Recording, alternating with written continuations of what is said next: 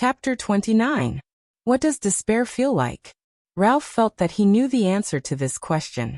The pain of his throat being crushed and torn by the female bartender from the Brotherhood, he still did not know Jayla's name, seemed to have happened just 5 minutes ago.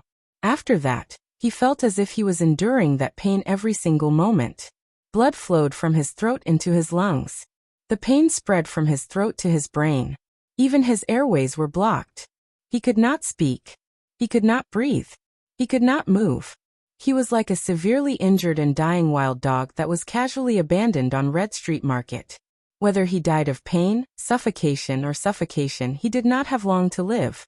Only his childhood experience of wandering around the Camus Union had forced him to live, and his desire to live was the only thing that kept him alive. He, the superpower user who could control the wind, used his superpower again and again. As if he were squeezing a sponge, he squeezed the air that was full of dust, blood, and filth into his lungs through his cracked throat, one mouthful after another. Then he squeezed the air out from another wound on his neck. Phew, phew, phew, phew. Every breath was accompanied by inhuman pain. It was as if he was going back and forth between Hell's River and the human world. I'm probably the first person to use my psionic ability to prolong my life, Ralph thought sadly. Ralph felt like a stray dog that scavenged for trash in the sewers for a living. The female bartender left. The cop left. A few teams of thugs passed by his heavily injured and dying body. A spy flipped him over and checked his mouth and nose. An earth-shattering explosion reached his ears. Ralph did not care about it. He only instinctively used his psionic ability to breathe amidst the pain. Until dawn. Until Numino, who retreated in panic, carried his corpse. Numino, who was born as a hunter in the countryside, was recognized as a coward among the strongest 12. Ralph had always looked down on him. He mocked, humiliated, and bullied him in the gang. It was the Phantom Wind followers' hobby. The most ironic thing was that it was this coward whom he despised who collected his corpse at the last moment. Ralph was woken up by the sharp pain in his legs. His hands were tightly bound. He opened his eyes in the police station's morgue. Then he saw Nikolai. The leader of Blood Bottle Gang's 8 cadres, he did not know that he had already lost 5 of them in Red Street Market, was the Red Viper Nikolai. But Nikolai only stared at him with a complicated expression, shaking his head in disgust and malevolence. You are one of the few survivors from the Blood Bottle Gang, Red Viper said faintly.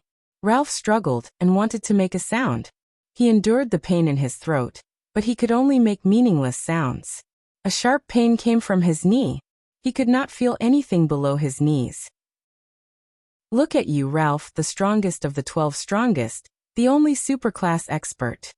That outstanding, arrogant, and promising Phantom Wind follower, Ralph.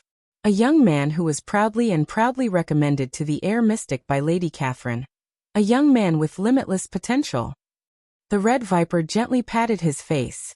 Her eyes were still filled with complex emotions and disgust. But now he's lying here like a corpse, unable to speak, unable to breathe, unable to move, unable to eat.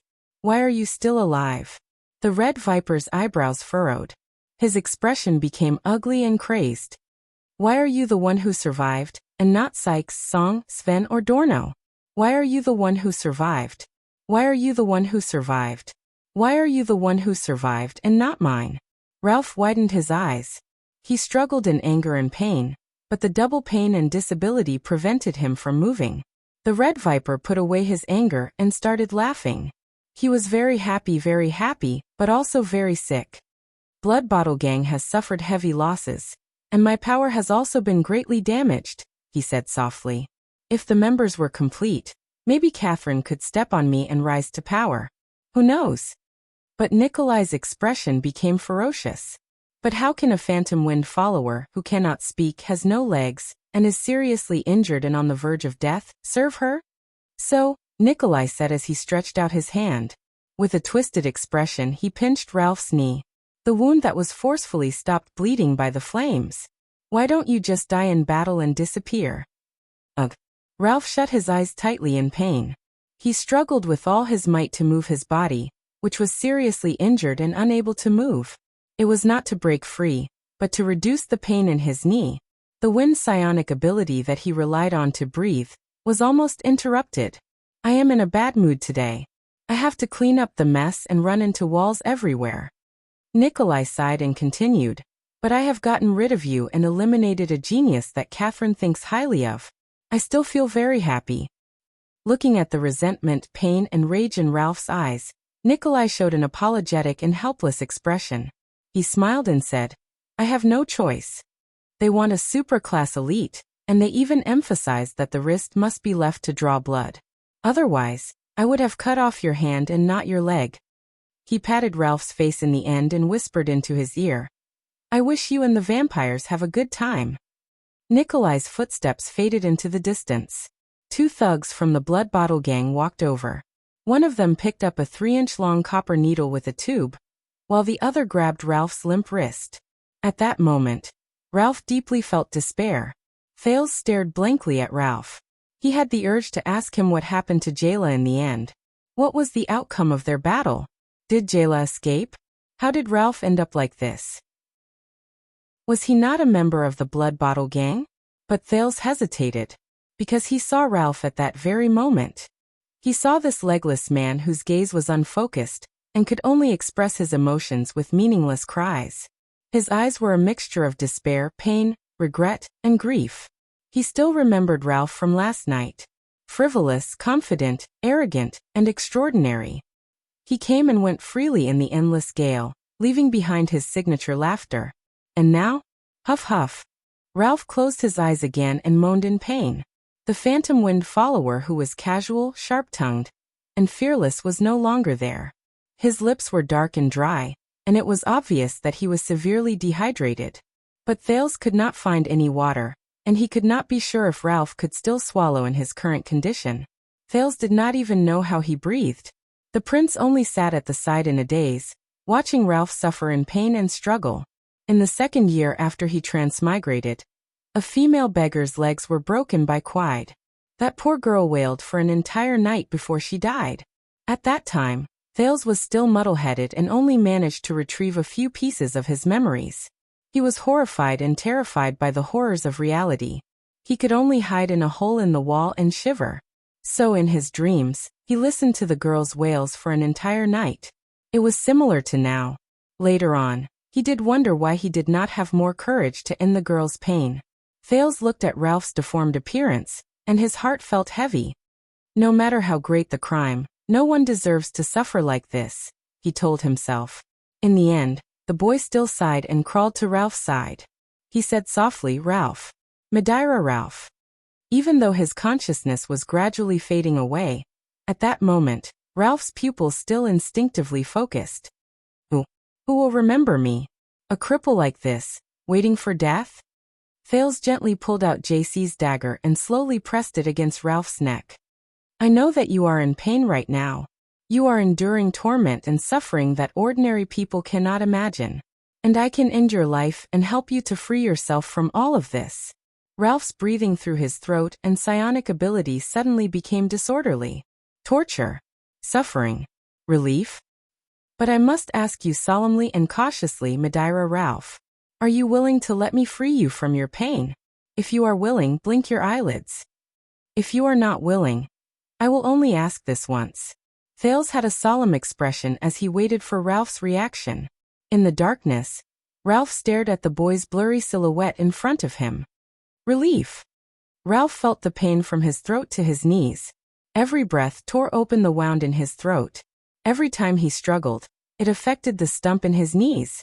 He was thirsty, hungry, cold, in pain, and most terrifying of all, in despair. He remembered the feeling of the wind fluttering beside him.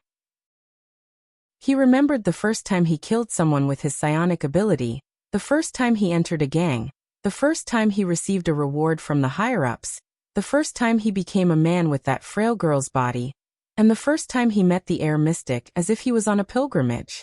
He remembered his enemy's fearful gazes, his companion's submissive gazes, her expression of admiration, and the smugness and satisfaction he felt when he heard the whispers about the strongest 12. That was the glory of the past. And he had lost all of it forever. Isn't it? In the next moment, Ralph's gaze was firm. He tried his best to drive his greatly reduced psionic ability and inhale, a breath for his half-crippled body. Then the phantom wind follower trembled. He used all his strength and endured the pain of rubbing against the locks on both sides to raise his head and look at Thales seriously. He prepared to blink. One blink is enough. One. Thales then saw Ralph's eyelids tremble. They trembled and slowly closed towards the center.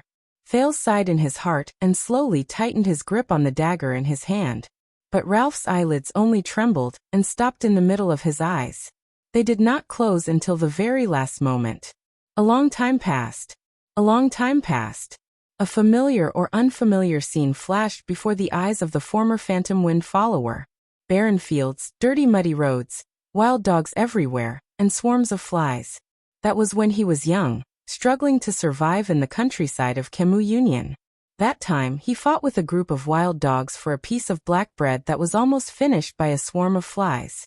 Those wild dogs are so fierce, Ralph thought quietly in the dungeon. Their deafening roars, their relentless biting, their insane strength, and yet. Ralph subconsciously licked his upper teeth. That bread tastes terrible. In Thales' eyes, Ralph's face trembled and twisted. His eyelids slowly relaxed, opened, and returned to their previous angle. Asterisk thud. Asterisk between the two locks, Ralph's head, which he had painstakingly propped up, suddenly fell backwards as if he had deflated. The back of his head hit the ground. In the end he did not blink. Thales quietly exhaled and slowly put down the dagger in his hand. But Ralph was oblivious to the pain at the back of his head and the scratches on his cheeks. His twisted face, along with his head, began to tremble slightly. Asterisk sob. Sob. Asterisk this was not a moan. Thales could not help but be stunned. He saw Ralph close his eyes in pain. His face trembled, and he allowed the transparent liquid to flow continuously from his eyes. Asterisk sob. Asterisk his voice was very suppressed and sorrowful. He was crying. The phantom wind follower, the once powerful and glorious psionic, man and warrior. He was actually crying. He did not know if he was crying for his own cowardice or the pain at the moment. He was like an ordinary person, a normal person, or even a slightly weak little citizen. As if he could not bear the burden. He cried. Thales could only watch in a daze. He watched this man who could not speak or breathe normally. After giving up the chance to be free, he fell to the ground and cried bitterly. Thales turned his head away dejectedly, but his grip on the dagger in his hand tightened. Ursula Ned Kellett.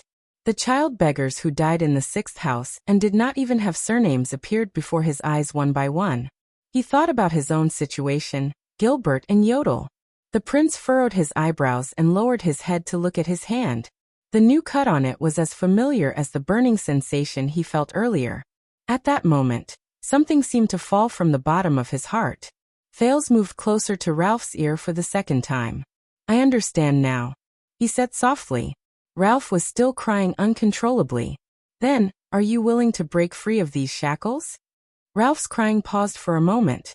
It did not stop, but it gradually became softer.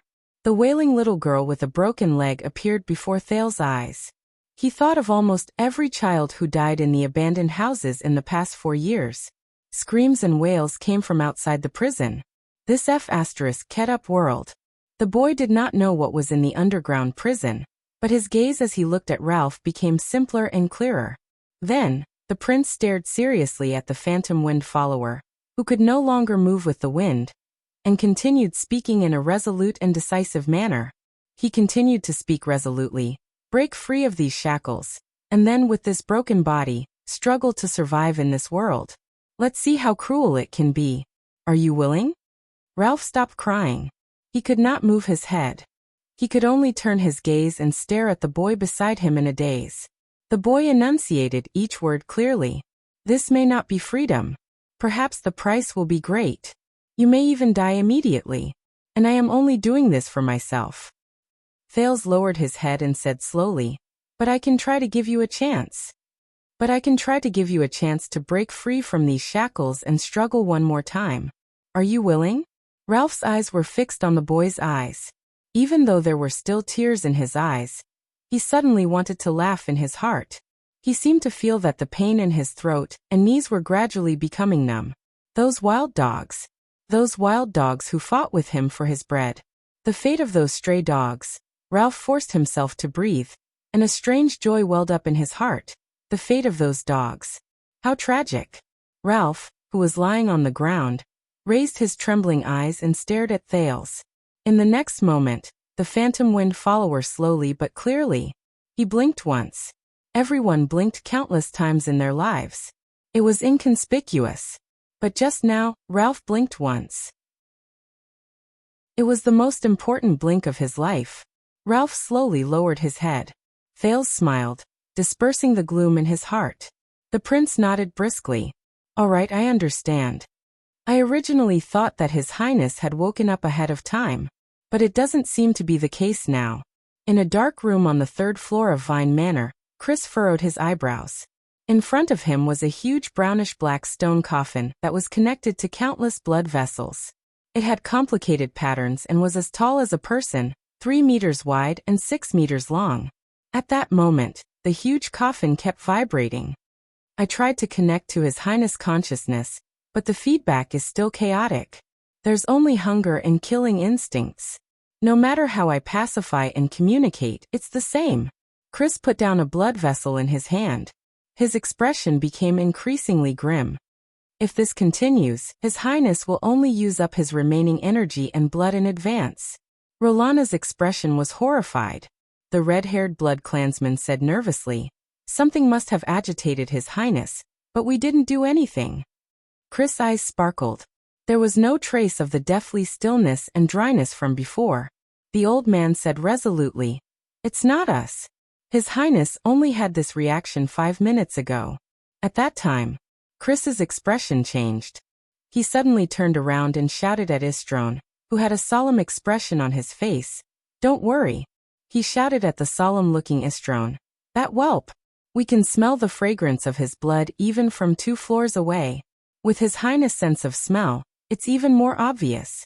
Where's that whelp?" The restless Istron looked at the agitated Chris and answered subconsciously. He seemed to have accidentally cut himself just now. Then he pulled out that half-crippled superclass's blood vessel and said some strange things. I didn't listen carefully then The expressionless Chris did not listen to Istron's explanation. The suspicious coffin was still vibrating and making muffled sounds. The old man rudely and directly interrupted Istron's words. "Bring that whelp up." "No, I say you stay here. Let Rolana do it." As he watched the huge coffin vibrate more frequently, an unusual spark flashed in Chris' eyes. His blood is what His Highness desires. This plan is very risky, Thales calmly stated to Ralph, who was on the ground. It was as if he had returned to the 6th house and was doing everything he could to protect the innocent child beggars who were born to suffer in Hell's River. But it's even more unwise to sit here and wait for a miracle and surrender. Ralph only quietly looked at the boy whose gaze was obviously different from ordinary people. He laboriously inhaled a mouthful of air. His serious look. Ralph laughed in his heart. He's not any worse than Big Sister. The phantom wind follower did not realize that after experiencing the choice between life and death, he had already become much more at ease. Thales continued to explain calmly, as if he was not the one speaking. "I don't know how much power you have left, but I estimate that it won't be a lot. Also, that old man's power. So reckless risks and waiting passively are not suitable for the current situation. Our best timing is to wait for my reinforcements to arrive. The moment they break the door, you won't be able to wait for reinforcements, mortal whelp." A cold female voice interrupted Thales' words. Ralph's expression instantly tensed up. Thales was stunned for a moment. He turned his head around in disbelief and looked at the cell door. Outside the bars, Rolana Corleone, who was dressed in a playful riding outfit, used her slender and beautiful right index finger to seductively scratch her lips. At the same time, she used her left hand, which had turned into a terrifying claw, to violently open the cell door's lock. "Istron said it before, right? No matter what you do, we will be able to hear you. Young Mr. Istron who played a trick on you." As if mocking him, Rolana chuckled and swayed her alluring slender waist. Step by step, she gracefully and seductively entered the cell through the open cell door. "What a pity. Perhaps if you were a few years older, even I would be bewitched by you. But now, you are about to become His Highness's fragrant and rich energy-filled beverage. Perhaps the adorable Rolana can even have a taste? Watching Rolana, who could suddenly appear at any time, Thales understood that she could subdue him at any time. The prince heaved a deep sigh. It was sincere and regretful. "Ralph," he said flatly. There was not a hint of panic in his voice. "I need 10 seconds. 10 seconds? Rolana suddenly felt uneasy. She thought of Istron, who had been fooled. What other trump card could he have? That half-crippled super-class mortal who was trapped in the Nightwing stone lock? But the cunning Rolana did not want to take the risk. Her expression became fierce and decisive in the blink of an eye. A deliberately mystifying brat. Her alluring figure flashed before Thales' eyes in an instant. Once His Highness has sucked you dry, you can still. But at this moment, a strange gust of wind suddenly rose up in the narrow prison cell. Asterisk whoosh. Asterisk the light from the fire flickered rapidly and dimmed. The gust of wind pushed Rolana 3 steps back. Shocked, she quickly grabbed the bars beside her and stood firmly. This is a psionic ability? Impossible. This child cannot be a psionic. That is... Rolana strenuously looked at the superclass elite who was chained to the ground by the Nightwing stone lock beside Thales. It's him. He's already in this state, but he still has some strength left. It's useless.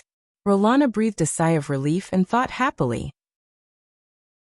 Being chained to this state and heavily injured, even if you have a psionic ability, how long can you last?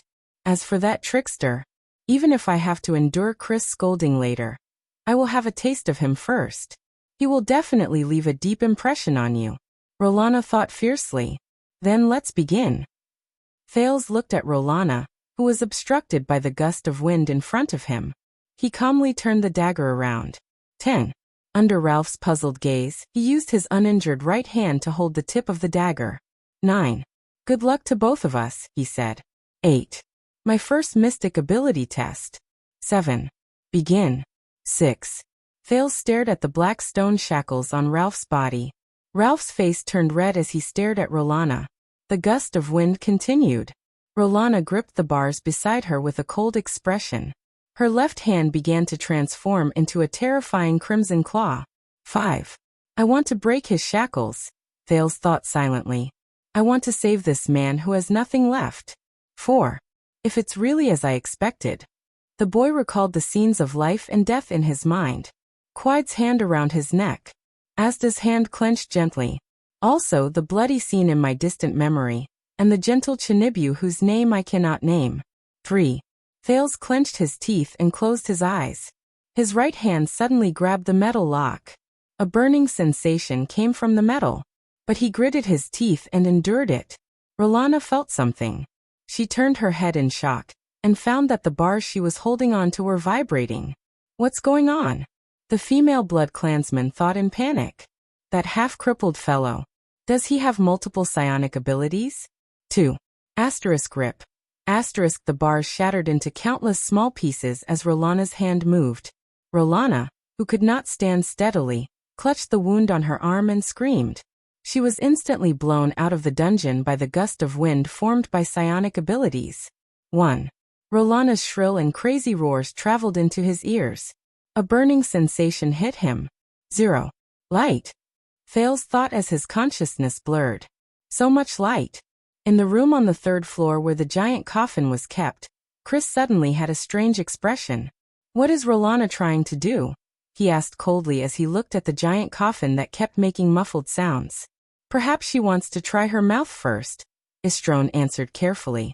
He felt the Lord's nervousness and continued. She has always been. No. They are. Istron's words were interrupted by the outside world as the two of them looked at each other in shock.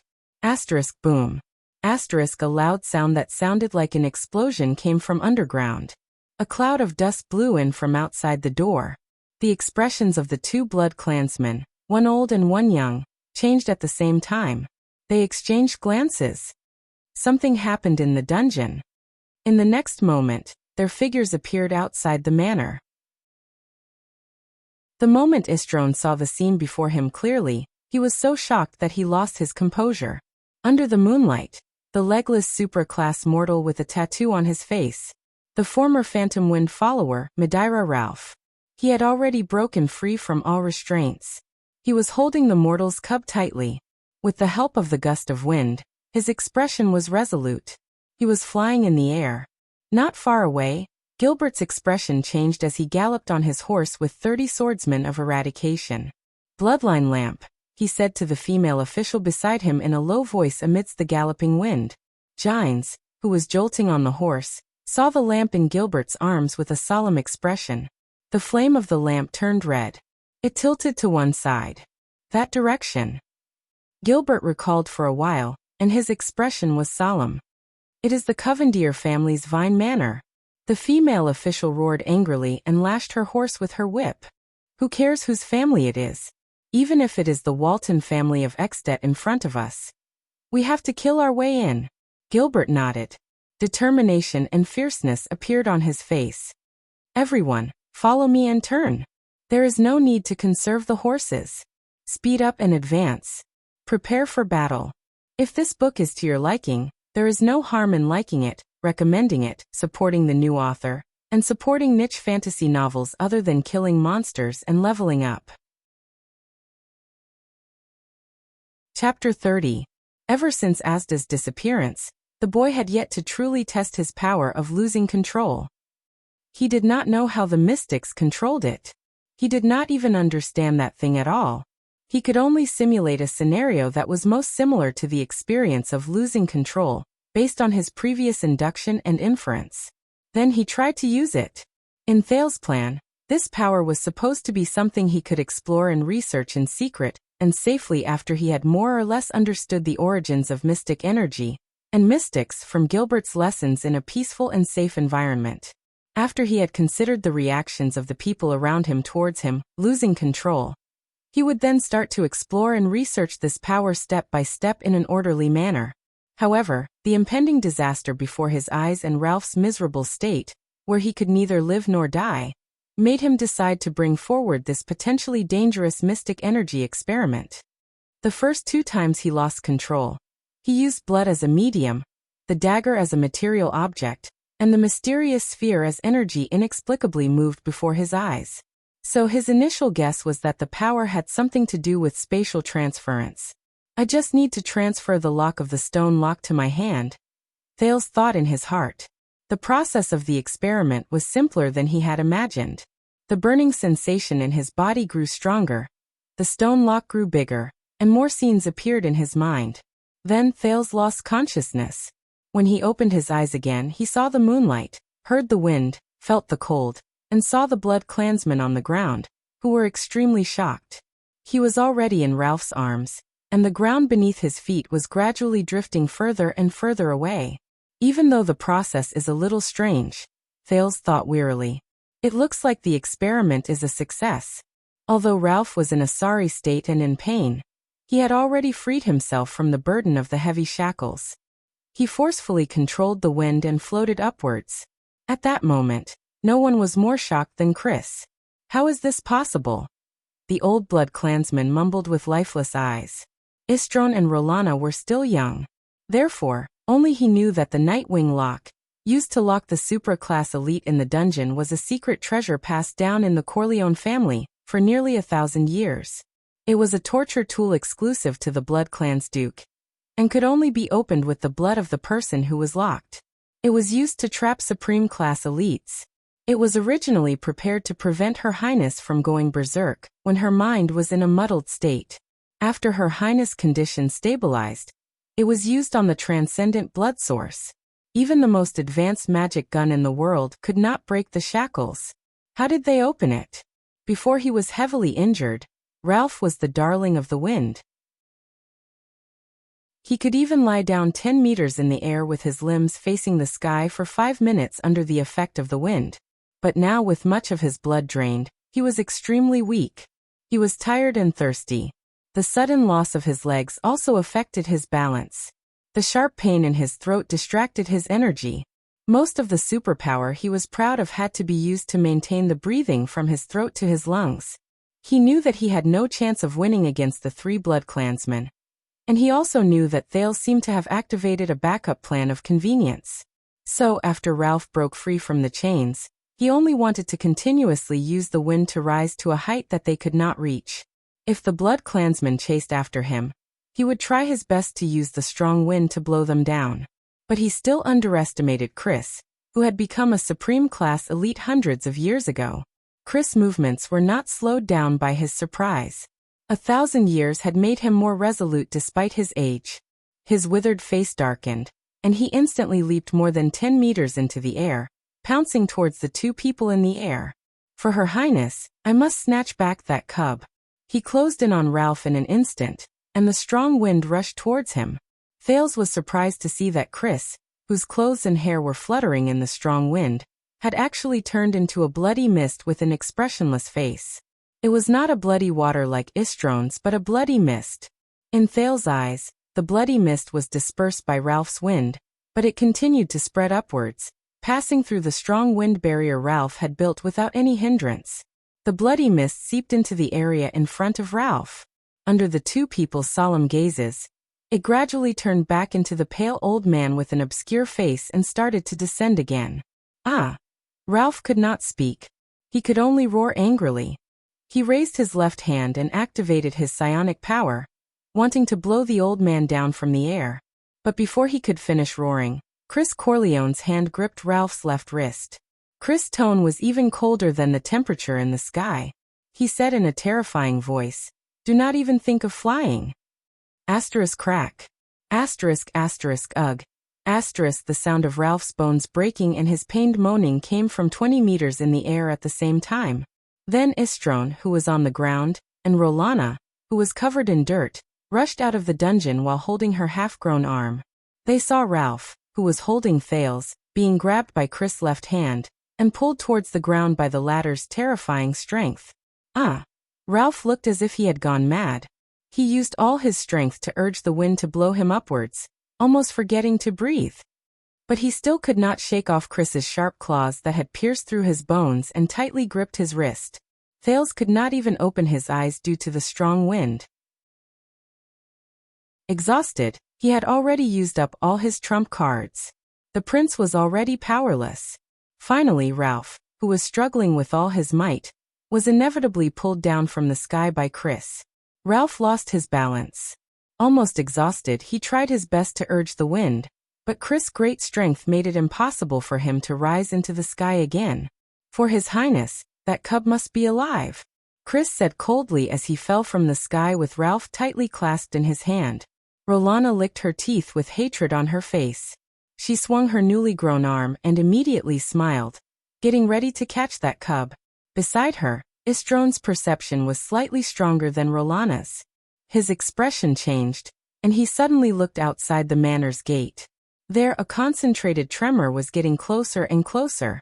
"Rolana," Istron said anxiously, but Rolana's entire body and mind were focused on the two people in the sky.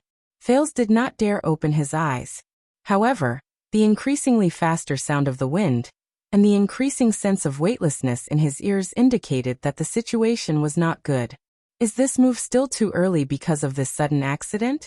Ralph had already given up on breaking free from Chris' grip.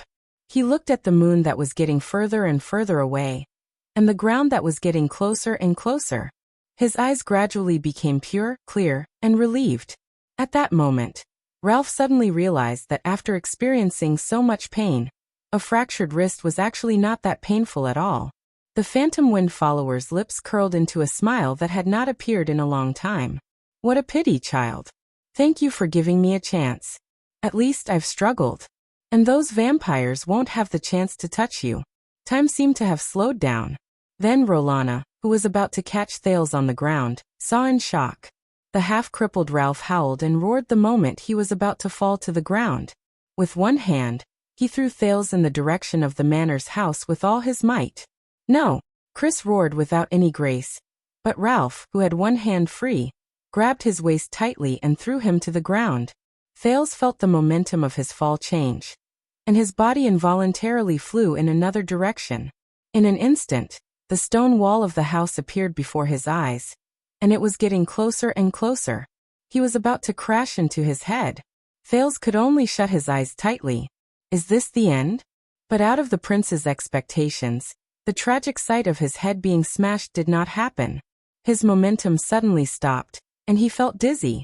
Then he fell into a stable and safe embrace. Asterisk thud. Asterisk Ralph and Chris fell fiercely, and the huge force even broke the ground. Dust immediately flew in the air on the empty ground of the manor. Rolana's expression changed drastically. She rushed towards Thales, who was flying in the direction of the house with a flash. But Istron, on the other hand, glanced at the manor's gate with a solemn expression. He arrived in a flash. His voice rang through the manor in the empty night. Enemy attack. Feeling dizzy, Thales slowly opened his eyes in an embrace that was both familiar and unfamiliar at the same time. Before him, a dark purple mask and two dark lenses looked at him under the moonlight. Don't worry, Thales. Standing on the balcony of the third floor of the manor's house, the royal family's secret protector, Yodel Kato, spoke hoarsely. His voice was even faintly trembling. You're safe. Thales smiled tiredly but at ease. He closed his eyes and was completely at ease. A series of tremors traveled clearly from outside. Asterisk bang. Asterisk the gate of Vine Manor was knocked open. Countless sounds of horse hooves surged in. In the name of the Supreme King of Constellation, Kessel Jadestar. Count Gilbert Casso's steady and sonorous voice rang out amidst the dust and the sound of horses' hooves. Everyone present in Vine Manor is suspected of stealing and harboring the royal family's secret treasure. Surrender immediately and do not resist. Those who disobey will be killed on the spot. There was not even a torch in a dark, empty room. There was only boundless darkness. And two barely discernible breathing sounds. What a pity. This is probably the closest we've been to the air mystic in the past 12 years, an old and sharp voice said. But all the information shows that Asda has been killed, a light and bright male voice said. Then let me guess. You who think that he has been killed must have also read about the mystic's immortality and immortality? The old and sharp voice mocked. Don't be so serious, teacher, the light and bright male voice continued. At least he has been sealed. The problem is, in Eternal Star City now, who has the ability to seal Asda? And who has the weapon to seal him? The hoarse voice drawled and continued asking questions. It's just those few. The light and bright male voice said playfully. Yes, Sai. The hoarse and sharp voice seemed to be slightly disappointed. It's just those few. There is no need to investigate the truth about Red Street Market anymore. All the files, including the big explosion in the central area and the eyewitness report of the woman carrying the child, are to be sealed for a period of time. As for Asda Sakern, tell the people at the border to be prepared. Whether it is 10 or 20 years, the air mystic will eventually return. The hoarse and sharp voice ordered gloomily. There was a long silence. Don't look like that, teacher. On the bright side, we have one less great enemy. On the bright side, we might even be able to attract the blood mystic, the light male voice said lazily. Don't pretend that you can see my expression. The hoarse and sharp voice said discontentedly. Then he sighed. Blood mystic. Sigh this damned fate. The capital is probably going to be in chaos again very soon. 12 years ago, at least I had Lance, Gines, Tyson and Lanzar Norfolk by my side. Now the only person I can use by my side is you. The hoarse voice sighed. It was filled with desolation and loneliness. But it was also 12 years ago that even with your group of people, didn't the late king still pass away? It can be seen that strength isn't the key, luck is. The light voice seemed to have no qualms about talking about the tragedy 12 years ago. In the darkness, the two voices were silent for a long time. Yes, even if it was 12 years ago, the hoarse voice finally answered. This time, his tone seemed to be filled with grief, indignation, and dissatisfaction. The late king still passed away. The light voice seemed to have finally realized that the atmosphere was not right. He changed the topic stiffly. By the way, the secret room sent someone to deliver a headless letter. It said that yesterday, a figure from a gang left Extet and set off towards Constellation, towards Eternal Star City. The old woman also said that this was to repay your previous favor. The long-awaited cooperation between the Secret Intelligence Department and the secret room. The hoarse and sharp voice seemed to have been piqued. Coming to the capital at this time? The blood mystic? No, I sent someone to investigate. It seems to be a doctor from Blackstreet Brotherhood. His name is Ramon. Is there something wrong with him? Someone saw him performing a little trick on a small road in the countryside. Little trick? The hoarse voice finally became serious. Yes, a little trick, the light male voice said in a cynical tone. But according to the profound knowledge stored in all 20 levels of the Jade Star Library, I came to the conclusion that this little trick that can instantly heal wounds was commonly known as. His cheerful voice instantly became low. Magic. The voice slowly faded away. This darkness had truly sunk into a deathly stillness. It was like a graveyard in the middle of the night. After a long time, that old woman. The hoarse voice actually chuckled softly. She actually used this information as a favor to repay me. How cunning and treacherous, just like in the past. Gilbert took the lead. The guards formed by the swordsmen of eradication rode on their horses and charged into the manor. They surrounded the 3 blood clansmen. Unsheath your silver swords and prepare to meet the enemy. Gilbert did not waste any more words. He knew that his previous declaration of not killing those who surrender was just a formality. What was truly effective was usually only power and weapons. Just like diplomacy. Rolana. Istron agilely moved his body and avoided the 2 swords that were aimed at his head. He shouted anxiously and angrily. What are you doing? He shouted anxiously and angrily. Summon the shadow guards. Rolana landed on a window on the 2nd floor. She was extremely furious. Regardless of whether it was her unparalleled physique or her indestructible claws, she could not do anything to Yodel Kato, whose figure would disappear and reappear from time to time while he held Thales in his arms. She was also aware of the current situation. Hence, she spread her arms and let out a soundless roar with a strange rhythm towards the direction of the underground prison. Asterisk rumble. Asterisk suddenly. A tremor that sounded like a thunderstorm came from the direction of the dungeon. Gilbert's expression changed. He swung the long sword in his hand decisively, and the swordsmen beside him shouted in unison. But it was already too late. A black tide suddenly erupted from the entrance of the dungeon. It charged towards the horse formation formed by the 30 swordsmen of eradication. Gilbert saw the thing that charged out clearly. With a steely expression he roared, "Form a ring formation. It's a blood thrall." The 30 swordsmen of eradication, who were at least of ordinary class, also saw the thing that charged out. It was a person with blood-red eyes and a crazed look on their faces. Almost all of them were battle-hardened guards. They knew what the creature in front of them was. It was the lowest form of the Blood Clan. It was formed by humans or other races who had accepted the blood essence of the Blood Clan and were transformed into blood thralls. They were hungry, crazy, loyal, and unafraid of death. Dozens of blood thralls surged towards the horse formation like a tidal wave. Gilbert saw the situation clearly and knew that Thales was already safe. Blindly relying on horsepower to attack these fearless creatures would only increase the number of casualties on his side. "Defend," he ordered loudly. "Huh." The 30 swordsmen of eradication roared angrily. They got down from their mounts and quickly formed a circular formation. Each of them stepped forward with their left feet and slanted their right swords to protect the person beside them. This was the defensive formation that Constellation was famous for, returning light formation. At this moment, a figure slowly stood up from the pit that Ralph and Chris had created. Then the figure flickered and disappeared. "Please wait here for a while and rest." Yodel gently placed Thales on the balcony of the 3rd floor. He saw Chris' figure emerge from the dust and then disappear. "We will take care of the rest." Then Yodel also disappeared before Thales' eyes. In the next moment, Yodel's grayish short sword with a crisscross cross appeared in midair. It clashed with Chris's sharp claws, who was charging toward the 3rd floor. Sparks flashed in the air. Asterisk clang. Asterisk a piercing sound assaulted everyone's eardrums. But surprisingly, there was no collision of air.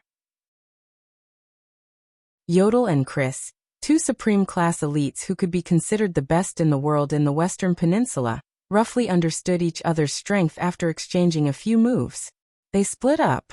This is the ability to move through shadows. Chris' expression was cold.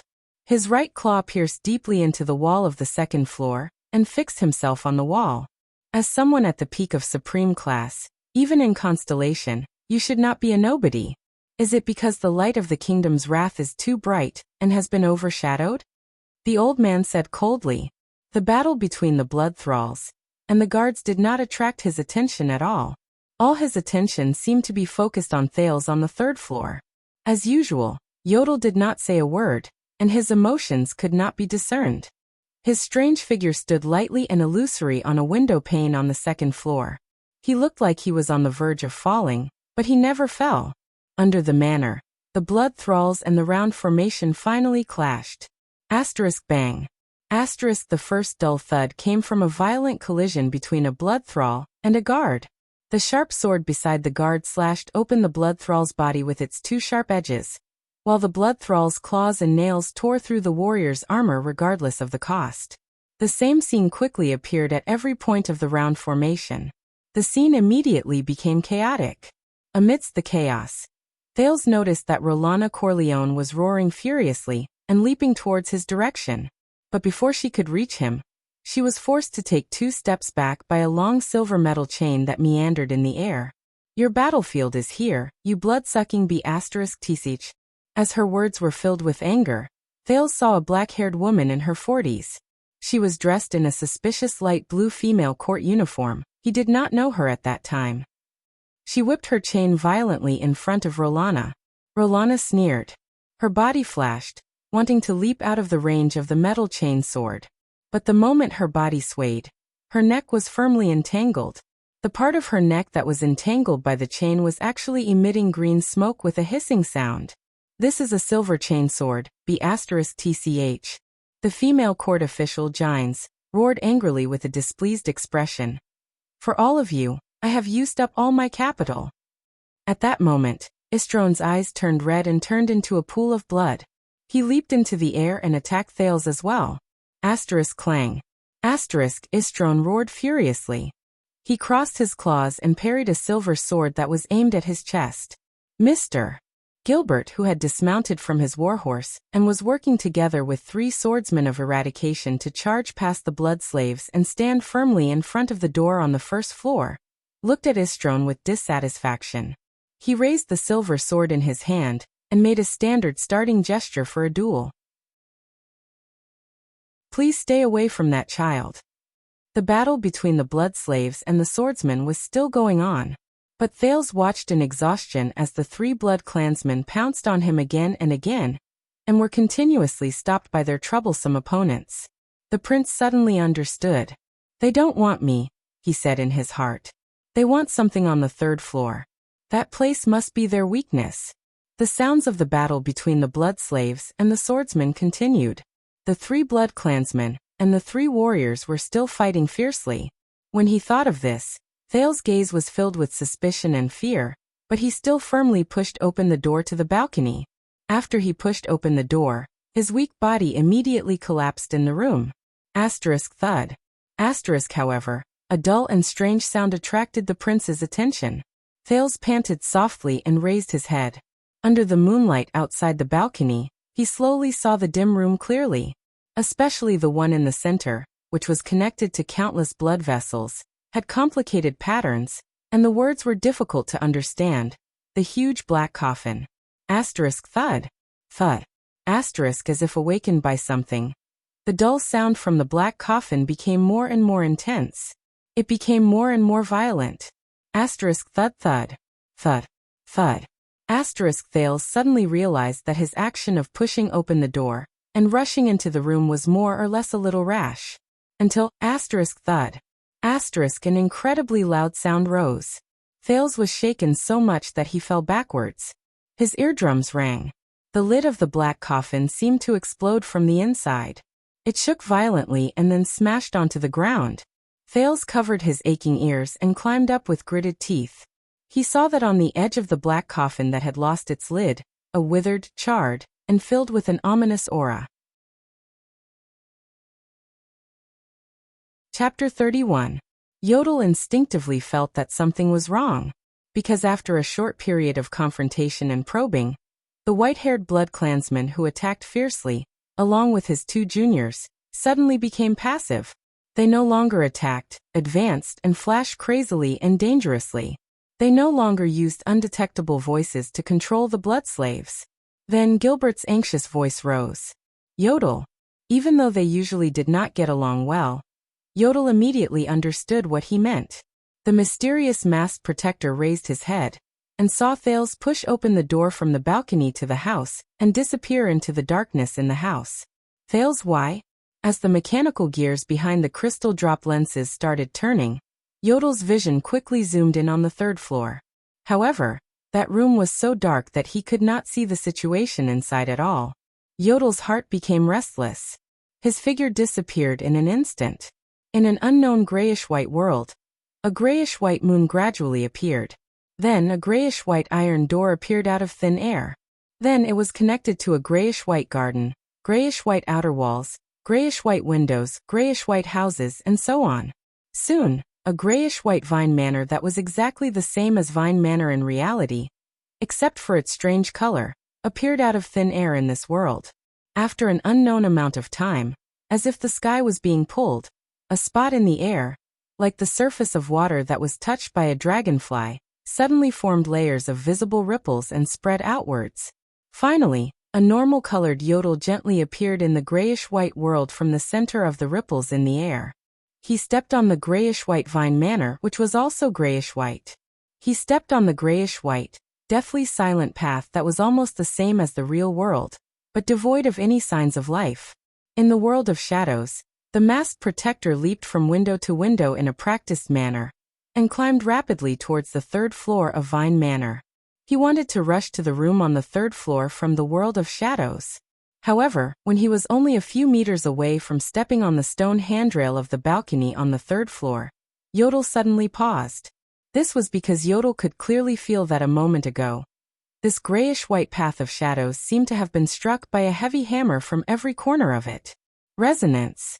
These two words appeared in Yodel's heart. What a familiar feeling. He furrowed his brows and gave up on climbing. The next moment, Yodel's left foot kicked the grayish-white outer wall of the grayish-white house at lightning speed.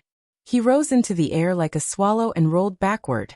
Within a few meters of the grayish-white balcony, where Yodel had just stepped on, a strange spatial ripple appeared. The ripple spread out in a shocking manner, collapsing all the walls of the grayish-white houses around it. This ripple was a shocking blood-red color. This blood-red color instantly spread across the entire grayish-white shadow path. Yodel, who was tumbling in the air, sighed without anyone noticing. Transparent spatial ripples appeared all over his body.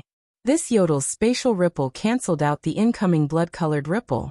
A few seconds later, his figure disappeared into the void. In the real world, below the observation deck on the third floor of Vine Manor, a bloody mist shrouded a large area of space in midair. It expanded and contracted, as though it was vibrating rhythmically. Yodel abruptly revealed himself amidst this strange vibration.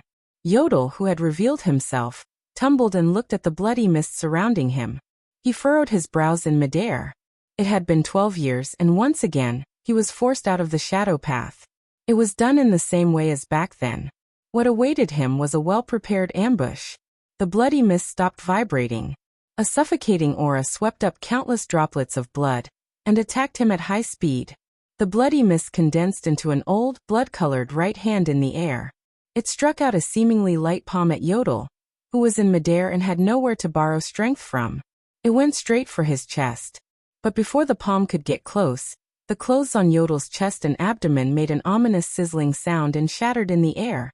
If one observed carefully, they would discover that the surroundings of the blood-colored palm were filled with fine bloody mist that corroded all obstacles it encountered. For example, Yodel's heart. And he was stuck in midair, unable to dodge. The shadow path could no longer provide him with protection. In midair, Yodel, who was facing imminent disaster, could only calmly retract his chest and abdomen. He curled his body into a strange shape and increased the time it would take for him to meet the palm. A little more than a second passed. A lot of things happened in this little more than a second. The dark and gloomy short sword instantly appeared in Yodel's right hand.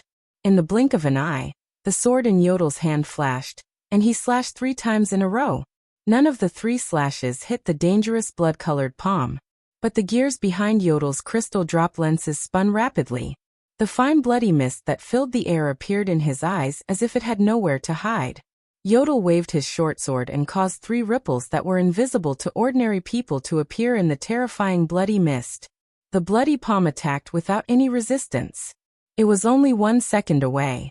The gears behind Yodel's lenses spun in a different direction instantly. The color of the crystal drop lenses changed, and so did his field of vision. The 3 ripples shook the blood around him. And behind the blood-colored palm, a special droplet of blood spun irregularly in the vibrations. In the next moment, Yodel's short sword drew an afterimage at an incredible speed and pierced the irregular droplet of blood. Shik. The tip of the sword gently tapped the palm formed by the bloody mist. Then it swiftly retracted. He did not waste even an ounce of strength, but he was not stingy with any bit of energy either. In the palm formed by the blood mist, a drop of blood that was neither too big nor too small shattered. Then the originally aggressive blood-colored palm instantly dissipated into nothingness the moment it was about to land on Yodel's chest. Yodel landed lightly on the ground. On the left side of his chest and abdomen, a piece of clothing that had been seriously corroded by the bloody mist turned into ashes, revealing a hidden muscle. The skin on the surface had long since corroded completely, and blood flowed out. The bloody mist that filled the air gathered behind the disintegrated bloody palm. It reformed into Chris Corleone's lifeless figure in front of Yodel, but it could not reform into his right palm. Yodel did not even look at the wound on his chest and abdomen. He allowed the blood on it to stain the hem of his robe, until his muscles automatically contracted to stop the bleeding from the corroded wound. Chris furrowed his brows and swung his right arm. A new crimson palm bone grew out from his missing right wrist. It was mixed with the bloody mist, and at a speed visible to the naked eye, muscles and skin formed again. The wound on Yodel's chest and abdomen seemed to be much more serious, but Chris' right hand grew out again, and it was completely unharmed. However, a haze seemed to fill Chris' heart. He knew that in the dangerous battle where the supreme class elites decided life and death in an instant, the proud immortal had already lost to this mortal behind the mask. At first, Yodel entered his unique path of shadows and disappeared from this world. However, he continued to move forward on the other side of the world. Immediately after, Chris used the omnipresent bloody mist to form tens of thousands of droplets of blood. With a sudden eruption and a powerful resonance, he forcefully shook the brilliant masked protector out of the shadow he enjoyed alone. Yodel, whose path was abruptly cut off, fell into Chris' trap in midair. The bloody mist, which was filled with a weak corrosive power, used the attraction of the origin blood to condense into a palm that was even denser and attacked Yodel. Yodel had no way to borrow strength, dodge, or enter the shadow. Yodel was at an absolute disadvantage. But it was only for an instant. Yodel used the rapid turn of his body to gain more than a second. In this short period of slightly more than a second, Yodel confirmed the location of the origin blood among the tens of thousands of small blood droplets. He destroyed it and shattered Chris' right hand while he was at it. The outcome of the battle between the supreme class elites was decided from this. Yodel only lost a palm-sized piece of skin and the outer wall of some veins. Chris, on the other hand, lost a drop of origin blood that represented the blood clan's exuberant life essence under Yodel's sword. It was a drop of origin blood that could only be formed after more than 100 years. Chris sighed. What an outstanding young man. What a terrifying latecomer. What beautiful skills and astonishing instincts. It looks like I was ignorant when I compared the kingdom's wrath to you. As Chris spoke, his body flashed again and he avoided Yodel's phantom-like sword strike. Even the kingdom's wrath can't do better than you. Yodel ignored him. He stomped on the ground and charged towards a window on the second floor. But Chris stood in front of him again. But there's nothing you can do now. Chris moved. While he avoided Yodel's attack, he also delayed Yodel's footsteps towards the third floor. The immortal old man did not stop talking, but his words were filled with the chilling insight of a long-lived person. Based on that boy's age, he's probably the smartest and calmest mortal I've ever seen in my 600 years of life. Chris, who had lost a drop of origin blood, no longer hoped to kill or even defeat this opponent. Supreme class elites were all dangerous people with vast power, and high realms who could control them at will. With just a few moves, they had a clear understanding of the direction of the battle. But he could not let Yodel disturb Her Highness's meal, especially since that infant mortal might be the key to Her Highness's awakening. Unfortunately, his curiosity and sense of danger were too strong. Even though he knew that reinforcements were near, he could not help but take the initiative to attack to save himself and defend himself. He probably could not stand the feeling of his fate being in someone else's hands. We only feigned an attack a few times, but he keenly noticed that the third floor might be our weakness. His curiosity and sense of danger made him unable to help but push open that door. But he did not know that that was where we wanted him to go. His Highness needs his blood and strength. Young man, it's too late for you. At this very moment, that mortal boy has already become Her Highness power. Chris' eyes sparkled. For the first time, there was respect and admiration in his tone when he addressed Thales. Yodel's short sword trembled slightly. When Thales saw the charred, withered hand that stretched out of the strange black coffin, he was stunned for a whole 5 seconds. Intense memories flashed back to his mind, invading every cell in his brain once again. He grabbed a familiar scene from the void. He only heard the same delicate and gentle voice, but it spoke rudely at that moment. Wu Qiren, you're hurting me. It's just a rewatch of a classic. Do you have to be so scared? In Thales' ears, his voice from his previous life was filled with fear and trembling. I thought it was The Godfather, or something. Who would have thought that you would want to watch The Grudge in the middle of the night? This is a classic that will be handed down from generation to generation, okay? Look at how cute Kayako is. Be gentler. My skin is still tender. Damn it, she appeared. You have big boobs, help me block it. You think my boobs are big now? Why do you usually? Oh, if you're scared, just close your eyes. I can't help it. By the way, can we turn on the lights? She climbed down. Wu Qiren, go back to your chair obediently. Damn it, my lady, don't pause your drawing here. I have to go up and down the stairs every day, okay? The moonlight was blocked by dark clouds. In the darkness, the memories from his previous life that flashed in his mind for no reason were interrupted by a terrifying roar. Ah! The sound was like a drowning person suddenly waking up from a state of suspended animation. But to Thales, who was deeply poisoned by his previous life's memories, it sounded like the shrill howl of a 1,000-year-old malicious spirit that was awakened overnight. Thales shuddered and came back to his senses. He was stunned to find that the ghostly hand that seemed to be grabbing the edge of the coffin suddenly pulled itself out as the terrifying roar rang out. A wrist that was as rotten as a mummy's. A forearm that was charred black as if it had been burned by hellfire. A shoulder that looked like it had been bitten by countless ants. One by one, they were exposed outside the black coffin along with the hand. The ghostly hand and the main body that was connected to it, which was barely humanoid, seemed to be slowly crawling out of the black coffin. Then a bone-chilling head slowly emerged from the edge of the coffin under the slightly exposed moonlight. This skinny head had long, white, and wilted hair. Its entire face was charred black and rotten, and its disproportionately large black mouth and nose were actually a bottomless darkness. Thales only felt goosebumps starting from his scalp and spreading to his fingertips. Under the cover of the white hair, it opened its pitch-black mouth.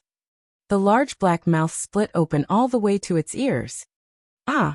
A shrill roar traveled into Thales' ears. The boy's skin crawled, and he almost fell to the ground. This monster did not stop. It crawled out of the black coffin slowly but rhythmically, as if it was feeling its surroundings. From its head to its upper body, from its left arm to its right arm, the head finally crossed the edge of the coffin, and its entire upper body fell to the ground. Finally, the left hand that was as shriveled as a ghost gently touched the ground. At that moment, Thales' mind was blank. He trembled slightly and slowly inhaled a breath of cold air. At that moment, the head that was stuck to the ground seemed to have sensed something. It paused for a moment, then slowly raised its head in Thales' direction. The shriveled white hair fell to the sides, and its face was slowly revealed. It was facing Thales, and where the eye sockets should have been, But Thales saw there were two large, irregular black holes. The boy almost fainted from fear. This looks like a dried corpse that hasn't been completely burned?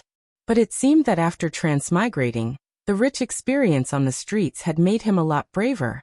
Even though Thales was afraid, he still trembled and picked up what little rationality he had left in his brain. No matter what that thing is, Thales thought silently as he shuddered. I have to escape. Even though it looks scary, it's not fast. I just have to. Thales tried his best not to think about the scenes in the horror movies from his previous life. He turned his feet and twisted the comfortable children's leather shoes that Gilbert had prepared for him. Even though they had been greatly worn out during the running, he was prepared to rely on his speed to escape from this dangerous place. I just have to wait for Yodel's rescue, Thales thought. But the moment he turned his leather shoes, the demon-like monster suddenly pounced out of the coffin. It was like a headless demon that had been blindly swimming around suddenly awakened. Ah! The shrill roar rang again. Thales, who was filled with terror points, was so frightened that he turned around and wanted to run. Chapter 32. There was a problem. What did it feel like to watch Kayako climb down the stairs with the fast-forward button on? At that moment, Thales must have been crying angrily as he answered carefully. That's how I feel. Because of the evil spirits, corpses, and monsters behind him. Who cares what they are? Is it important? Thales, who had yet to recover from his shock, was crawling towards him on all fours while dragging his damaged and charred body with incredible agility and strangeness. F***ck. Thales was scared out of his wits. He did not even think about whether this creature had intelligence, whether it could speak, whether it could communicate, and whether it could talk without fighting. At that very moment, Thales, who was running for his life in the small room, could even feel the liquid in his eyes gushing out without restraint. But Thales soon regretted his decision. There was no other reason other than that the monster-like mummy's speed was much faster than Thales. It roared and leaped, pouncing on Thales from behind. Thud. Thales and the mummy rolled on the ground. The 2 days of being unlucky seemed to have worked.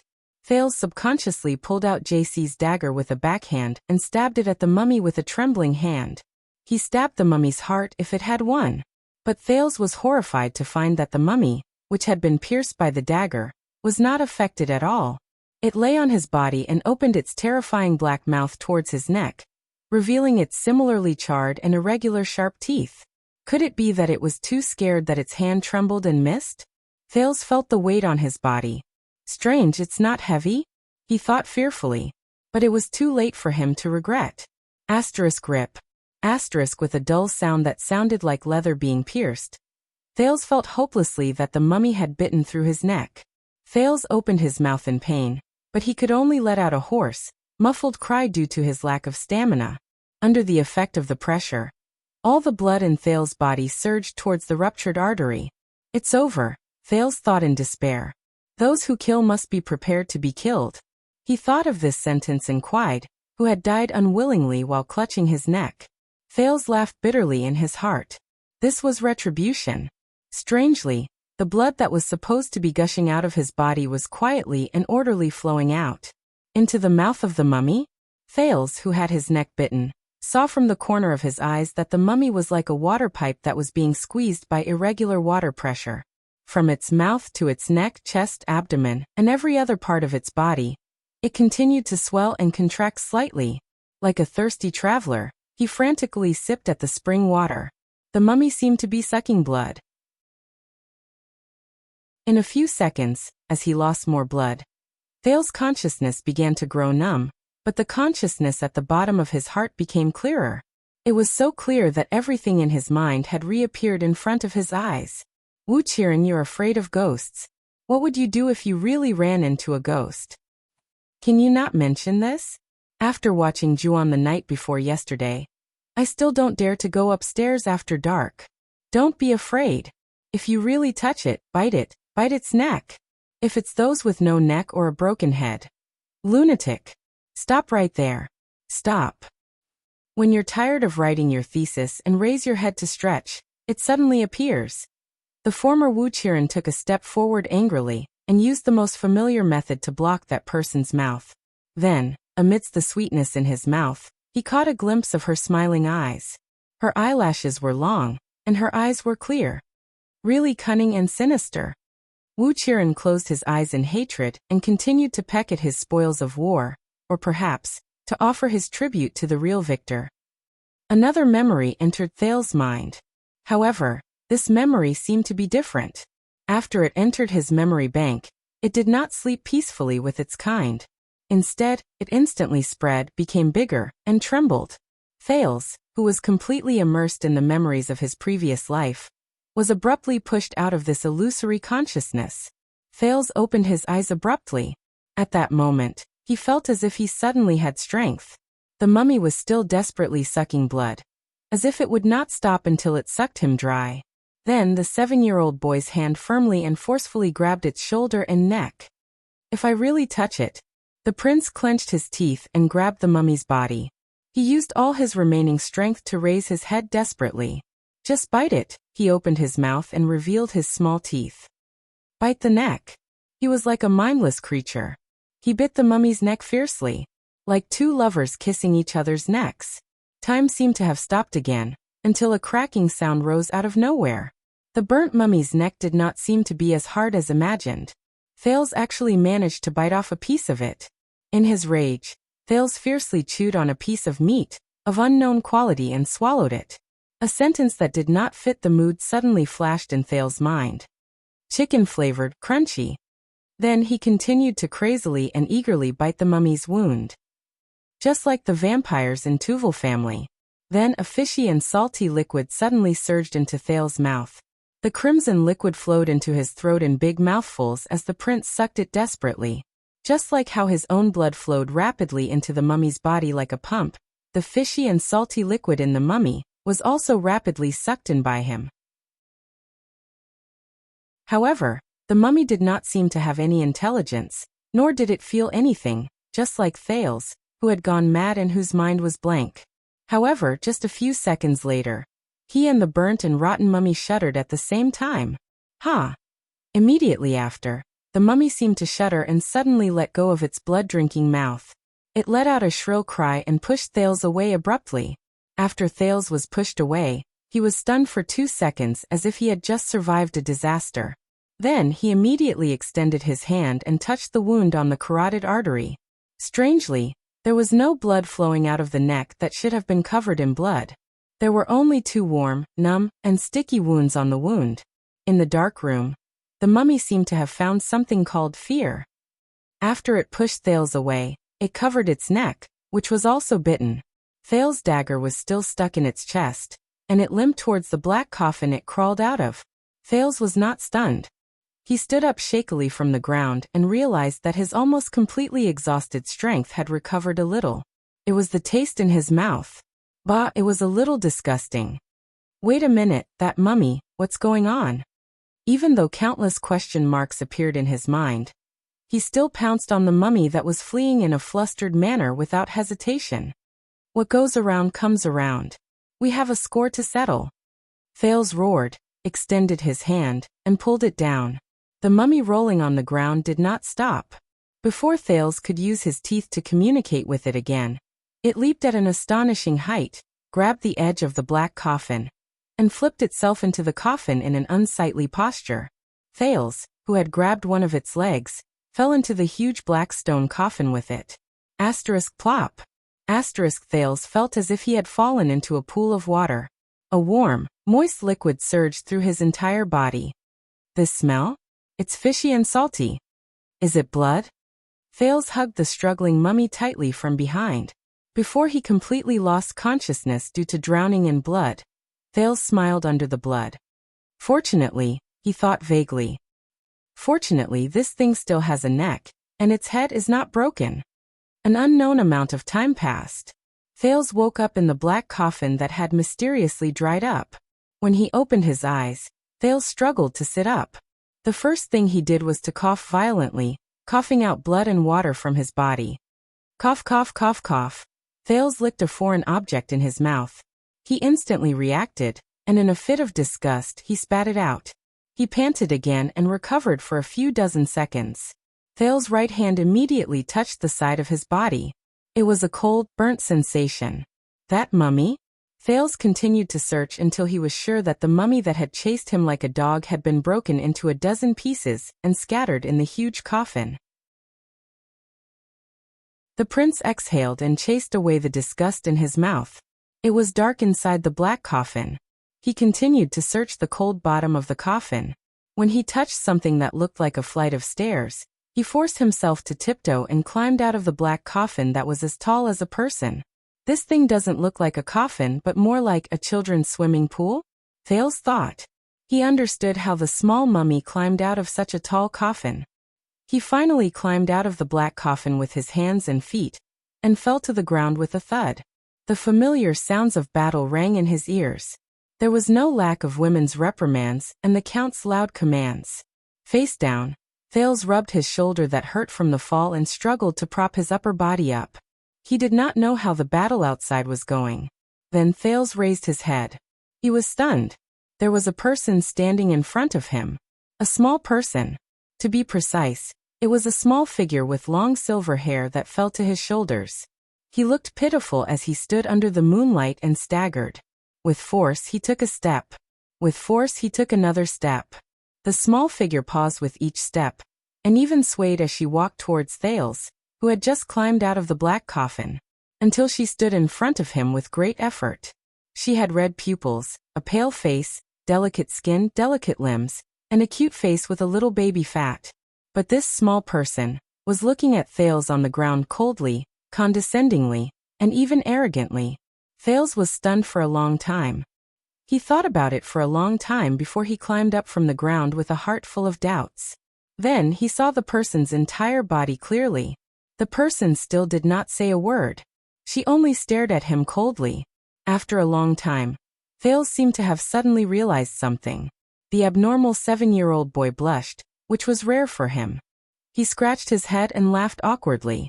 Little girl. He lowered his voice in shame, hesitated, stammered, and asked meekly. He hesitated, stammered, and asked weakly, "Why? Aren't you wearing clothes?" The naked little girl stood alone on the ground. She was a head shorter than the skinny 7-year-old boy. She looked at the boy with an unfriendly gaze. Thales felt awkward when he did not get a response. Fortunately, the awkward atmosphere only lasted for a few seconds, because Thales suddenly saw that there was a dagger stuck in the chest of the little girl. There was a dagger stuck in it. The blood on the dagger had not dried up yet. 2 words were carved on the blade. JC. Thales' hand, which was scratching his head, suddenly became stiff. The boy was not a fool. Besides, even if he was a villain in the novel who was protected by a retarded aura, at this point, his intelligence should have gone online. Of course, he remembered how he stabbed the dagger into the mummy's heart. But the naked little girl, who did not seem to notice anything was wrong, still stared at him coldly. She did not say a word. Her round face was expressionless, and Thales' figure was reflected in her blood-red pupils. Thales gently put down his hand and adjusted his breathing. His vision switched back and forth between the cute and strange little girl in front of him and the terrifying mummy of a malicious ghost in his memory. This is really strange. Thales exhaled deeply. The naked red-eyed child mummy was still staring at him with that gaze, like a statue. Anyone who had been stared at by this thing for so long would have felt their hair stand on end. Thales gulped and pretended to smile in a relaxed manner. He thought about it again and swallowed the question. What brand of sunscreen repair cream is this? Now was not a good time to test the waters. Although she looked cute, if she was the mummy just now, it was unlikely that she would have any rationality. Who are you? A childish voice rang in front of him. Yes, although the little girl's gaze did not change. But the words that came out of her mouth were still relatively clear, understandable, and rational. Compared to the roar of a malicious ghost from before, it sounded sweet, cute, and, wait. Thales widened his eyes in surprise and carefully observed this extremely strange little girl with silver hair and red eyes. She could speak. She was rational. She did not wear clothes. Bah. She could communicate. Chapter 33. A long time ago, before Prince Tormund led the survivors of the final empire to point at the stars above their heads and swear an oath to build Constellation, Eastern City District was just a suburb in the northeast of Eternal Star City. As Constellation's national power rose and its territory expanded, the power structure of the upper echelons of the kingdom began to expand. The number of suzerains, nobles, and officials increased. The important people in the capital did not want to live in the same area as the vulgar merchants, ordinary citizens, and even those filthy prostitutes, thieves, and thugs. Hence, they all built their homes in the northeastern suburbs. Gradually, this area became the gathering area for the nobles to build their manors in the capital. Soon, it was brought under the rule of Eternal Star City by the town hall, and it became the most important city district after the Central District and Morning Star District. The suzerains who guarded the four corners of the city, the popular people in the court of the capital, and even the exiled dignitaries of foreign countries all liked to build their manors here. The area was filled with the properties of nobles and officials of various sizes. There were almost no residences or markets for commoners. Even the people who came and went were mostly servants and subordinates of the various families and forces of power. Aside from the ridiculously high land prices, there was also an unwritten rule in Eastern City District. The land buyers must choose a location that matched the buyer's status. You probably don't want to know what happened to those who violated this rule. Even though the 6 great clans and the 13 distinguished families each had their own manors in the suburbs of the capital, they had also built their own properties in Eastern City District. Naturally, they were all located in the best locations, regardless of whether the nobles of these families came often. Precisely because of this, the different manors in Eastern City District were very far apart from each other. However, the grass and trees between the manors were maintained by the town hall to be lush and strong. The main road was also built to be wide, grand, and stable. Every 20 meters, there was a large everlasting lamp provided by the town hall to illuminate the area. As for the police officers and city guards patrolling this avenue, they had to be cautious. Even their superiors couldn't bear the consequences of offending these big shots. Secondly, they could also be at ease. Under normal circumstances, when the police department and the city guards needed to intervene, the nobles often had their own ways to deal with it, so they didn't have to worry about it. As the captain of the city defense team who patrolled the main road in Eastern City District all year round, the sword and crossbow on Gened's body had almost never been used over the past 10 years. However, his helmet and armor were as bright as new. When he ran into the carriages of the nobles on the road, he was used to tidying up his armor and retreating to the side, taking off his helmet and saluting them. In the words of the police chief in Eastern City, they should have changed their heavy helmets into hats a long time ago. Taking off their helmets and saluting them was just too comical. Gened treasured his job very much. He knew how much effort his comrades had put in to get him, who should have been dismissed from the army and made a living on his own, to join the capital's city defense team. Moreover, he was assigned to the Eastern City District, which was stable, peaceful, and occasionally gave him tips. As a farmer who was born in the countryside of Doran County in the south, Gened's colorful experiences were definitely worthy of being sung by bards. More than 10 years ago, when he was about 19 years old, Gened no longer remembered his birthday after his father passed away. His village was struck by a natural disaster, and the village was then attacked and plundered by bandits. Unable to survive, Gened signed up to join the Starlight Brigade that Duke John, who was heading south, recruited and established. He fought bravely and had a bright mind. He was lucky enough to survive the dangerous battle to defend Jade City. He once took the risk of carrying 2 bags of flour, and followed the main army during the retreat at Walla Passage. He then bravely followed the Duke's personal army and broke through the encirclement of the Land of Tusks.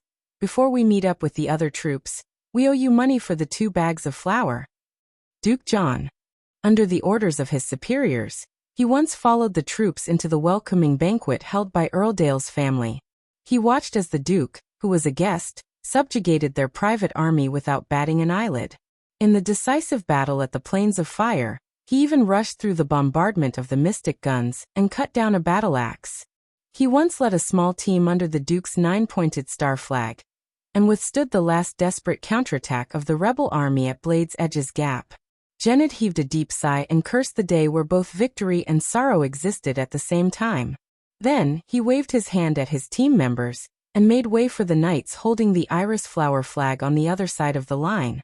That's right. There were 34 knights from the Covendier family. They did not have carriages with them. They were probably the subordinates who worked for their master. The two leaders seemed to have superclass or above. As for the others, judging from their movements on the horses and the positions of their weapons, they were all just for show. Janet pursed his lips without anyone noticing and retreated to the side. In just over a year's time, he had been promoted from a normal supply soldier to a combat recruit, then to an axeman, an infantry captain, and the most glorious personal guard of the Duke. Janet had turned from a farmer, who did not even know how to hold a sword, into an excellent military officer, who had been through hundreds of battles.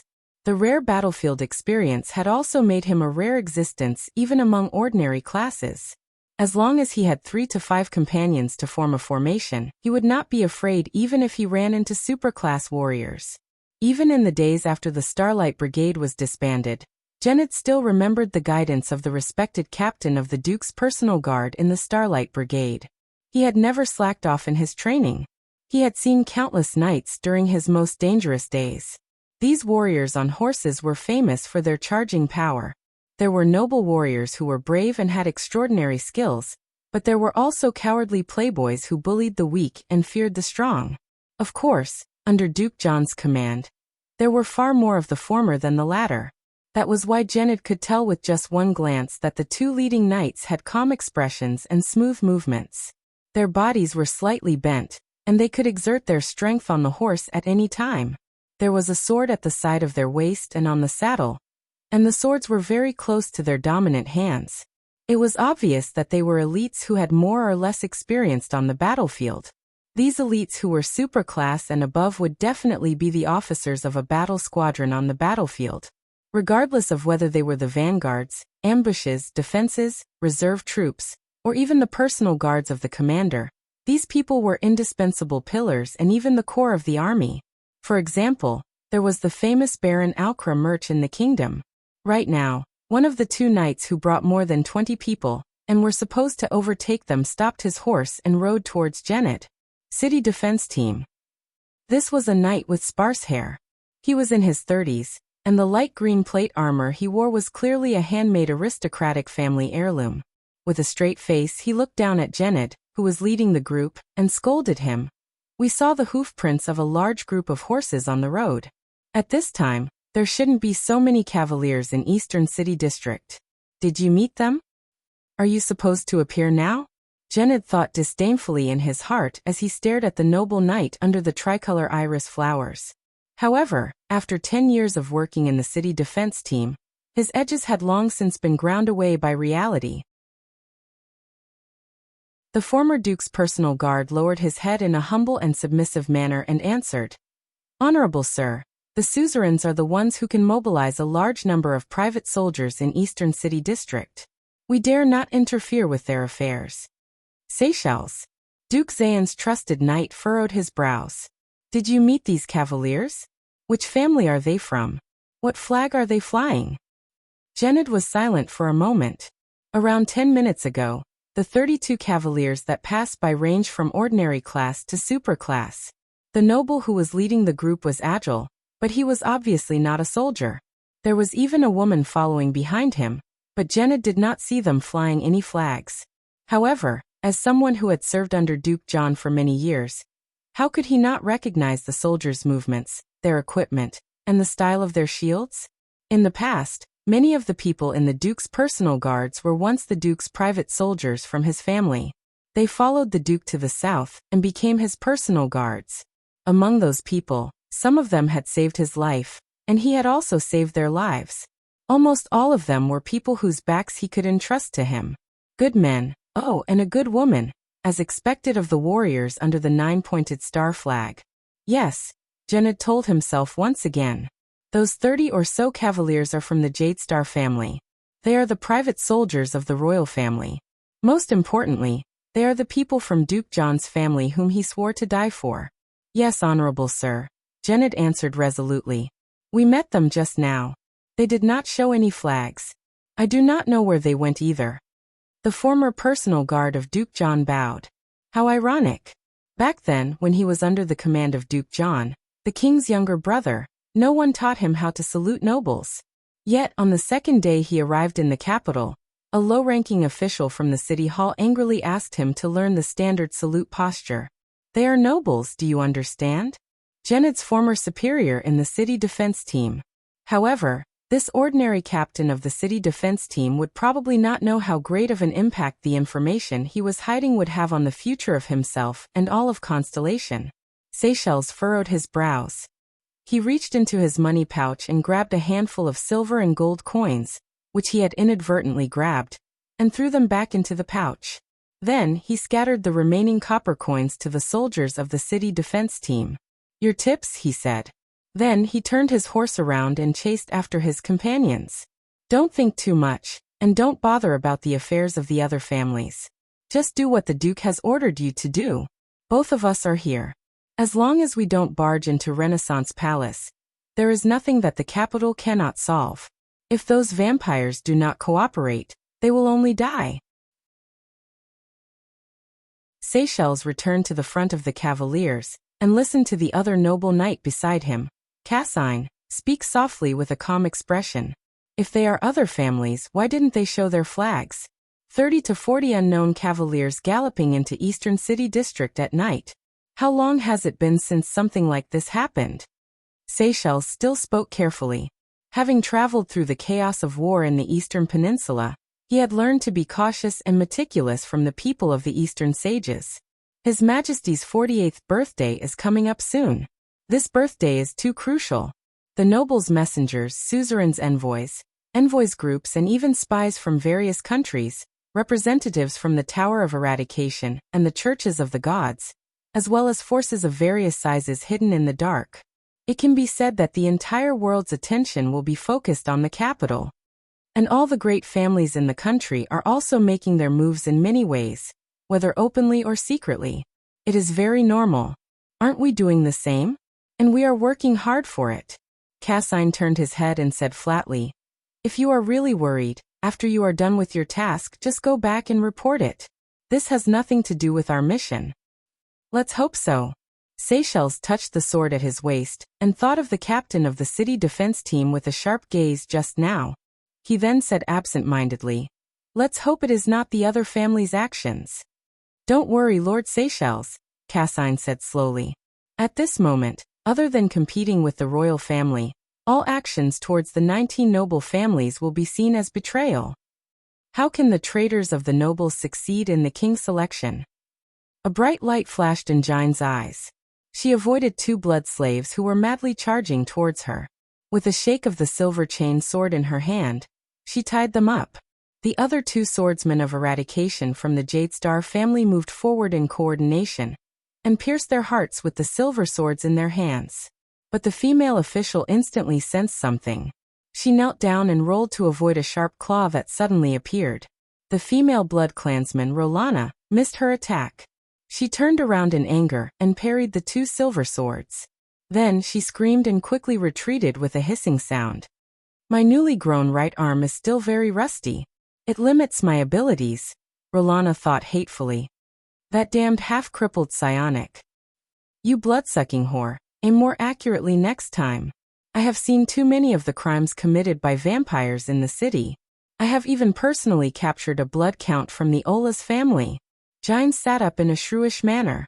With a flick of her slender arms, the chain sword instantly locked onto Rolana's left leg. She wrapped the chain sword around her right arm. An inexplicable, copious amount of strength surged out, and she pulled it hard. Rolana, who had avoided a flash of the sword, staggered and was immediately pulled to the ground. She screamed as she was continuously dragged away. This female mortal's strength. Is she a monster? Rolana roared furiously and gripped the ground tightly to resist Jine's monstrous strength. But before she could stabilize herself, another silver sword pierced towards her. This damned sword formation! Rolana cursed in her heart. Facing such an enemy, Her extraordinary speed and special abilities could not be unleashed at all. The astral formation was a circular defensive formation. It was the main body of the formation. A few smaller teams could emerge from the outer edges of the formation and act as the tentacles and probes of the entire formation. In a chaotic battle, they could also advance and retreat agilely. As for the blood slaves, Rolana carefully avoided the silver sword while resisting Jine's monstrous strength and kicking away the swordsmen who attacked her.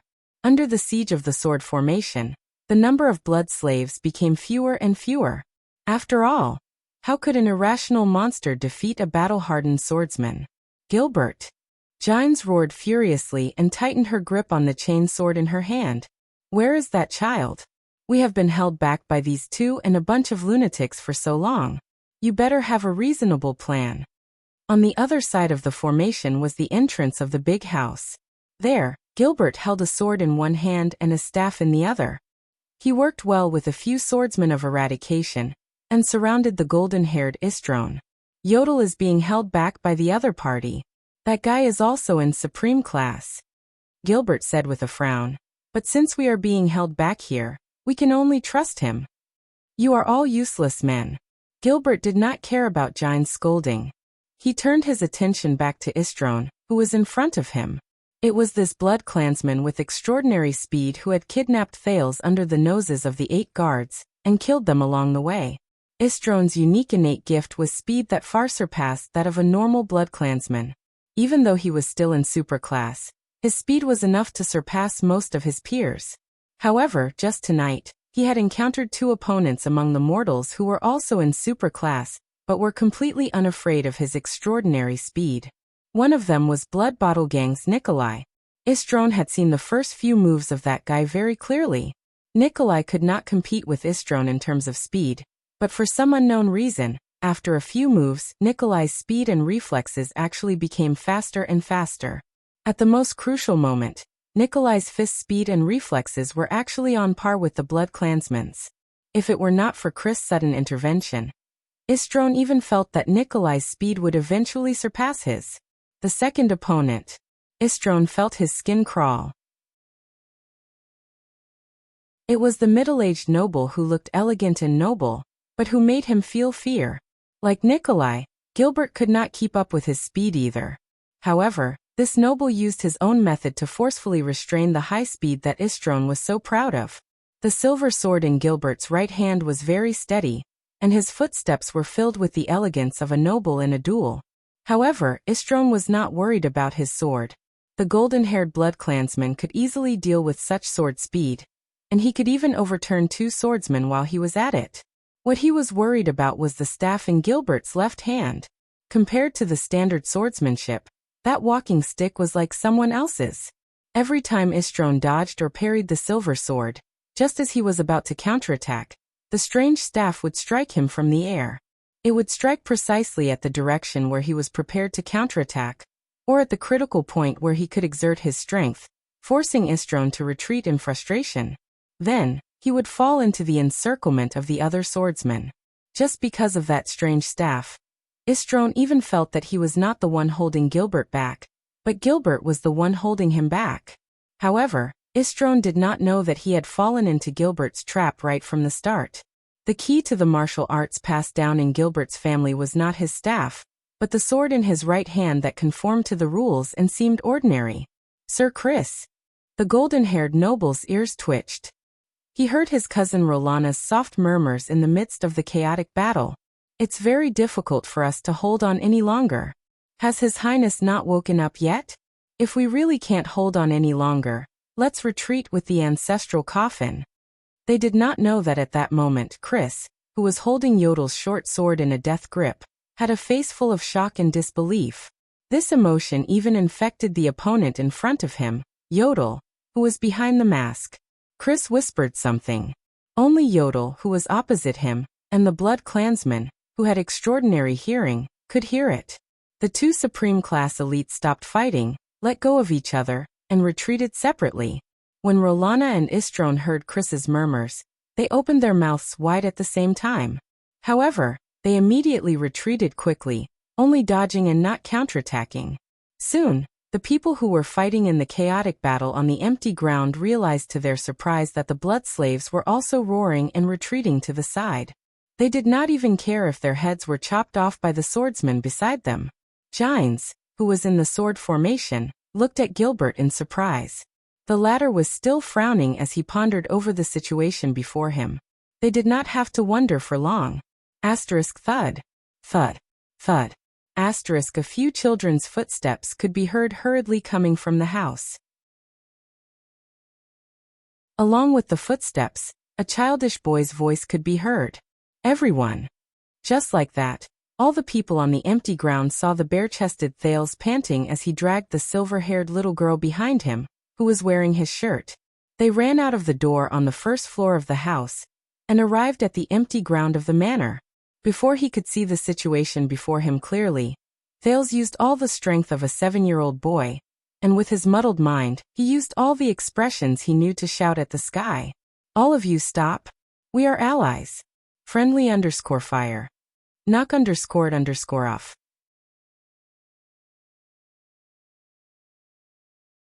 Chapter 34. The moonlight shone on the empty ground of Vine Manor. Everyone stared blankly at the two children on the ground. For a moment, there was complete silence. Thales lay on the ground, panting. There was nothing on his naked upper body except for the bandage on his wound. He only felt cold and pain. The silver-haired Loli in his arms pressed on his shoulder and propped herself up with a blank expression. She saw the bandage on his chest and the burn wound that was the size of a silver coin underneath. She sniffed the blood on it and revealed an expectant and intoxicated expression. This expression scared Thales so much that he quickly sat up. Before this dangerous Blood Clan girl, whom Thales had long imagined to be a boss monster that could turn into a blood-sucking mummy at any time, could bare her fangs, he pushed her away from his arms. Yodel and Chris instantly appeared in front of the two children. I'm fine, Yodel. Don't worry. Thales saw the wound on the secret protector's chest and revealed a tired smile. The latter took off the cloak that was on top of his tights and draped it over Thales. Thales nodded. Before that, there is an urgent matter that must be dealt with. He turned in another direction.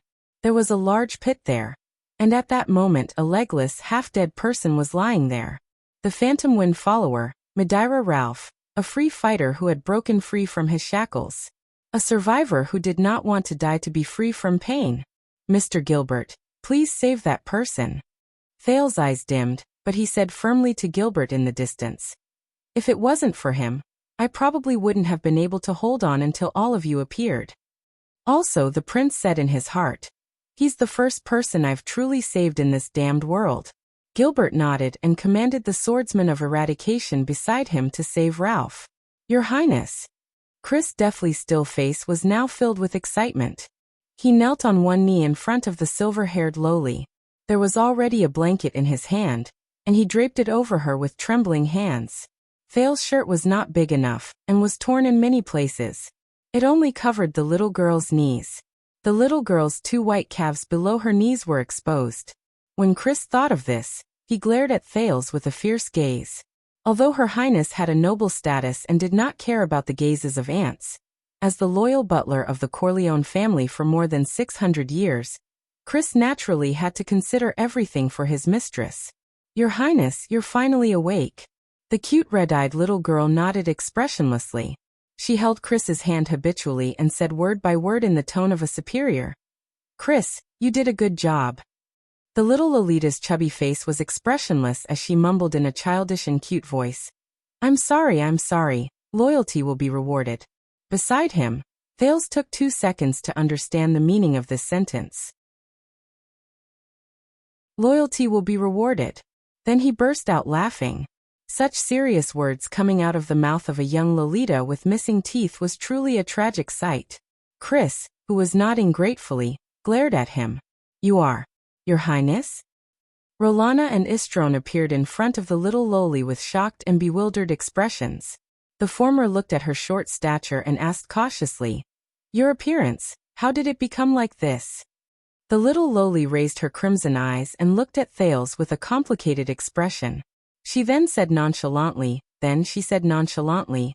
As long as I drink recovery brew, I will return to my original appearance. After she finished speaking, the little loli looked at Thales, who was trying hard to hold back his laughter.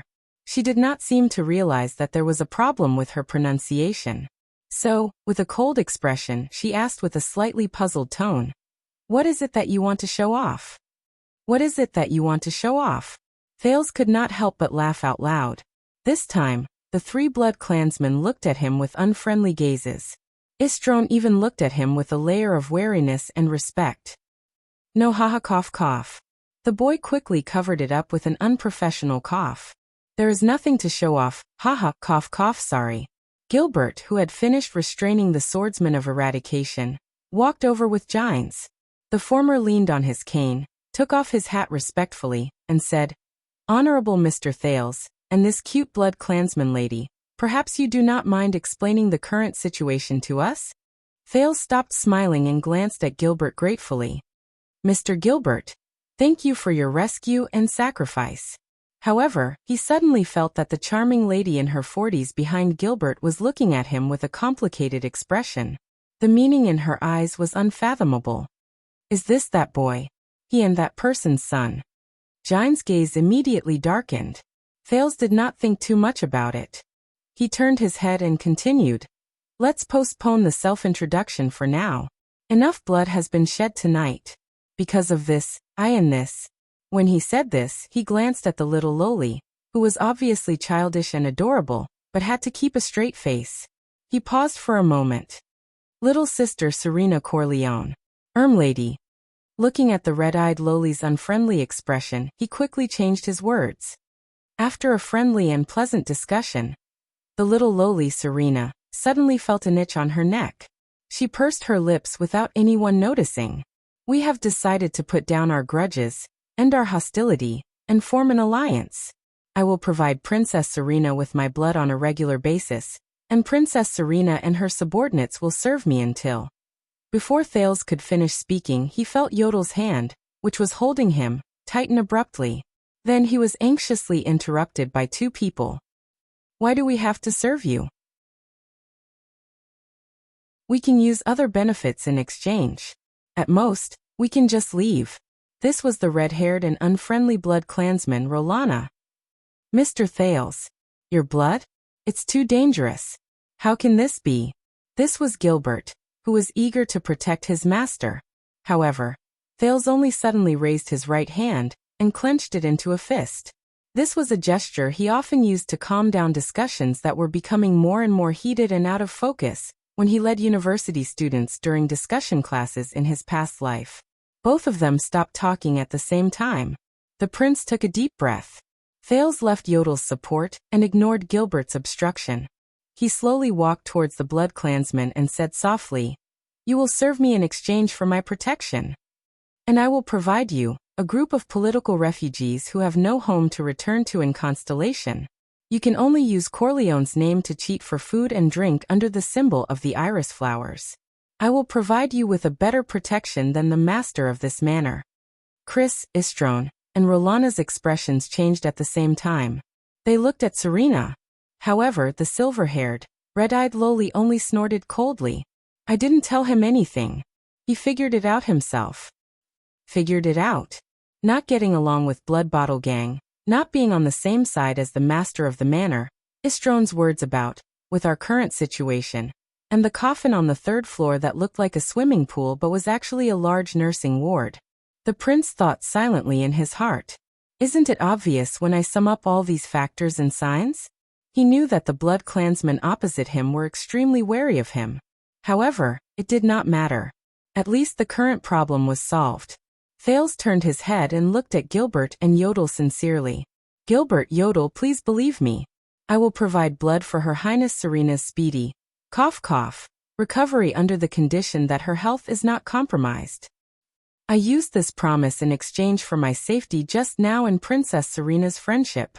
Gilbert stared at Thales for a long time. However, Gines, who was behind him, took a step forward with a complicated gaze. She spoke softly. "Gilbert, this is the promise he made. It is also the promise his family made. Just like him in the past." She added silently in her heart. Gilbert heaved a deep sigh and nodded at Thales. Of course we believe you. But I will report to, Thales chuckled softly. He turned around and brought the Blood Clansman into the other people's line of sight. He said softly, then let me formally introduce. However, before he could finish speaking, Chris, who was beside him, took a solemn step forward and spoke solemnly. You do not have to worry. In front of everyone. He gently supported the little lowly beside him. The latter walked forward unsteadily. She is the true heir of the Corleone family, the head of the 7 great clans in the Eastern Peninsula's Night Kingdom, the legitimate ruler of the Hill of Pain, Her Highness Serena L. A. Van Corleone. Chris looked at the few humans with a haughty gaze. Behind him, Rolana and Istrone had glorious expressions on their faces.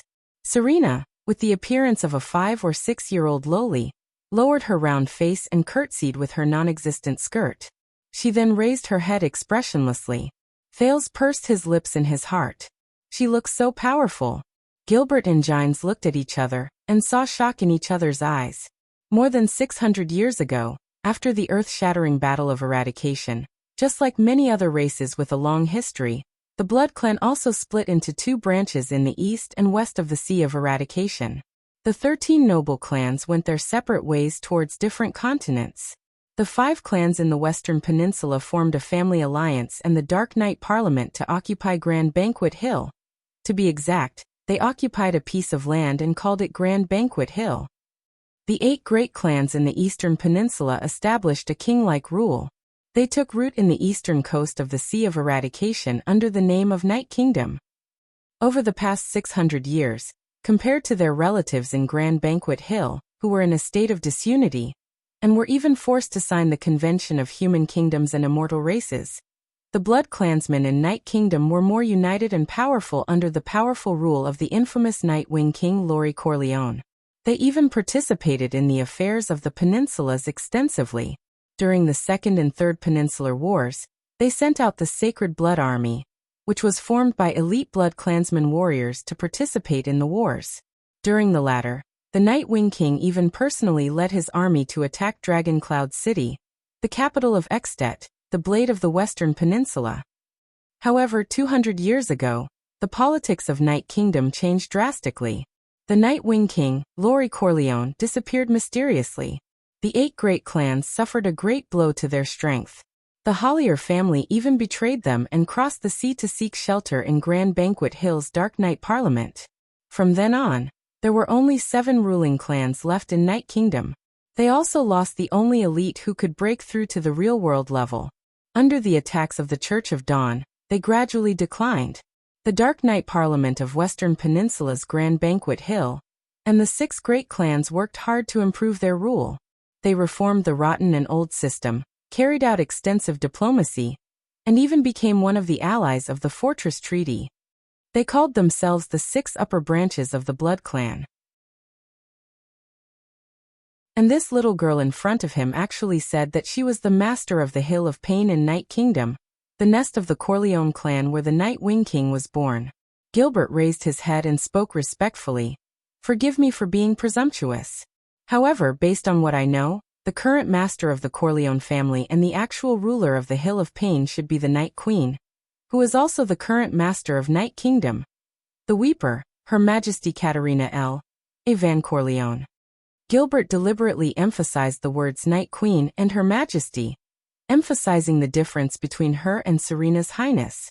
Thales yawned, causing Chris, who was already in a bad mood, to glare at him angrily again.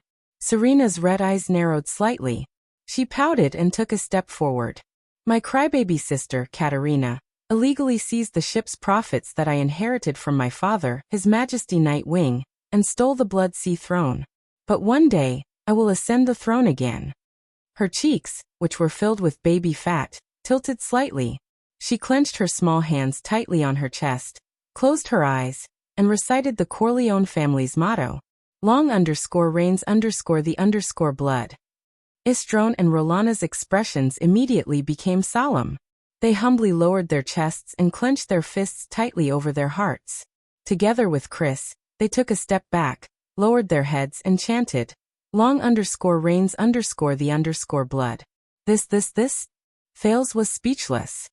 Why don't you shout, unify the world? Your help and resources will occasionally be rewarded. Serena opened her eyes and fixed her gaze on Thales. She subconsciously licked her lips. Like biting open my neck? Thales rolled his eyes and avoided the little lowly's fervent gaze. He said perfunctorily, "Wow, then I can't ask for more. It's my honor." Serena's small face puffed up, as if she was a little dissatisfied with Thales' attitude. Istrone looked at Thales' strange attitude, and remembered that he was probably using this attitude to order him around. He felt an inexplicable sense of sullenness. Looking at His Highness' expression, he flashed a cold smile and said to Thales, "Little one, I'm afraid you don't understand the Night Kingdom on the other side of the sea. I'll put it this way then.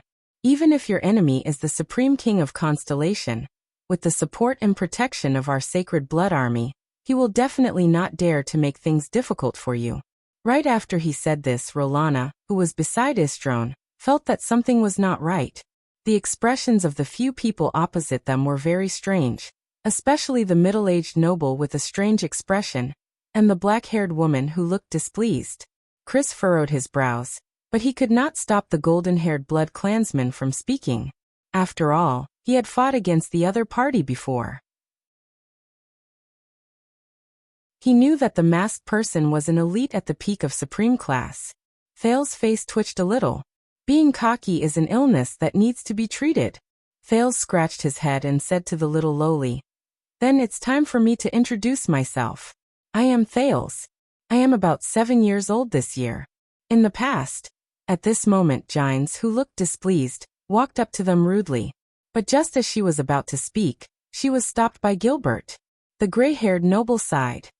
"I guess that the alliance between us will not be too short. And Princess Serena also needs time to prepare for her return to the throne. Then, why don't we be honest with each other?" Count Gilbert Casso raised his head. His gaze was solemn as he briefly said a few words. "This is Thales. This is Thales. The next Supreme King. Constellation's next Supreme King." A long while passed. A long while passed. Just when Thales felt as if even the air had been petrified, a gust of wind finally blew past. Hee about that. He laughed awkwardly and waved his hand at the 4 petrified blood clansmen opposite him. "Thank you for your Sacred Blood Army's support and protection."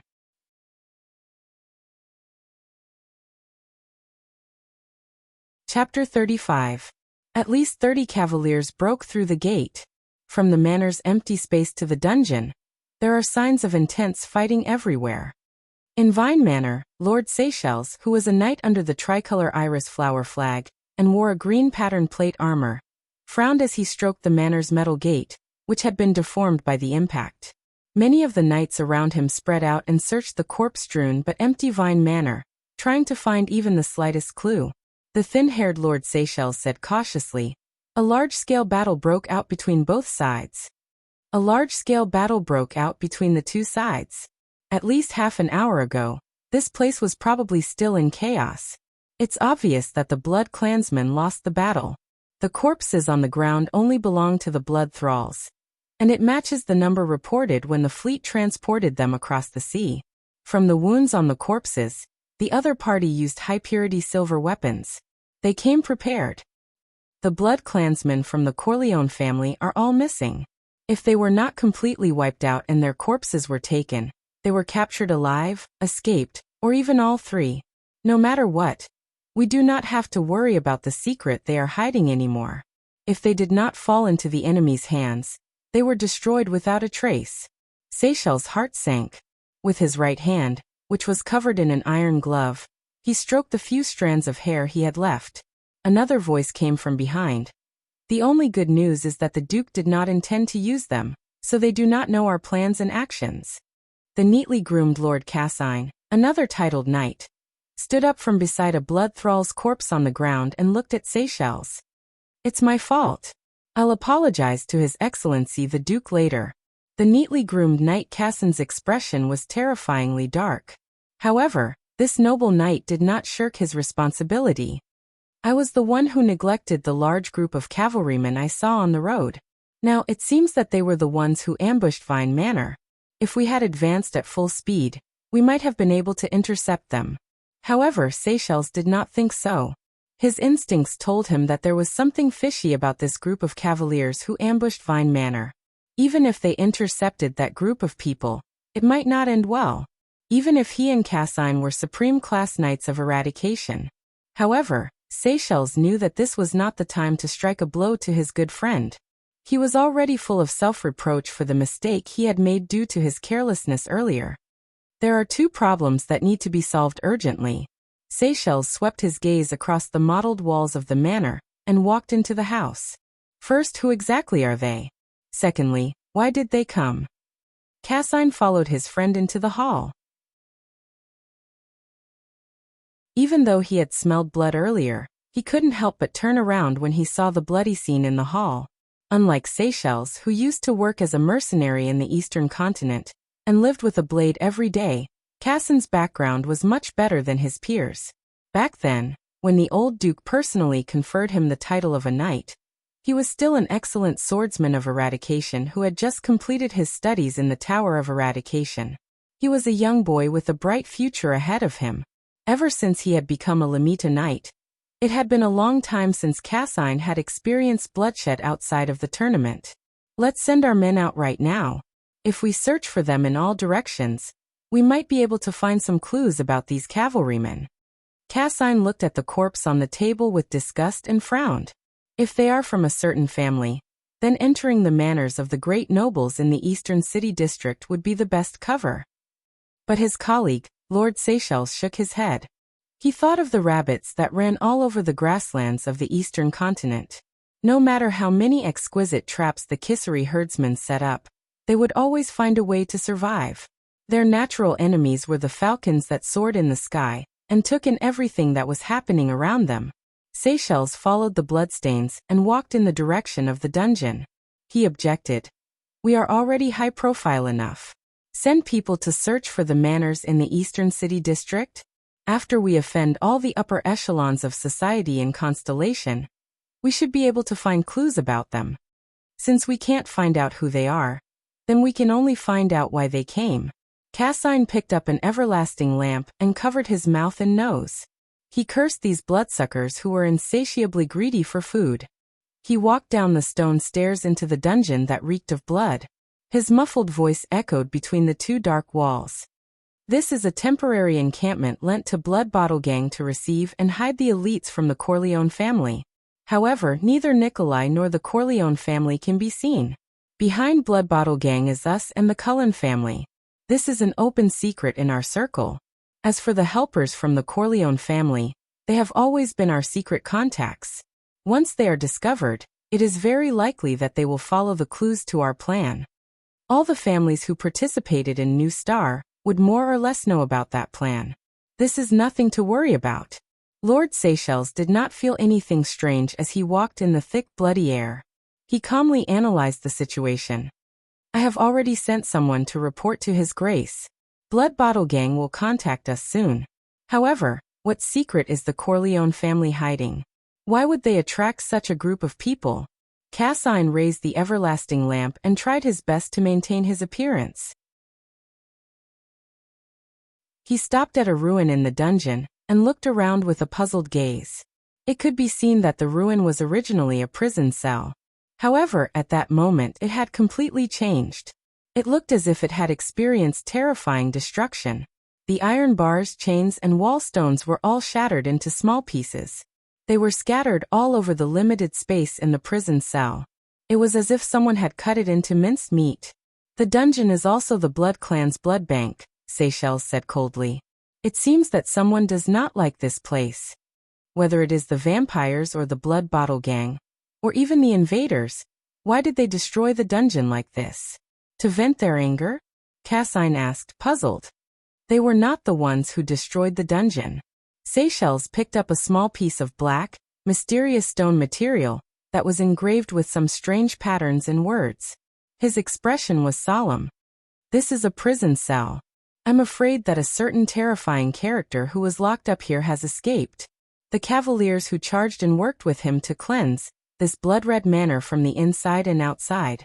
If Thales were here, he would probably applaud this thin-haired knight. His guess was very close to the truth. Cassine frowned as he looked at the extent of the destruction in the dungeon. He exclaimed, "This degree of destruction can only be done by a supreme-class elite." No. Seychelles' gaze suddenly became extremely strange. He held the mysterious black loose material in his hand and said, "Based on its shape, this stone is probably a part of some shackle. I suspect that it is the shackle that chained that mysterious person." In the next moment, he flung the black stone in his left hand into the air. Seychelles' gaze sharpened, and the cross-shaped saber on the left side of his waist was instantly unsheathed. The sharp edge of the sword cut through the mysterious black stone. In that instant, there was no sound. A second later, invisible ripples spread through the narrow dungeon along with the compression of the air. They tore huge, deep cracks on the walls around them. Cassine, who was behind him, nodded in admiration. This perfect sword strike was a perfect blend of precision, extreme speed and ingenuity. Even the fortress flower could not compare to this. The sound of the sword cutting through the stone was finally heard. Asterisk clang. Asterisk the sound was clear, and sparks flew everywhere. Asterisk boom. Asterisk at that moment, the strong wind caused by the swing of the sword reached his ears. Wherever the momentum of Seychelles' sword passed, the walls around them would fall uniformly. Wherever the strong wind passed, dust would fly in the air in the prison cell. The everlasting lamp in Cassin's hand was instantly extinguished by the strong wind. The strong wind disappeared. Seychelles' expression did not change. He returned his saber to its sheath. Cassine covered his mouth and nose. Although he hated the dust, he still lit up the everlasting lamp again. He bent down and rummaged through the soil and rocks. When Cassine brought the mysterious black stone in front of Seychelles, the two of them looked at each other. The two supreme-class knights of eradication saw shock and fear in each other's eyes. The black stone that was cut by the supreme-class elite's sword was now lying in Cassin's hand without a scratch. The two of them were silent for a long time until Cassine spoke with difficulty. "Looks like I was wrong again. This level of destructive power." Cassine turned his head with a steely expression and looked at the shattered prison cell. His face was full of disbelief. Even a supreme-class elite could not do this. 11 o'clock at night. In the bedroom on the third floor of Mindy's hall, Thales, who was the main character of the discussion between the two supreme-class knights in Vine Manor, was sitting awkwardly on the bed. His clothes were clean and tidy again. He stared blankly at the female official who was in her 40s, but still as charming as ever. She had a beauty mole at the corner of her mouth. She was scolding someone. Unfortunately, Thales thought, if only she could be gentler. "This is the heir of the kingdom that you are looking after? Are you barbarians? What His Majesty entrusted to you is his bloodline. The future of Constellation. Not a giant gray lizard that can survive if you throw it on the island. You can't even take care of the giant gray lizard in this state." The dignified female official was using a domineering roar to reprimand His Majesty's two most trusted subordinates, Count Gilbert Casso and Guard Yodel Cato. However, the latter two obediently lowered their heads and accepted her reprimand. "His daily diet is just bread and beef? Do you know that his body is still growing? Did you give him a bath or not? Don't tell me that wiping him with water is considered a bath. Can't you see that the wounds all over his body need to be carefully cared for? Bandages? What are those? Didn't you teach him how to wear his clothes properly? Don't use the lack of time as an excuse. What kind of bedding did you find for him? This kind of quilt and pillow is practically a child killer. You actually don't allow him to appear outdoors? Do you know how important sunlight is for growth? Safe. Don't find excuses. Wasn't he abducted right under your noses when he was indoors? Move that little vampire girl's room 100 meters away from here." "What? There's no such room? Then go and dig one out for me immediately. From tomorrow onwards, aside from protection and teaching, both of you are to stay 10 meters away from him. You two useless men." After a long while, when Gines finished lecturing in anger, she chased the two useless men out of Thales' room. "Go and prepare everything on the list immediately. Gines." Then she suddenly turned around. Thales, who was holding a glass of water and watching the show on the bed, was so frightened that he shrank back half a meter. Looking at Gines's fierce gaze that had yet to fade away, the boy remembered his former high school class teacher. However, Gines only looked at Thales hesitantly, and with a complicated expression. In the end, she sighed softly. She forced a smile, and tried her best to speak gently. "Don't be afraid, Thales. You are very safe now, and you will always be safe. During the month you are in Mindy's hall, I will be in charge of your daily life." Thales gulped and nodded. "Thank you, Gines finished his sentence gently. "I am Gines Bachkovic, a first-grade female official, your father's loyal friend vassal, and, how should I put it?" When she said this, Gines paused for a moment, as if she was thinking about something. But in the end, she still raised her eyebrows, as if she was thinking about what words to use. She said decisively, "And his lover." Thales did not manage to hold himself back, and spat the water on the bed. On a road not far from Mindy's hall, Yodel appeared out of thin air. He knelt down on one knee in front of a strong and burly figure. "You should go in and take a look," Yodel said hoarsely. But the strong figure only remained silent. After a long while, "Just like 12 years ago, you always make choices that deviate from your original intentions," the strong figure said slowly. "Even though you know his background and have met his mother." Yodel knew that the man was not talking about Vine Manor. "But you sent Gilbert here." Yodel lowered his head slightly. "You are also hesitating." The strong figure did not speak for a long time. Finally, he raised his head and glanced at the lights in the room on the third floor. He turned around decisively and left under the escort of a group of elite guards in silver armor.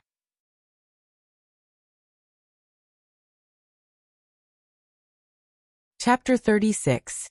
Gines did not say anything else.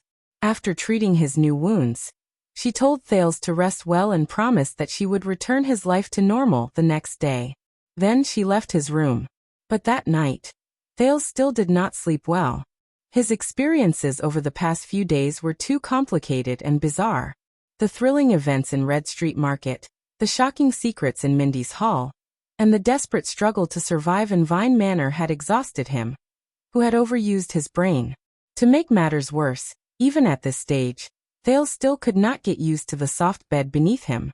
It was as if his habit of falling asleep as soon as he touched the pillow from his previous life had disappeared without a trace. Sigh. Thales rolled his eyes.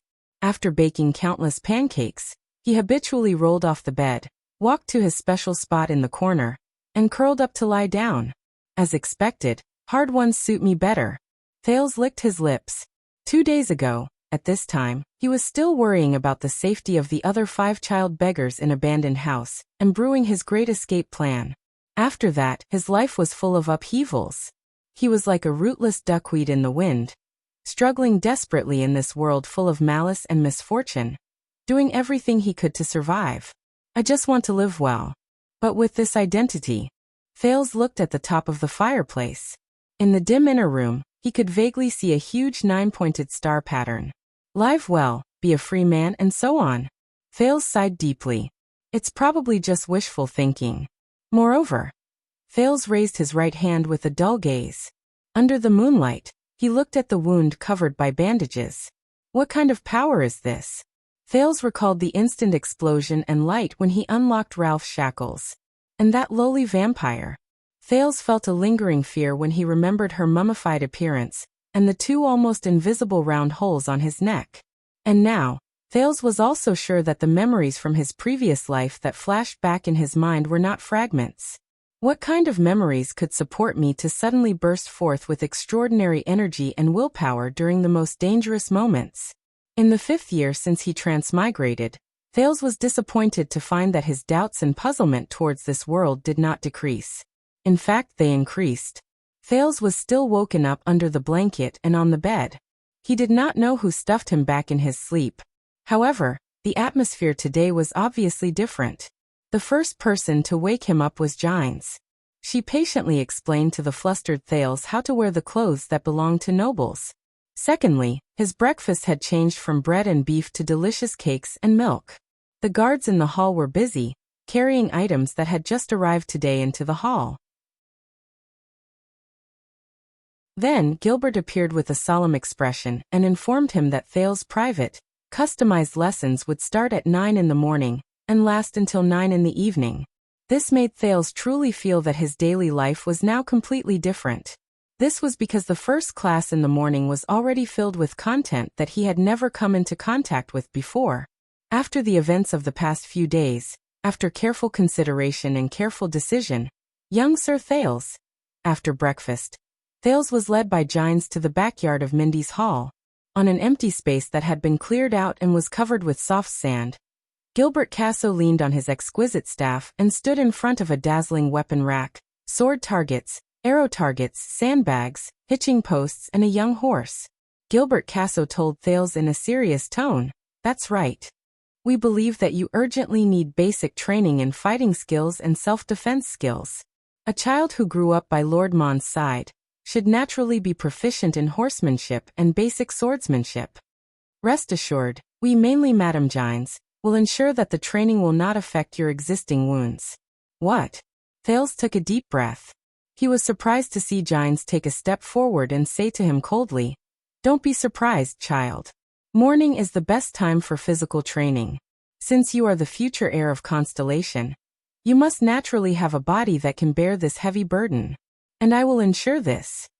Thales looked at Gines' mature figure under the morning sun. She was dressed in the elegant attire of a female court official. He looked at the empty surroundings and scratched his head. "Why isn't Yodel teaching me? He seems to be very powerful." The image of the secret protector's swift body movement technique that allowed him to move through the city surfaced in Thales' mind. Are you expecting a supreme class elite, who is rare in the entire kingdom, to teach a newbie the most basic things? Gilbert, who was at the side, took over the conversation. He put his hands behind his back and said, "Also, please believe me, Yodel's method does not suit your identity and characteristics." Thales nodded, not really understanding. What is supreme class? At this moment, Gines clapped her hands and walked to the center of the field. She crooked her finger at Thales. "Gilbert will explain this theoretical knowledge to you during training. Now attack me with all your might. I want to evaluate your existing foundation." Thales stared dumbly at Gines, who had her hands behind her back and was standing still in the field until she urged him again. "All right, training and leveling up. Isn't this what the seniors love the most?" The boy finally exhaled. He thought about it and decided not to pull out his dagger. In the next second, Thales charged towards Gines with the street skills of a qualified child beggar. Combat is the oldest and most long-standing skill in human history. Gines did not even move her leg to support herself. She easily tripped Thales, who was charging too hard. Bang.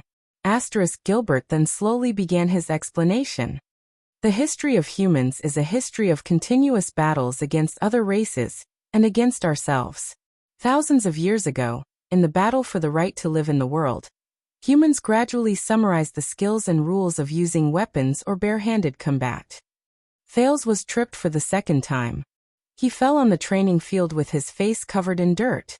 Compared to other races, humans whose physical attributes were much lower relied on mastering these skills to win against the strong, to fight against the strong, to fight against the strong, and to fight against the strong. A long time later, among the warriors who mastered superb skills in battle, a portion of them awakened powers that even humans could not imagine in their bodies. Those powers have endowed human beings with choices other than struggle and resistance in the world. Different powers have endowed them with different advantages, ranging from extraordinary speed to agile reactions, to superb insight, to extraordinary strength, and so on. This time, Thales nimbly dodged Gines' tripping leg and cleverly grabbed her high boots. However, he was immediately kicked down by Gines' ingenious strength. These humans, who were a level above them, relied on these powers to ride rare warhorses and lead skilled warriors into the dangerous world. These were the earliest batch of knights. Gilbert heaved a deep sigh. He watched the disheveled Thales fall on the ground for the fourth time and continued. And the powers they awakened to were collectively known as extraordinary power. Today, after the final war, people, especially swordsmen, like to call it final force. It was also because of the appearance of extraordinary power that the world first had a division of powers. We used to call those warriors who were skilled in battle, and who could use their fighting skills ordinary class. As for those who have mastered supernatural powers or powers that are equivalent to them, their control and observation skills are meticulous and peerless. They have already surpassed the limits of mortals, so. When he said this, Gilbert's eyes shone brilliantly. We call them superclass. Enough. Gines raised her left hand and stopped Thales, who was unwilling to give up and wanted to continue charging forward. She pushed him down on the sand. He is quick-witted, good at dodging, and knows how to exert his strength to the greatest extent. However, his body is not fully developed yet. I know what to teach him. Gines exhaled, turned around, and took out 2 wooden swords and shields from the weapon rack. She threw the smaller one to the flustered Thales. It's really heavy. Thales strenuously straightened the shield and imitated Gines. He used the leather belt on the back of the wooden shield to tie the shield to his left hand. However, he immediately realized that this posture placed a great burden on one of his shoulders. Thales grabbed the wooden sword with his right hand. Damn, compared to JC's dagger, this wooden sword is as heavy as the water tank in the abandoned house. Turn your body sideways. Place your left foot in front and your right foot behind. When you are defending, place your center of gravity behind you. When you are attacking, place your center of gravity forward. Raise your shield and aim it at your enemy. Use it as your center of gravity and protect your chest. Gines' words suddenly became cold and strict. No matter when, raise the shield in your left hand high up. There are only 2 situations where you can put it down. You die or the enemy dies. Thales raised his left arm with great difficulty. Soon he felt sore. Swing your right arm. Use the sword as your second forearm. Use your shield and the weight of the center of gravity in the front of your body to swing it like a whip. Thales, who was already panting from exhaustion, raised the sword in his right hand shakily. He tried his best to swing it left and right while he heard Gilbert's words. At that moment, Count Casso's words were filled with nostalgia and reverence. Aha! The Northland military sword style, which has a long history, sword arts of the Northland military. In the bard's poems, it is the mortal's last weapon, the knight's sturdy body, the northern ice and snow barrier, and the orc's nemesis on the battlefield. His next words made Thales widen his eyes.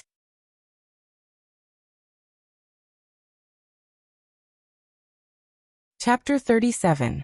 2 hours later. Pay attention to your footsteps. Steady your breathing. The key to the iron body style lies in your feet. The moment you are attacked, adjust the distance between your legs and divert the force. If you don't want to die, raise your shield towards the enemy. Gines' clear voice rang, followed by a merciless slash. Thales clenched his teeth and swung the sword in his right hand, causing his body to spin. The blood vessels in his left arm bulged as he tried his best to lift the disproportionately heavy wooden shield with the strength of his shoulder. He bent his right leg slightly and prepared to slide away according to the force of the impact to cushion the blow. Bang. Gilbert, who was watching the fight by the side, closed his eyes gently. After Gines hit the lower part of the shield, Thales lost his balance for the 25th time, and fell on the sand again. This time, he was exhausted and could no longer lift the shield in his hand. Damn it! The boy panted heavily and tried his best to lift his head and chest, but the heavy shield pressed down on his left chest, making it impossible for him to struggle up from the ground.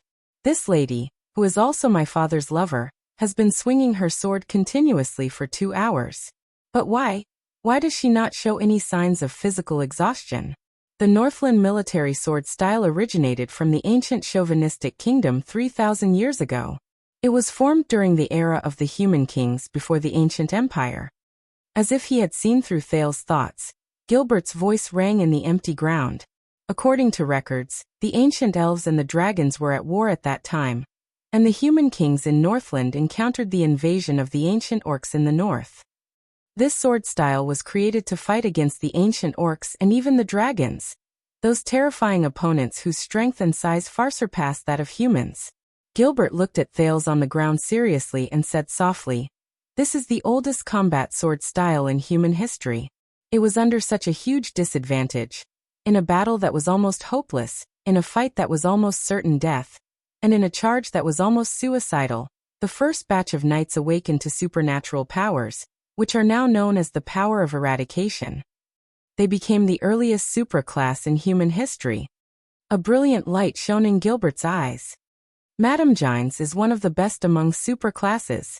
Forget about the unique power of eradication she possesses. Her observation skills, explosive power, sense of balance, and almost all of her physical attributes are incomparable to yours. The difference between her and you is like the difference between the valiant ancient orcs and the weak humans back then. Truth be told, he still did not know how he should interact with his father's lover. He looked at Gines and saw that she was exercising her wrists with a relaxed expression, as if she did not mind Gilbert's praise at all. With the further use and accumulation of extraordinary power, this power will become stronger and stronger. The knights began to learn how to control this enormous and profound power, to control that immeasurable power, and to reach the realm of being able to control it with ease. Compared to super mages, these knights who had advanced to the next level were immeasurably strong, and their techniques were unparalleled. They begin to understand the essence of power in battle. They can change at will, and they are not bound by any rules. They can use the greatest efficiency and the smallest loss to end a battle. Gilbert took a step forward and nodded at a spot in the air without leaving a trace. This is the extreme realm, a supreme expert who has surpassed the limits of strength. Thales stared at the sky in a daze. He remembered Asda's control over the air at will, and Yodel's ghostly movements. Gilbert looked at the sky and nodded at Gines. Ordinary class, superclass, supreme class. After the humans became powerful, this system of power classification was widely spread to all races and places. Gilbert looked at the sky and nodded at Gines. The ancient orcs, ancient elves, and even psionics and started to use this classification. And all of this originated from the ancient Northland military sword style. It originated from the courage to fight against the orcs and dragons for survival. Gilbert's words made Thales fall into a daze. Now the threat of the ancient orcs is no longer there, the dragons are no longer in the world, and the Northland military sword style is no longer in circulation. Even the Ekstead army, which took pride in the Northland bloodline and occupied the ancient lands of Northland, has long since abandoned this sword style. Now the only places that have the complete legacy of the Northland military sword style are Constellation and the Tower of Eradication. Lady Gines is one of the few who are skilled in this field. Young Mr. Thales, please have respect for this sword style that once saved our ancestors and practice it tirelessly. A sword style that fought against the orcs and dragons? No wonder. Thales thought gloomily when he snapped out of his daze. No wonder I felt like a grandson when I swung the sword. When he recalled how he lifted the shield and swung the sword like an idiot, he was swung along by the sword, how he moved his feet, he was dragged along by the inertia of the shield, and how he sparred with Gines was training him. Thales felt like he had been beaten up like a grandson for 2 hours. He sighed speechlessly and fell backwards with a face full of regret. Your previous wound is already showing signs of tearing. That's all for this morning. Gines looked at the sun in the sky, threw down her sword and shield, and spoke with her usual expression. These 3 defensive styles of the Northland military sword style will be your homework for this week. As for riding a horse, Gines looked at the little colt that was happily running around a butterfly beside the stable, then at Thales, who had struggled to free his left arm from the wooden shield. She sighed, shook her head and said, "Go take a bath. Have lunch. Gilbert has prepared an indoor class for you at 1 o'clock in the afternoon." An afternoon class? My God, do I still have to do night self-study at night? Thales, who was used to living an irregular life of smoking, drinking and smoking, exhaled once again. He felt his entire body ache, and he closed his eyes, resigned to his fate. Constellation's most respected illegitimate child helplessly and laboriously took off the equipment on his body. He pulled his left arm out of the shield and limped into Mindy's hall. He only had an hour to bathe and eat. I have to say his understanding and comprehension are pretty good. It has only been 2 hours, and he has already begun to understand the basic spirit of this sword style. Gilbert watched Thales leave and broke the silence. He nodded softly and said, "When I was his age, I used my body to practice with the sword, but this child used his brain to learn the sword. Compared to that, don't tell me that your observation skills are so bad that you did not notice the abnormality on his body." Gines watched Thale's back disappear, and her expression suddenly became solemn. As she spoke to Gilbert, she suspiciously sized up the air around her. "I still remember that even dust 100 meters away can be seen clearly by that cursed mask. Stop sizing him up. Yodel is not nearby." Watching Gine's nervous actions, Gilbert put his hands behind his back and said in a steady manner, "Ever since Thales was unexpectedly abducted by the Blood Clansmen, he has not left his side at all times. Also, we noticed," Gilbert said with a slight frown, "that child is only about 7 years old. 2 days ago, he suffered quite a serious injury, but within 2 days, he has almost recovered. He practiced his sword style for 2 hours under the sun, and he is still fine. No wonder the bloodline lamp, which detects blood, did not react for a whole 7 years. This kind of physique can no longer be described as different from a normal person. It's practically..." He sighed and tried his best not to think of another possibility in this matter. The Jadestar family is indeed the descendant of the imperial family with the longest legacy in the world. Gines was silent for a while, and tacitly did not say anything else. The female official bent down and patted the dust off her boots. "Speaking of vampires, why did you reveal Thale's identity to them, and even invite them to stay in Mindy's hall? Do you really believe in the agreement between Thales and the distressed Archduchess? After all, he is only 7 years old, and you know very well that vampires have killed our people. We cannot trust them.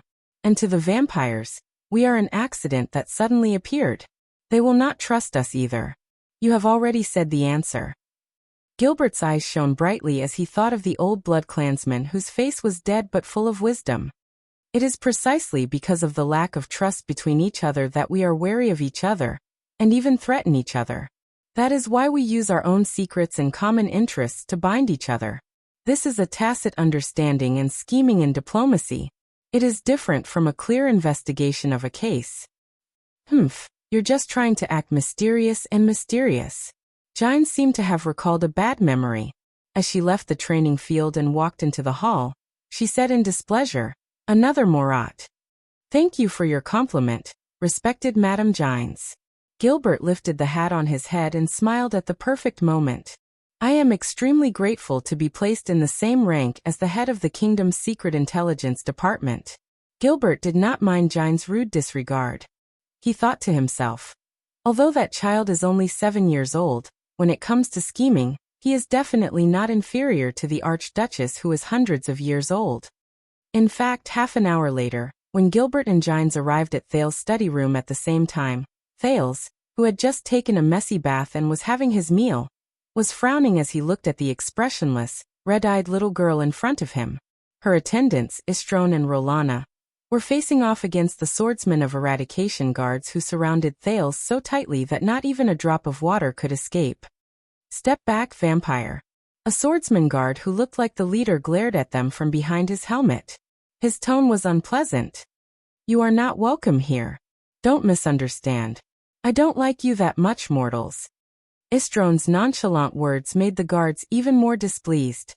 "Do you remember? I killed 8 people like you yesterday," he said sarcastically and provocatively. Thales, who was frowning, took a bite of the meticulously seasoned beefsteak from the fork in his hand. He was so touched by the deliciousness that he had not eaten since he transmigrated that he gasped in admiration. At the same time, he carefully avoided the chubby little girl opposite him. Her gaze was obviously not right. "Unfortunately, this taste probably can't compare to the dog meat I ate with Jayla back then." Thales looked at the situation before him and sighed. "What a headache. You won't have that kind of chance again, despicable rat hiding in a vase." The swordsman's tone dropped to the freezing point. The silver sword that was specially equipped at his waist was unsheathed by a foot. "Try taking a step forward." "I am happy to take revenge for my companions. Or I just need to open the curtains and let you bask in the sun." Hence, the handsome blonde man's expression was unpleasant. He planned to take a step forward.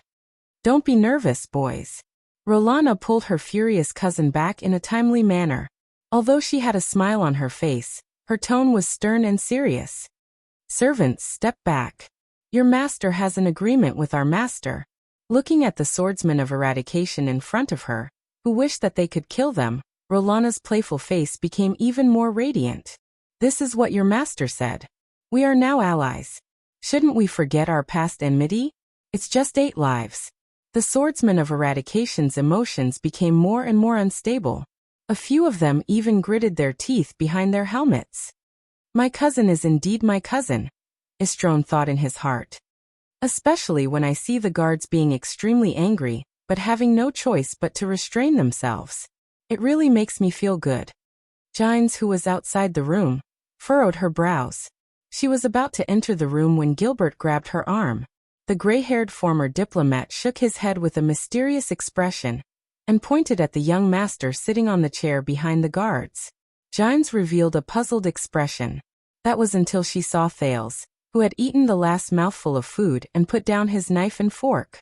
He burped in satisfaction and slid down from the chair. "What should I do?" Thales pondered over this question as he looked at the 3 blood clansmen's meaningful gazes.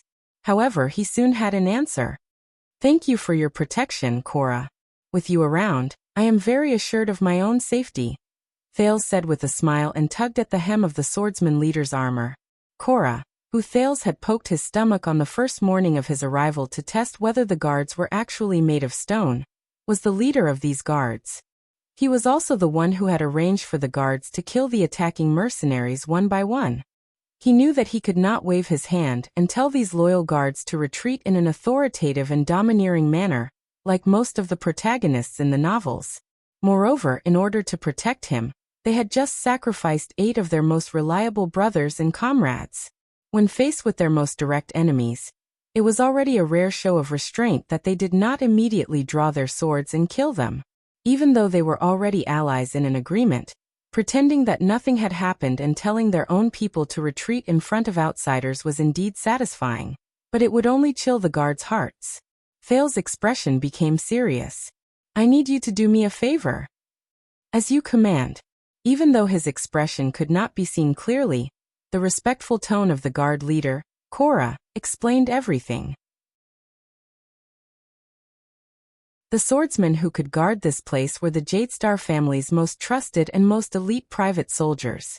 Even though they were not informed, based on the mission they received and their interactions over the past few days, the guards already had a pretty good guess about the identity of the boy who was personally sent by Gilbert and Yodel.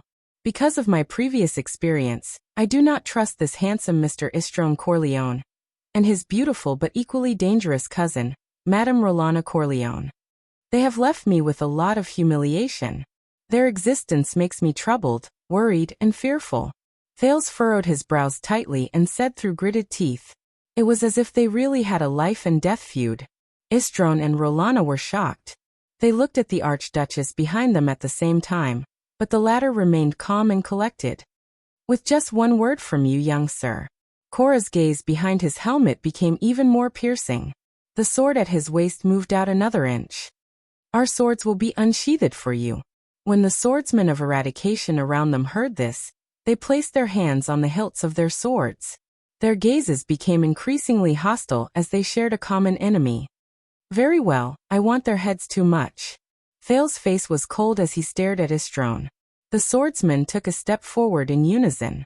They vaguely surrounded the blood clansmen. Istron looked at the boy's expression, and his heart skipped a beat. Rolana put on a fierce expression and stretched out her hands.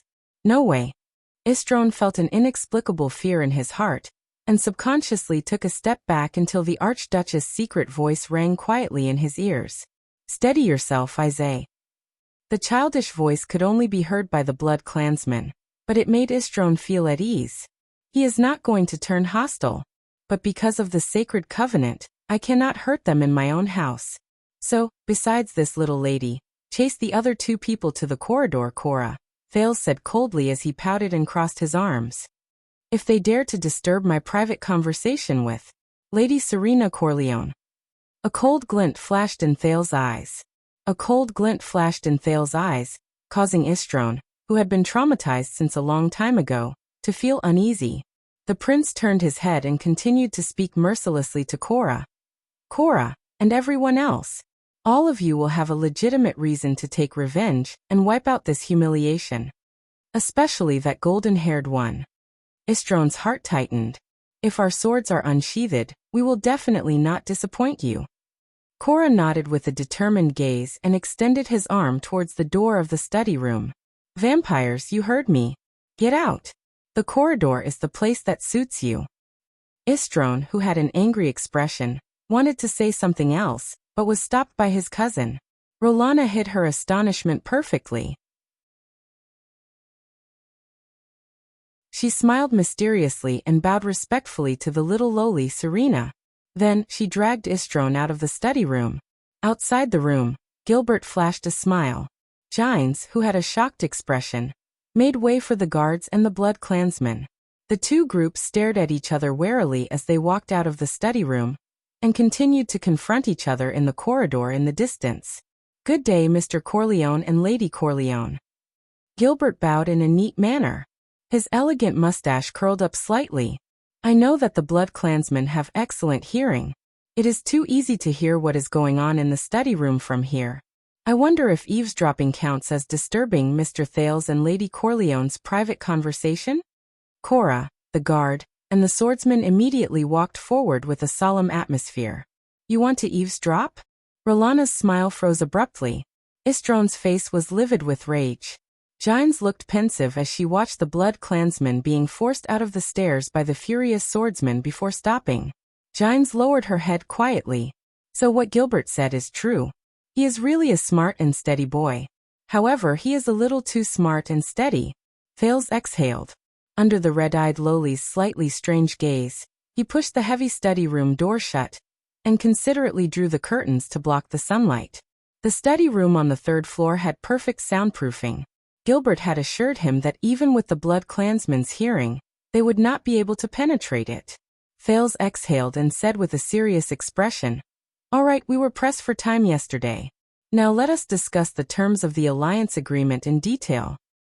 Especially the part regarding my blood, and the fact that all of you are working for me. Very good. Lady Serena, the lowly, who spoke with a lisp due to her shrunken body, also nodded seriously. We might as well include the matter of your identity in the terms that we need to discuss. Thales had a puzzled look on his face, but when the red-eyed lowly said the next sentence, his expression changed drastically.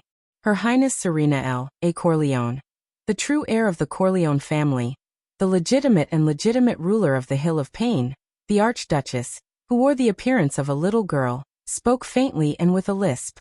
In other words, the problem of my right to inherit the throne as a prince has yet to be recognized.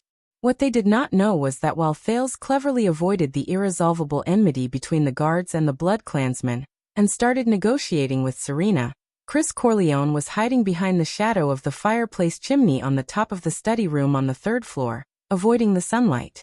His posture was strange, and his face was expressionless. All right. The pale-faced Chris Corleone's ears twitched. He turned his head and said, Our people are not fighting. I think His Highness and that little friend have already started talking. Both of us are supreme class after all. There is no need for us to maintain this awkward posture, right?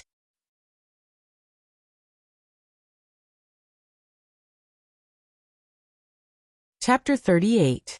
The Next King? Last night, Rhee's subordinates exaggerated Rhee's identity. The girl with baby fat pouted. She was dressed in a child's outfit prepared for Thales. She looked comical and cute as she sat on the carpet by the fireplace.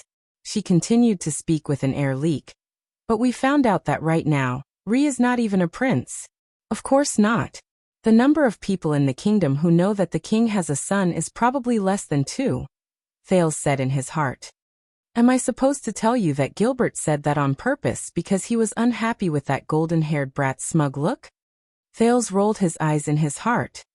I thought. Thales took a deep breath and looked at the pair of red eyes in front of him. He said, We talked about it in Vine Manor. Since my blood is very tasty, As long as you forget about sucking me dry in one go, I will provide you with a small amount of blood on a regular basis.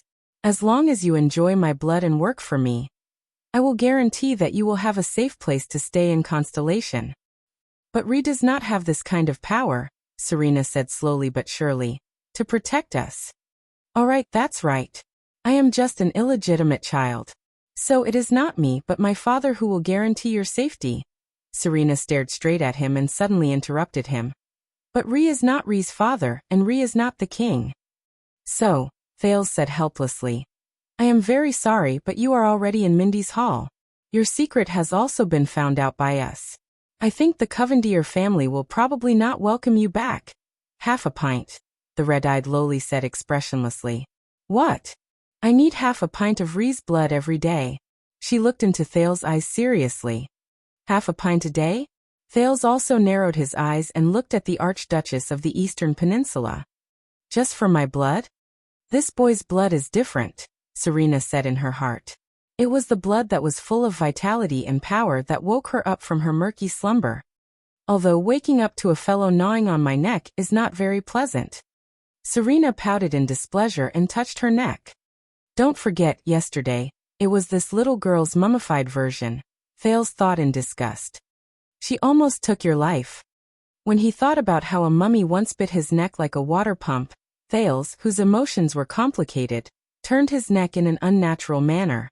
The two of them stared at each other silently, until one of them broke the silence. Are you kidding me? Half a pint a day?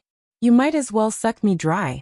Thales stood on tiptoe and slapped the table, or else he would not be able to hit it because he was too short.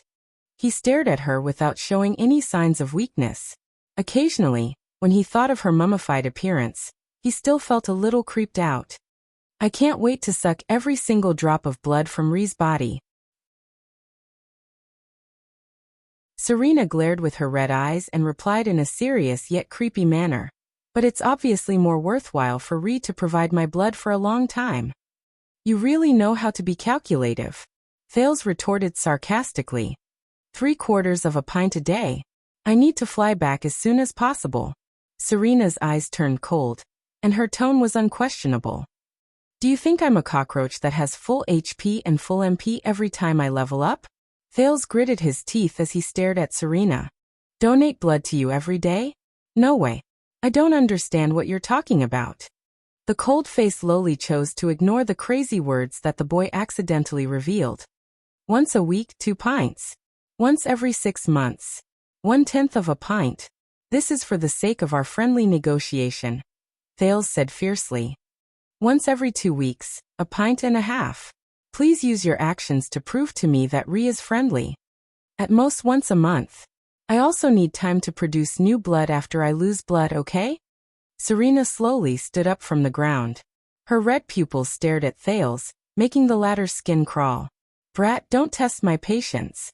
Ree can still stand here and breathe in air, because I'm interested in Ree's blood. Serena's pupils shrank. Her expressionless face suddenly turned cold. If we want to leave without caring about the sacrifices, Ree can't stop us. Moreover, Serena's eyes moved mysteriously, but her pupils never left Thales' gaze. It made the boy's hair stand on end. Here hides Constellation's secret heir. Ree, would some of the suzerains and nobles be interested? Thales immediately felt his skin crawl. This damned old witch. Thales cursed in his heart, but his field research experience from his previous life made him realize that as the other party in the negotiation, he could not show weakness. All right. Thales tried his best to release a cheerful smile on his face. Your sister must miss you very much too, especially since you not only came to Constellation for a vacation, but also became a cute little chubby girl. When that time comes, I can't become the heir, and you can't return to the Night Kingdom. Since we're so compatible. Thales smiled even more brilliantly. Why don't you marry me? His voice faded away. Serena's expression did not change. Her gaze did not shift, and her body did not move. But for some reason, Thales shuddered. In that instant he felt a bone-piercing chill. Both of them stared at each other for more than 10 seconds. In the silence, Serena spoke very slowly and uttered a sentence. That's right. It seems that Ree really wants to break off relations with me. As she spoke, Serena suddenly grinned, revealing her small fangs. Thales was shocked. His right hand, which was hidden behind his back, trembled. JC's dagger was ready and could be thrust at any time. All right then. Serena curled up the corners of her mouth mysteriously and licked her fangs. I can deal with you for more than 10 seconds at this angle and distance. Thales lowered his head and furrowed his brows tightly. He gulped hard. As long as he did not run into Chris, Yodel would be able to rush over. The guards, Gines and Gilbert were also in the corridor. But Istron and Rolana. Damn it. But since he had already received the worst outcome, Thales could only choose to accept it. He bent his legs slightly and spread his feet apart. He prepared to raise his left arm and hold the dagger firmly in his right hand. He was about to strike a standard iron body style. Northland military sword style. Even though I've only practiced it for 2 hours, I hope it's worth it. Thales smiled bitterly in his heart. For the first time, Serena suddenly flashed a smile that made people feel uneasy. Her childish voice rose, and it sounded exceptionally terrifying to Thales' ears. Then I can only compromise. According to what Ree said. Once a month. How many pints, Thales? Ree will decide. He used his left arm as a shield to block her first attack. Based on his experience with that mummy last night, he wondered if she would. Thales suddenly realized what Serena said. What? Compromise? Thales' mouth was wide open in shock. It was big enough to fit 2 of Serena's fists. I was just about to assay when the enemy surrendered. Why didn't they follow the script? Something even more terrifying happened later on. 2 faint dimples appeared on Serena's cute face. The little loli smiled shyly and said, Brother Thales, I have already compromised. You have to agree to one of my conditions, okay? Thales could not react at all. He stared at her blankly. When he saw the nameless girl suddenly turn into a smiling little loli, he simply thought, what the hell is going on? His emotions changed too quickly. He could only respond passively with a dry voice. Ahem. What condition? The little girl smiled even more brightly. At that moment, Thales suddenly felt that the pair of strange red eyes was actually quite beautiful. Brother Thales, after you become king, can you support me in regaining the throne? Regaining the throne? The Eastern Peninsula's Night Kingdom? So that's the plan. No wonder she made so many concessions. This goal is too far away. Thales scratched his head. His dagger had long since been put back into his pocket. He said a little awkwardly and hesitantly, if I really become king one day, well, according to the situation.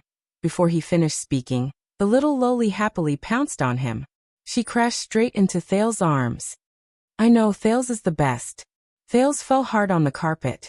But before he could pull the little loli away from his arms, he saw a pair of red pupils staring at him with watery eyes.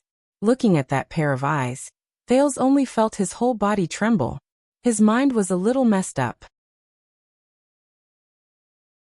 So much so that he could not remember what the 2 children said after they got up from the ground. In the end, the blood supply agreement was set at 1/8 of a pint per month. For this, Thales counted with his fingers. It was not much, but he still felt that he had suffered a loss.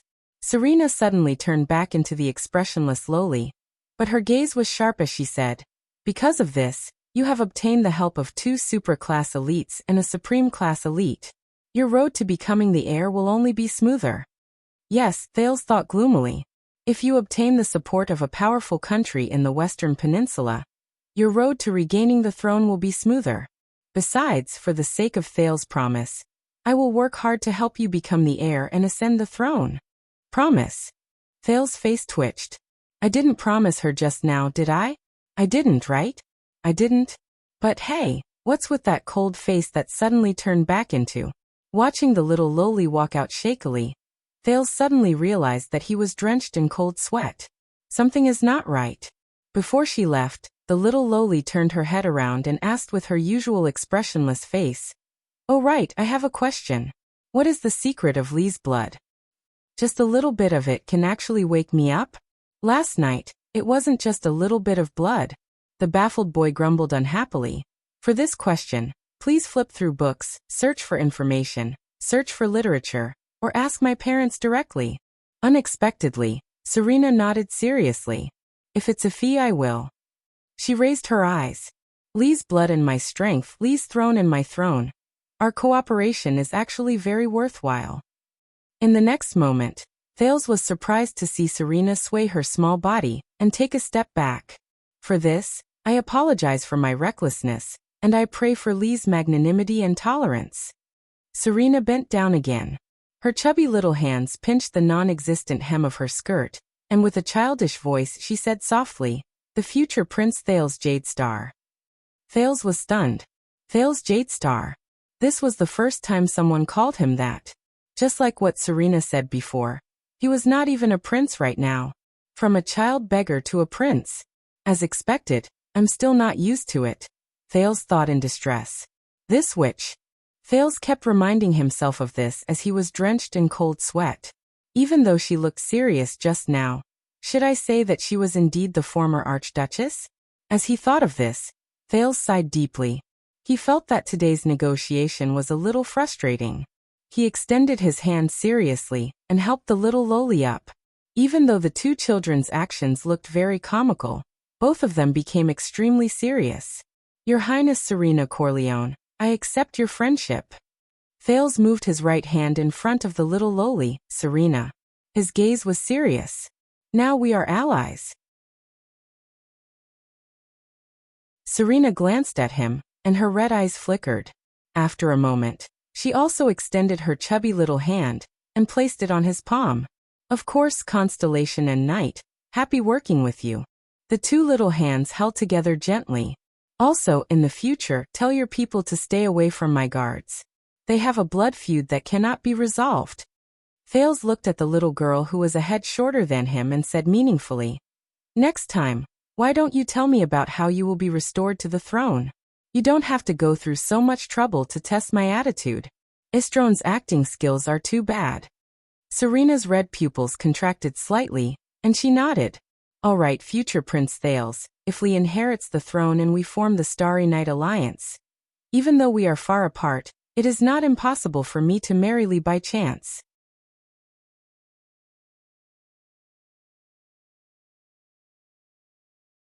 Chapter 39. 3 o'clock in the afternoon. What's wrong? In the study room, Thales put down the quill he was using to copy the modern alphabet. He waved his hand impatiently and looked at Gilbert, who had been staring at him for an hour. "Forgive me for being presumptuous, Sir Thales."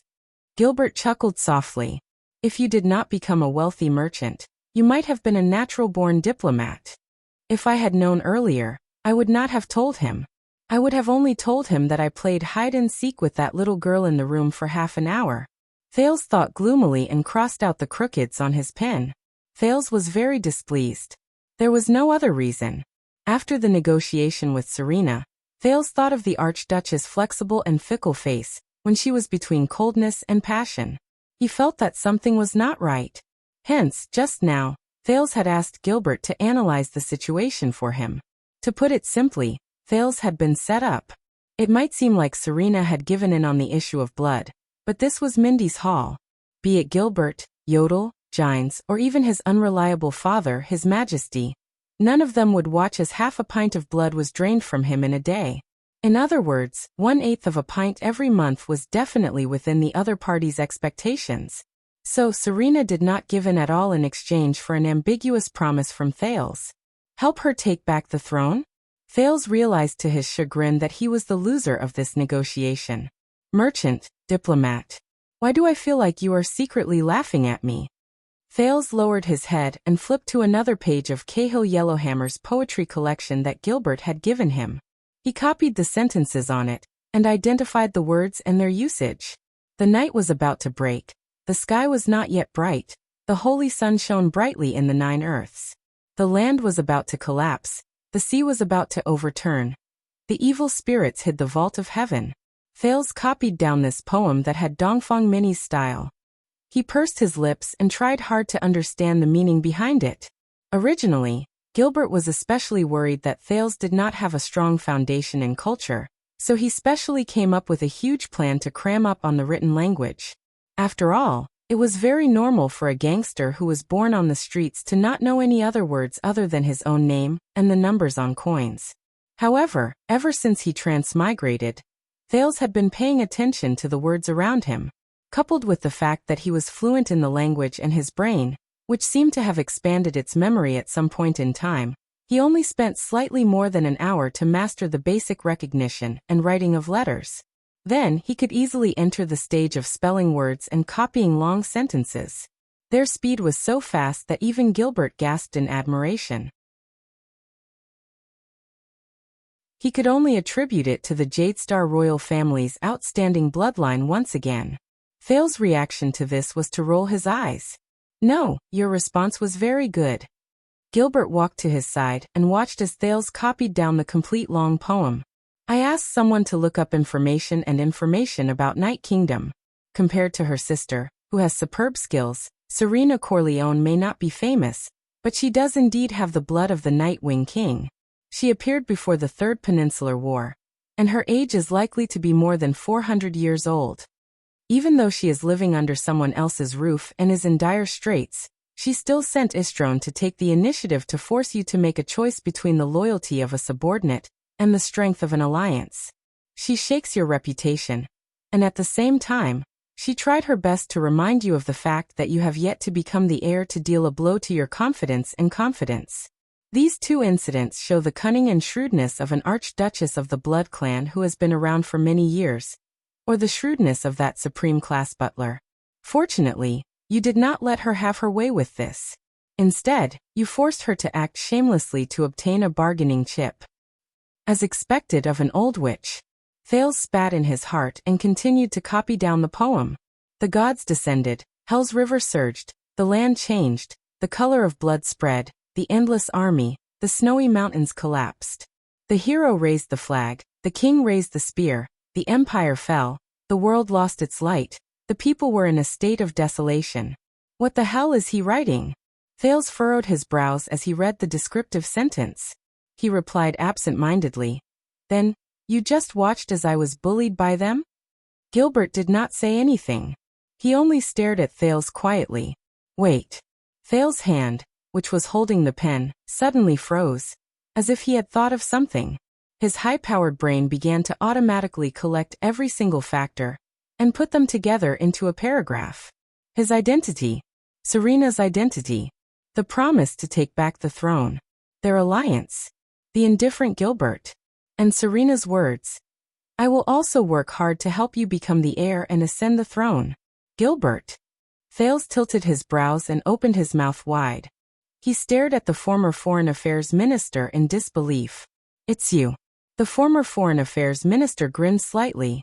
His mustache curled into an elegant arc. "By the way, I still remember." Thales exhaled and came to a realization. "Last night, you were the one who told them about my identity. You're not angry at the other party's arrogant and haughty attitude, nor are you ashamed of being looked down upon because of my status." Thales propped himself up in front of the desk. His gaze was suspicious. "This is a strategy you've planned all along." Gilbert did not comment. He only shrugged mischievously, which was rare for him. This made Thales immediately certain. This is indeed Gilbert's plan. F***ck. You deliberately revealed my identity because you guessed that they would probably see this opportunity and take the initiative to negotiate with the heir of the kingdom, who is still in dire straits, to strengthen the alliance in exchange for my promise after I succeed the throne. It might take a long time, but they are, after all, immortal blood clansmen. They can afford to wait. Damn it. Thales cursed Serena in his heart. That old witch. She obviously had a plan in mind, but she still pretended to be in a hurry to recover her strength and to fight her way back to the Eastern Peninsula tomorrow. Damn old woman. Damn witch. Thales thought hatefully. I believe that you must have a reason for doing this. Thales let go of his emotions and furrowed his brows. In his line of sight, Gilbert lifted his hat and bowed. We and the Corleones do not trust each other and are suspicious of each other. Yet, we live under the same roof in the name of cooperation. Even though this is our territory, this is too dangerous. As for blood, safety, Gilbert sneered and said faintly, I have never dared to believe that we can ensure the stability of our cooperation with these unreliable things. We and the Corleones can turn against each other at any time and endanger ourselves. But it is different now. You becoming the heir and her taking back the throne are tied together. In order to get your help, she must first help you. It may seem like an accident, but you used the promise of being the king in the future to obtain an even more stable assistance at present. Gilbert smiled mysteriously. Using benefits to gain allies is the essence of politics. As for what you said about watching you being bullied by them, it is naturally my duty to share your worries. However, to me, grooming you into a qualified heir and to protect you from any form of harm are equally important. Gilbert smiled and said, Serena Corleones is just a foreign politician who has fallen from grace, while you are the future of Constellation. I think this can be considered a small test. Small test? Thales lowered his head and rolled his eyes again. Since you have such thoughts, why don't you just look for them and propose an alliance? Thales, who was unwilling, replied stiffly, My young sir. Gilbert blinked. Diplomatic negotiations are like a duel of swords. Even though the party who strikes first has the upper hand, it also reveals its own footsteps and tracks. Nothing could be better for us if they propose an alliance. I'll just quietly watch you act cool. The prince thought indignantly as he shook his head. Thales mumbled in annoyance. They even scheme against their own people. What terrible diplomats and politicians. All right. Gilbert only narrowed his eyes and lowered his head with a smile. He looked at his pocket watch and said, You have been copying these poems with unknown meanings for so long. I think you must be tired. Thales put down the pen in his hand. Let's rest for a while. Since we are talking about politics and diplomacy, let's take this opportunity to have a little history lesson, Gilbert said with a smile. Sometimes, forming an alliance is not just about visible benefits. Gilbert sat on the expensive sofa and tipped his hat. There is also an urgent crisis. And a common belief. Thales put down his pen and began to listen to Gilbert's words seriously. This is also about how a group of humans and forces of other races who do not trust each other and are in a state of disunity can become the most loyal allies. Gilbert's eyes shone with a bright light. Thales suddenly felt that Gilbert had become a little serious. This is the story of the war 600 years ago described in Cahill's Fallen Leaves poetry collection. However, Count Casso's next sentence shocked Thales so much that his eyes widened. That cruel, dark, bloody, terrifying, world-shattering epic war. The Battle of Eradication. In the deep and dark secret chamber, an old and hoarse voice traveled faintly. So there is movement from the rich and distinguished families? Yes, my dear teacher. A cynical and lazy voice rose. They are at least super-class elites. There are also quite a number of supreme-class elites who set off from various strange places and gathered around the various counties in the north. They all have one thing in common. When investigated, they are not related to the nobles or suzerains at all. Can you get an exact date? The old voice asked indifferently. I am afraid it will be very difficult, the relaxed and cheerful voice answered. Even the extant diplomat group themselves have not decided on their exact itinerary. So, should we assign people to investigate and inform the king? After a while, the hoarse and old voice answered resolutely, No. Your focus is still on the doctor from Blackstreet Brotherhood. I want all resources to be tilted to that side. Do not underestimate Lance. After all, he was born here and knows our methods.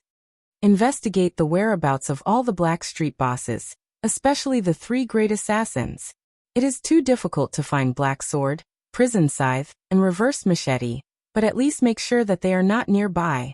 I believe that Black Sword will not be so stupid as to protect a wizard. Also, even if everything goes smoothly, do not let your guard down. After all, we have not fought against wizards for more than 100 years. The records and manuals are just references. After a long while, then. All right. After a while, the young voice said noncommittally. Speaking of which, are we really not going to leave any survivors? That's a living mage. In the darkness, the sound of a person sitting up from a chair was suddenly heard. There is no need. The hoarse and old voice then rose. Things that have long since disappeared, let them be buried completely along with the battle of eradication. The book page had been unreachable on Chidian for 3 days. Today, the page was suddenly restored. Alright, Ihuhan-san, am back.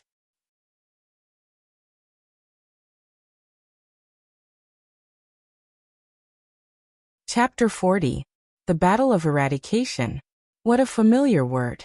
Thales had seen quite a number of plays in the Dark Knight Temple next to the Grand Bazaar, although most of his attention was focused on how to make money from the pockets of the audience. It had to be said that even though the priests of Dark Knight seemed to be neurotic and wrapped themselves up tightly, saying crazy things like, "Our Lord will return. The world will eventually collapse for the second time. History is a lie, and only the true God Dark Knight will save the world," every day, fortunately, they did not say things like, "The long night is coming, and danger is everywhere. Hey Ryan, watch out, that fat sheep is about to turn around." Thales, the child beggar who was watching the play. But the plays they rehearsed were really a good way for the illiterate who had transmigrated to understand the world without spending money. Maybe not that good. Thales followed behind Gilbert and remembered a play called "The True Dark Knight Descends to the Mortal World and Personally Saves the 33 Princesses." He could not help but twitch his mouth.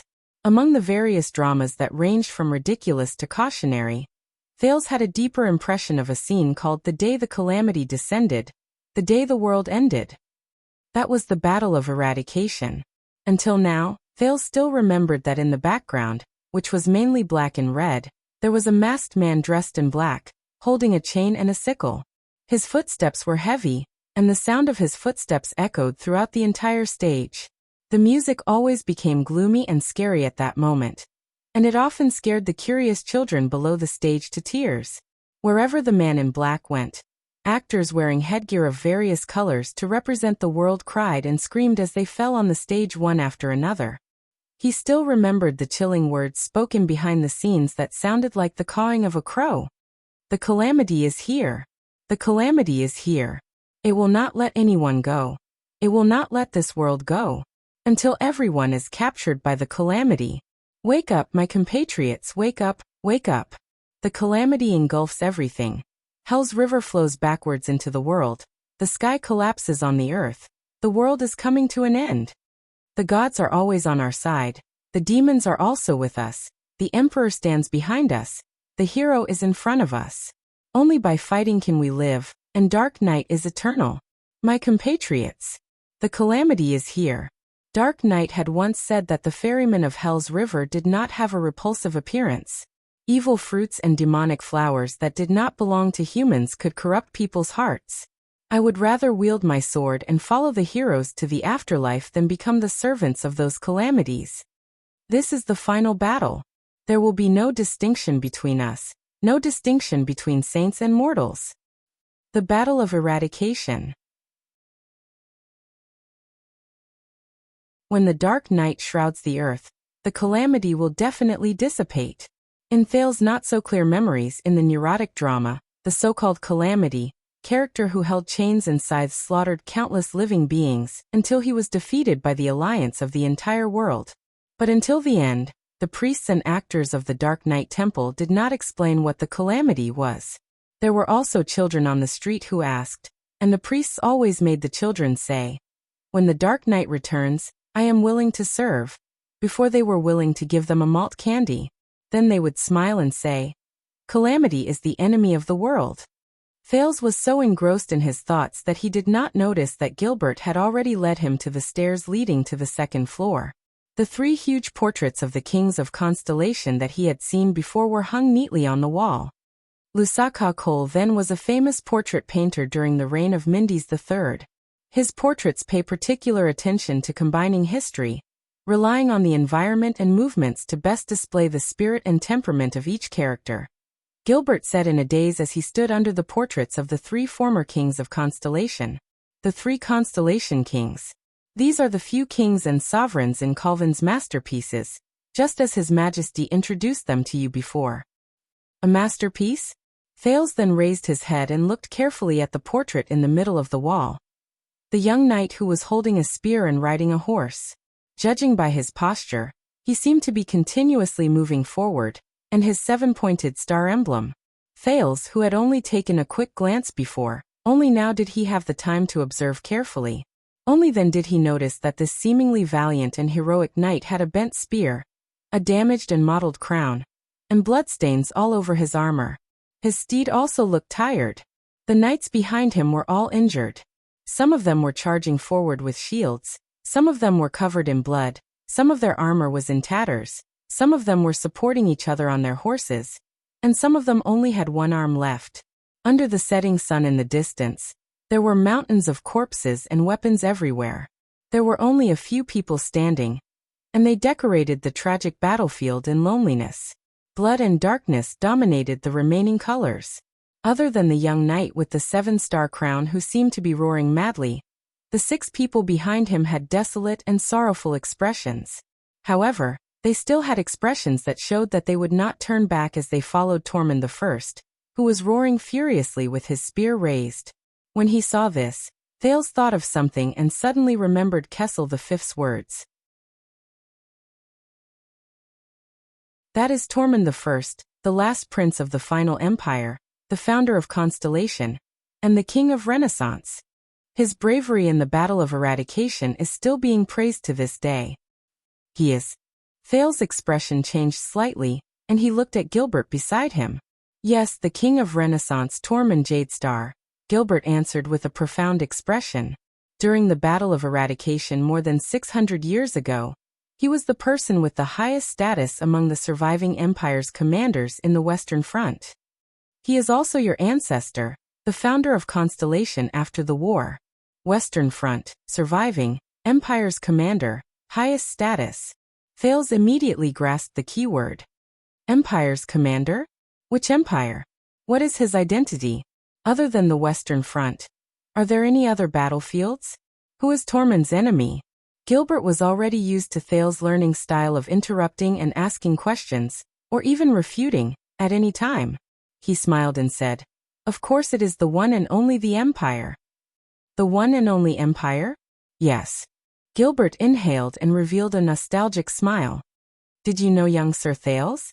Originally, our known world was a vast piece of land shaped like an arm, and we, the original land of Constellation, is at the position of the wrist. Thales raised his head abruptly. What? He interrupted Gilbert in shock. An entire piece of land? Then the Eastern Peninsula and the Western Peninsula separated by the Sea of Eradication. But Gilbert only smiled and raised a hand, gesturing for him to quiet down before the portrait of the late king. Let me finish. The answer lies in the Battle of Eradication. But Thales had already figured out an answer that was not far from the truth in his mind. The Battle of Eradication. Wait a minute. The ocean between the 2 peninsulas is called the Sea of Eradication? 2 peninsulas? When he thought of this, Thales could not help but ridicule. Gilbert, are you trying to tell me that a powerful foreign being brought an army to invade our world, and we defeated its intentions in a fierce battle, but inadvertently broke a magic well and blew up the world into 2 peninsulas? Gilbert's smile froze. What? Then the one in the west is still called Kalimdor, shoo. Gilbert smiled helplessly and interrupted him. My young sir, you do indeed have the ability to write novels and make up stories. If it were not for your identity, you might have been able to become an excellent bard or poet. However, we are now in a history lesson. Thales shrugged and shut his mouth. He placed a piece of memory that he had just found into the depths of his brain. It was still related to the girl with the Chinibu syndrome. Gilbert looked at him patiently until Thales stopped talking and became solemn in front of the portrait of his ancestor. Then he continued to explain. More than 3,000 years ago, after humans understood supernatural powers, superclass and supreme class elites emerged one after another. The combat power and equipment of the army were continuously strengthened. After many years of friction, war, and union, humans finally became one. They won the war against the other races year after year, and they became the rulers of the known world in the peninsulas. Gilbert's expression was one of reverence and longing. His gaze drifted about as he said faintly, They built a huge country that spanned across the 4 seas and intimidated the entire peninsulas. It practically touched every corner of the known land. Northlanders, Redalians, Nidar, Karanzarians, Red Earthlings, and aside from a small number of Far Easterners, almost all humans were under its protection and rule. They did not decide on the name of the country or the name of the dynasty. The highest ruler called himself the emperor. That unprecedented country, it's called the empire. Thales sucked in a cold breath. What he felt in his heart was not glory or pride. Instead, there was only sorrow and a sigh. War creates the country, and the country creates war. He quietly added a sentence in his heart. It was a sentence that he learned from the master's book in his previous life. Integration and war. It's easy to say. How many wars, how much blood, and how many massacres were needed to create a huge country that was unprecedented in history. However, Gilbert's expression immediately became gloomy. At the height of the empire's rule, a new race that was so powerful that it was almost terrifying was born among the humans without a sound. They were immortal, indestructible, and had peerless strength. Even supreme-class elites were powerless to fight against them. Even the true gods and demons were no match for them. What was even more terrifying was that they had a completely different way of thinking and way of doing things compared to humans and even the other races. They were unreasonable, wild, and crazy. They were difficult to communicate with. Thales froze slightly. That neurotic figure in blue robes with brown hair seemed to have appeared before him again. He opened and closed his mouth. They stood above the heavens, surpassed the gods, and looked down on all life. Thales snapped out of his daze and saw Gilbert sigh. They were like calamities. When they descended upon the world, they continuously brought chaos, disasters, blood, and massacres. The once great empire gradually declined under the heavy blows, and in the end, it was destroyed. A new race? Born among the humans? Unreasonable? Calamities? Thales thought of something. His heart began to beat irregularly. During Tormund I's era, which was the era when the empire calendar and the calendar of eradication alternated, the empire had already been destroyed for more than 300 years. The world of humans and other races returned to chaos and division. The final empire, where Tormund was only built by the survivors. It was a remnant of the empire's name, but its system, territory, and people were completely different. Historians are used to calling the former great empire the ancient empire, and the latter weak empire the final empire. In the year 1609 of the empire calendar, which was the year the Battle of Eradication took place, the final empire was just a middle-sized country in the world. The ancient empire's spiritual legacy and orthodox name did not bring glory and inheritance, but burdens and hatred.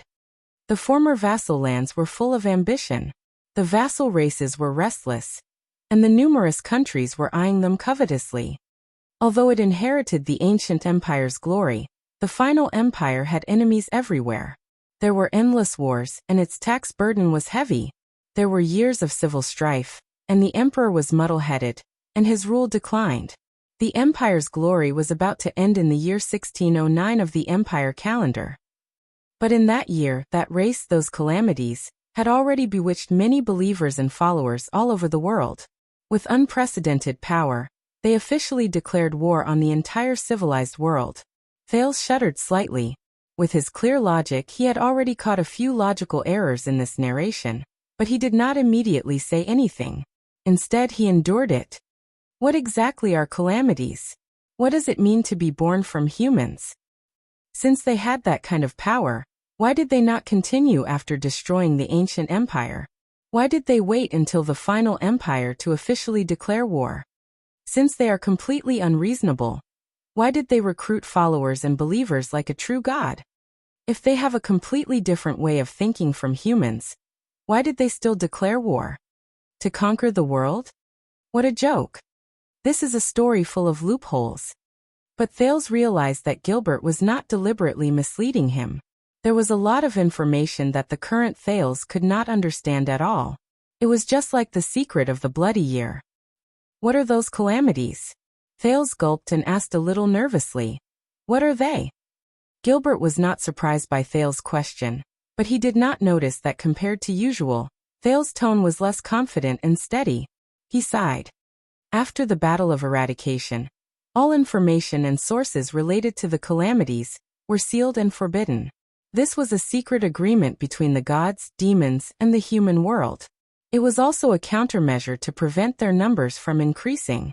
As many years passed, the terror of the calamities gradually faded away. Their names and existences were also gradually forgotten by many. However, as the king's only blood descendant, you will know about these sooner or later. Gilbert took a deep breath and said with a serious expression, "Those calamities were once humans or members of other intelligent races. But desire, greed, and ambition drove them to become something that lost its essence, an alien.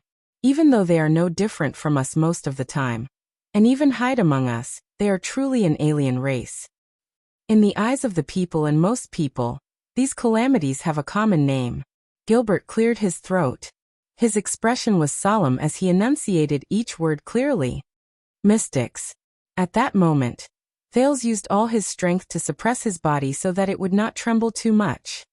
In their eyes, mystics are just another type of psionic who appears to be on the same level as the Knights of Eradication, psionic warriors, and other powerful fighters. Gilbert's gaze was cold as he continued, but only the countries and temples who participated in the Battle of Eradication know that these so-called mystics are the terrifying calamities, who have brought disaster to history for thousands of years. They have accumulated blood debts, ended 2 generations of empires, and almost destroyed the entire world. Only when they try to kill a mystic will they realize that something is wrong. Only then will they realize that something is wrong. By then, it is usually already too late. Because mystics, those calamities are immortal, indestructible, and indestructible.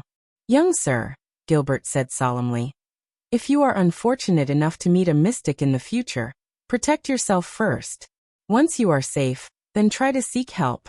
We have a set of measures that target the mystic's weaknesses, and can fight against them.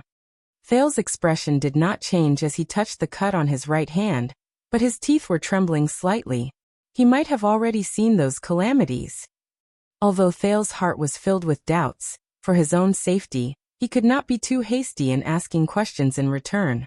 Who knew what he would be seen if he was anxious? But it's still not right. If mystics are such a terrifying existence, why would they fight over a small gang? Did Constellation just let their blood bottle gang grow stronger in Constellation? Another doubtful point. So many doubtful points. Gilbert paused for a moment, as if he was wondering why Thales did not speak and ask questions. However, he did not have too many doubts. Instead, he closed his eyes and thought about something. A few minutes later, he spoke softly. There is no need to doubt how terrifying they are. Those calamities are too powerful.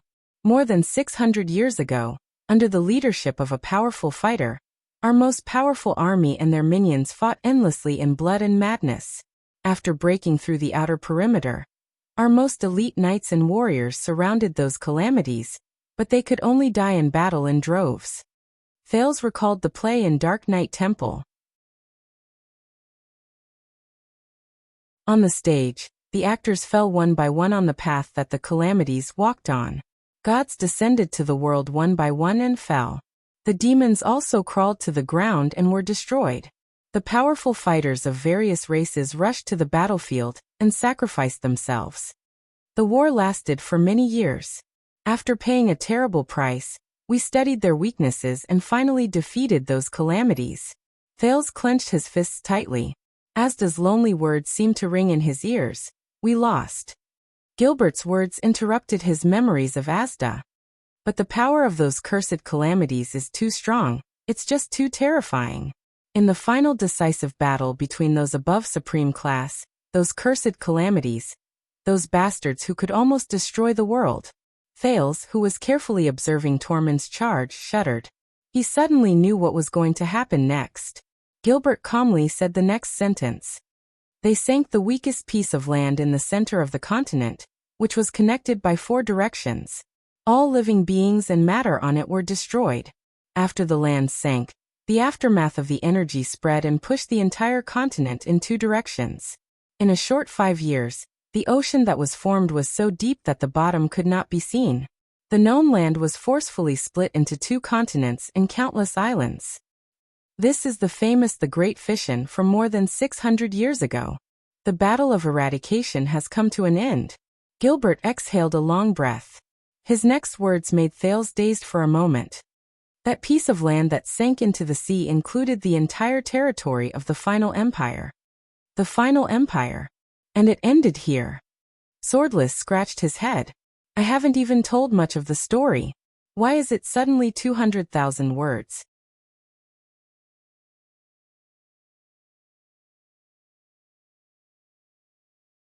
Chapter 41. The empire sank, the heavens fell, and the earth cracked.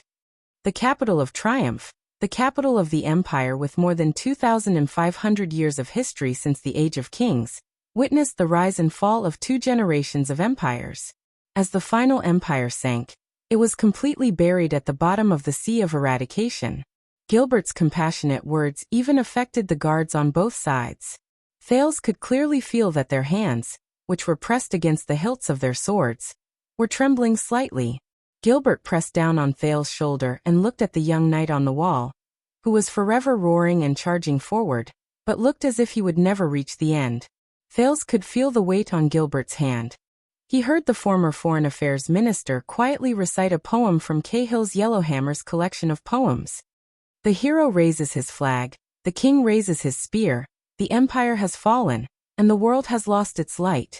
10 years of blood and fire, we return victorious, but we can never return to the homeland we fought endlessly for. The emperor no longer exists, and the nobles are all black. When he said this, Gilbert said absent-mindedly, Thales, my young sir, can you imagine that feeling? Thales stared at Tormund, who was charging forward with an indomitable will. The young knight looked so brave and fearless. Even on the horrifying battlefield, he still shone brilliantly. At that time, will he know that he can never return to his hometown? Gilbert did not wait for Thales to reply before he sighed. No, at least I can't. Thales did not say anything, but there was a strange feeling in his heart. Living beings in fear, desolate, with nowhere to go. Thales calmly recited the last 2 lines of the poem. Living beings in fear. In his imagination, a majestic and magnificent city appeared, but it was slowly sinking. Everyone was running for their lives, shouting in panic and panicking, but they could only watch helplessly as the seawater drowned everything. At this moment, Thales suddenly raised his head and asked with a solemn and slightly resentful tone, "Who are you?"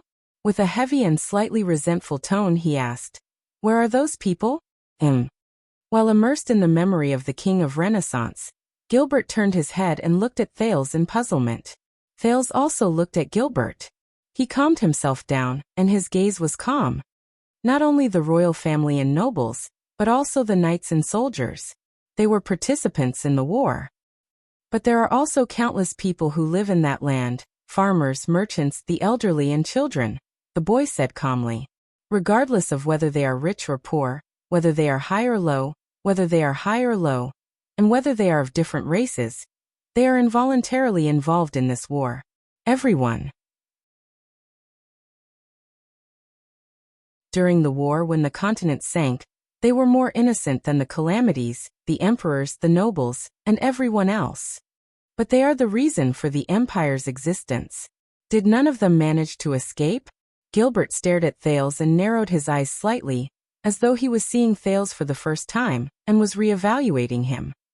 Just like your grandfather, young Sir Thales, who sympathized with the people, you have a compassionate and benevolent heart. Gilbert sighed. Sympathize with the people? Those who could use the word sympathize probably never put themselves in the same dimension as commoners. As for compassion and benevolence? The prince shook his head silently in his heart. But Gilbert immediately lowered his head dejectedly. His eyes were filled with disappointment. No. The entire world, the final empire, from the nobles to the commoners, all sank into the sea. Only Tormund and his army were left. This proves that the final empire and even the ancient empire are not legends. They truly existed before. Thales lowered his head, closed his eyes and exhaled softly. At this moment Gilbert's hand, which was on Thales' shoulder, suddenly exerted more force. He spat out the following words, one word at a time. He enunciated each word clearly, and at that time, Prince Tormund was just the most unfavored illegitimate child in the final empire's royal family. Thales shuddered. Thales turned his head abruptly and looked at Gilbert in disbelief.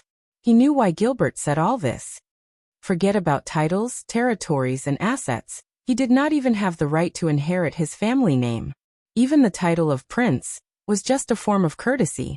Gilbert looked at Thales with a firm gaze. Compared to you right now, he had nothing. The situation he faced was 100 times more dangerous than yours. Thales looked at Gilbert in a daze, then looked at the illegitimate king on the wall. Gilbert shook his head and put down the hand on Thales' shoulder. He continued to speak. The battle of eradication was won. Humans and the entire civilized world celebrated the great victory. The world's politics also changed. In the east, the King of Peaks brought the hopes of the Far Easterners and overthrew the old dynasty to establish the main Nox dynasty. Amar Maimo Hanbol raised his banner and began to spread the great name of the Handel dynasty among his countless believers. In the west, the hero Raikuru Extet was crowned king amidst the cheers of the people. The powerful and proud Extet kingdom was born. But compared to this, Gilbert looked at Master Calvin's painting with a stern and pitiful gaze. The final empire, which inherited the glory of the empire, lost all its land and citizens in one night. Only its last bloodline was left. In one night, the originally insignificant illegitimate child became the only remaining supreme leader of the empire that no longer existed. Regardless of whether it was land, people, supplies, or wealth, Tormund had nothing. Other than the 6 knights by his side, he only had 2,000 soldiers left. They moved in fear in an unfamiliar land. Their hopes were cut off, and their future was bleak. At the age of 24, he moved between many forces of power and suzerains. For the sake of even a little bit of food, a little bit of supplies, a station, or a batch of weapons, he used everything he had, from groveling to arguing for what was right, from sweet words to seizing by force, to maintaining the independent survival of his subordinates and the last dignity of the empire. The lonely Prince Tormund struggled daily between wars, conspiracies, ambitions, and power. He worked hard to survive amidst mockery, exploitation, and malice. He was only 26 years old, but his hair had already turned white. Gilbert placed his hands behind his back. His eyes were filled with reverence. The final prince of the final empire. This was how the people of the 2 peninsulas mocked and ridiculed him at that time. Thales stared fixedly at the valiant prince and did not say a word. 10 years passed. Their numbers dwindled, and their hopes dwindled. Finally, after a battle with heavy casualties, the despairing subordinates carried the corpses of their comrades and surrounded the haggard Prince Tormund. They wept and interrogated him. What was the point of continuing to fight like this? The empire was destroyed, and not a single inch of its land remained. They were like rootless duckweeds, the ashes of history. They would eventually disappear without leaving a trace. Why did they still fight? Why did they not give up? Thales was slightly shaken. He looked at the prince. The ancestor's gaze was no longer the same. When you have nothing, when everything no longer exists, what are you fighting for? Gilbert looked at Thales' expression and sighed in pity. However, he immediately put on a determined look and expression. Thales. For the first time, he called Thales' name in a serious and unceremonious manner. You must listen carefully to what I am going to say next. That night, in the face of his subordinates' reproach, Tormund shed tears. He removed his battered armor, pointed at the stars in the sky, and recited his oath. At that moment, Thales saw the guards on both sides stand up straight with their heads held high. The sound of armor clashing against each other instantly came from the spacious hall. Gilbert's expression was firm, and his tone was solemn as he spat out a few words. As long as the stars exist, so long as the stars exist.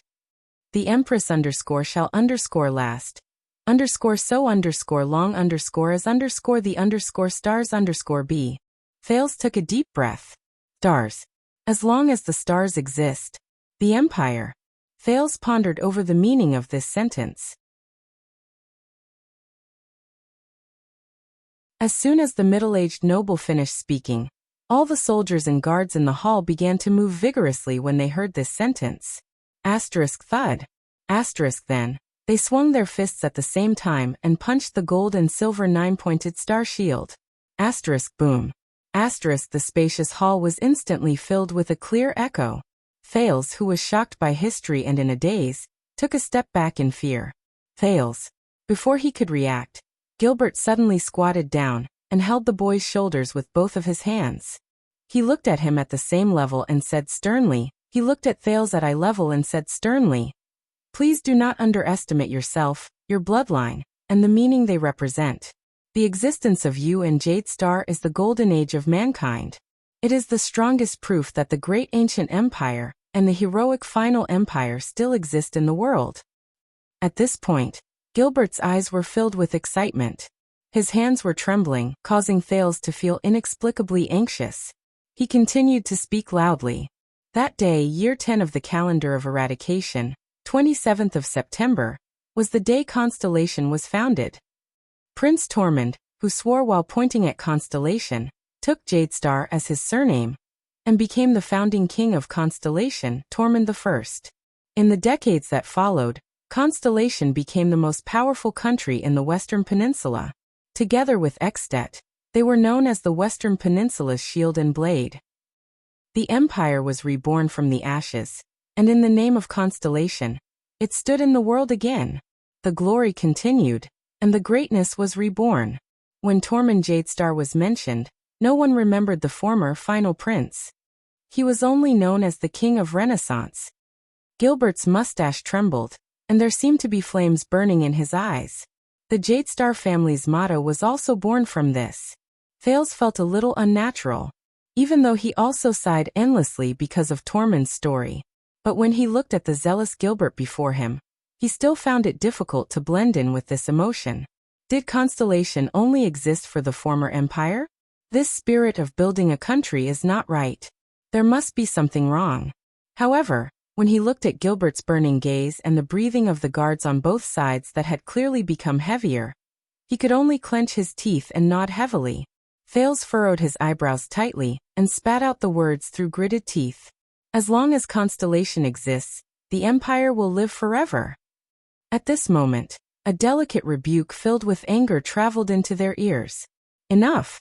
Thales and Gilbert turned their heads at the same time. They saw Jines Bachkovic, who was standing on the stairs with a cold expression. She looked at the teacher-student pair in displeasure. "It's dinner time."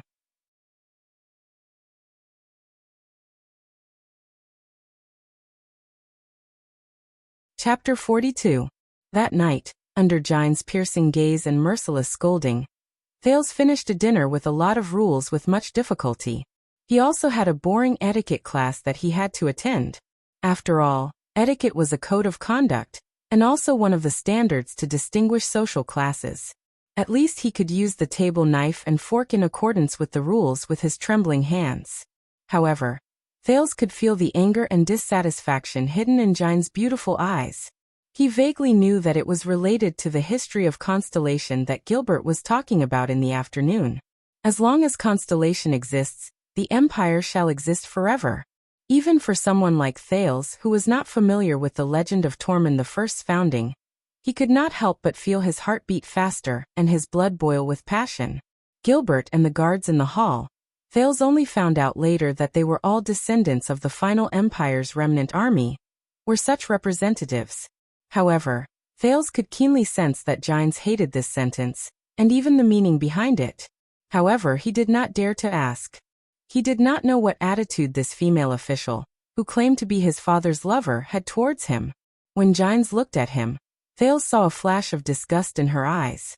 He also saw her forcing herself to endure it, as well as her repeated hesitation when she approached him.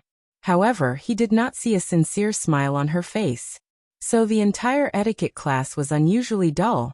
That was until Jines, with a burning gaze, broke the silence, contrary to Thales' expectations. "You don't like these rules and etiquette, do you?" As she watched Thales bend his wrists with all his might to avoid exceeding the standard arm swings during a meal, Jines suddenly said coldly, "Your expression is even uglier than a horse that has just been shaved." Thales was shocked by the sudden question. In a flurry, he tried his best to answer appropriately. Madam Gines, I know that these are necessary. I am still trying my best to get used to. However, his words were interrupted by Gines again. Of course you must learn these etiquette, she said coldly. But her voice was filled with mockery and disdain. But it is best not to become their captive. Walking, sitting, or lying down in a so-called noble manner does not mean that you are really noble. Similarly, bearing those glorious and proud histories does not mean that you are really. Gines did not continue. She subconsciously bit on the second half of her sentence. Thales felt a chill in his heart. It seems like this lady has a different opinion about Gilbert's teaching method. Madam Gines, he cautiously probed, Gilbert's history lesson in the afternoon, you don't seem to be not. What kind of joke is this? That is their great and ancient kingdom. How would I dare to have any opinions?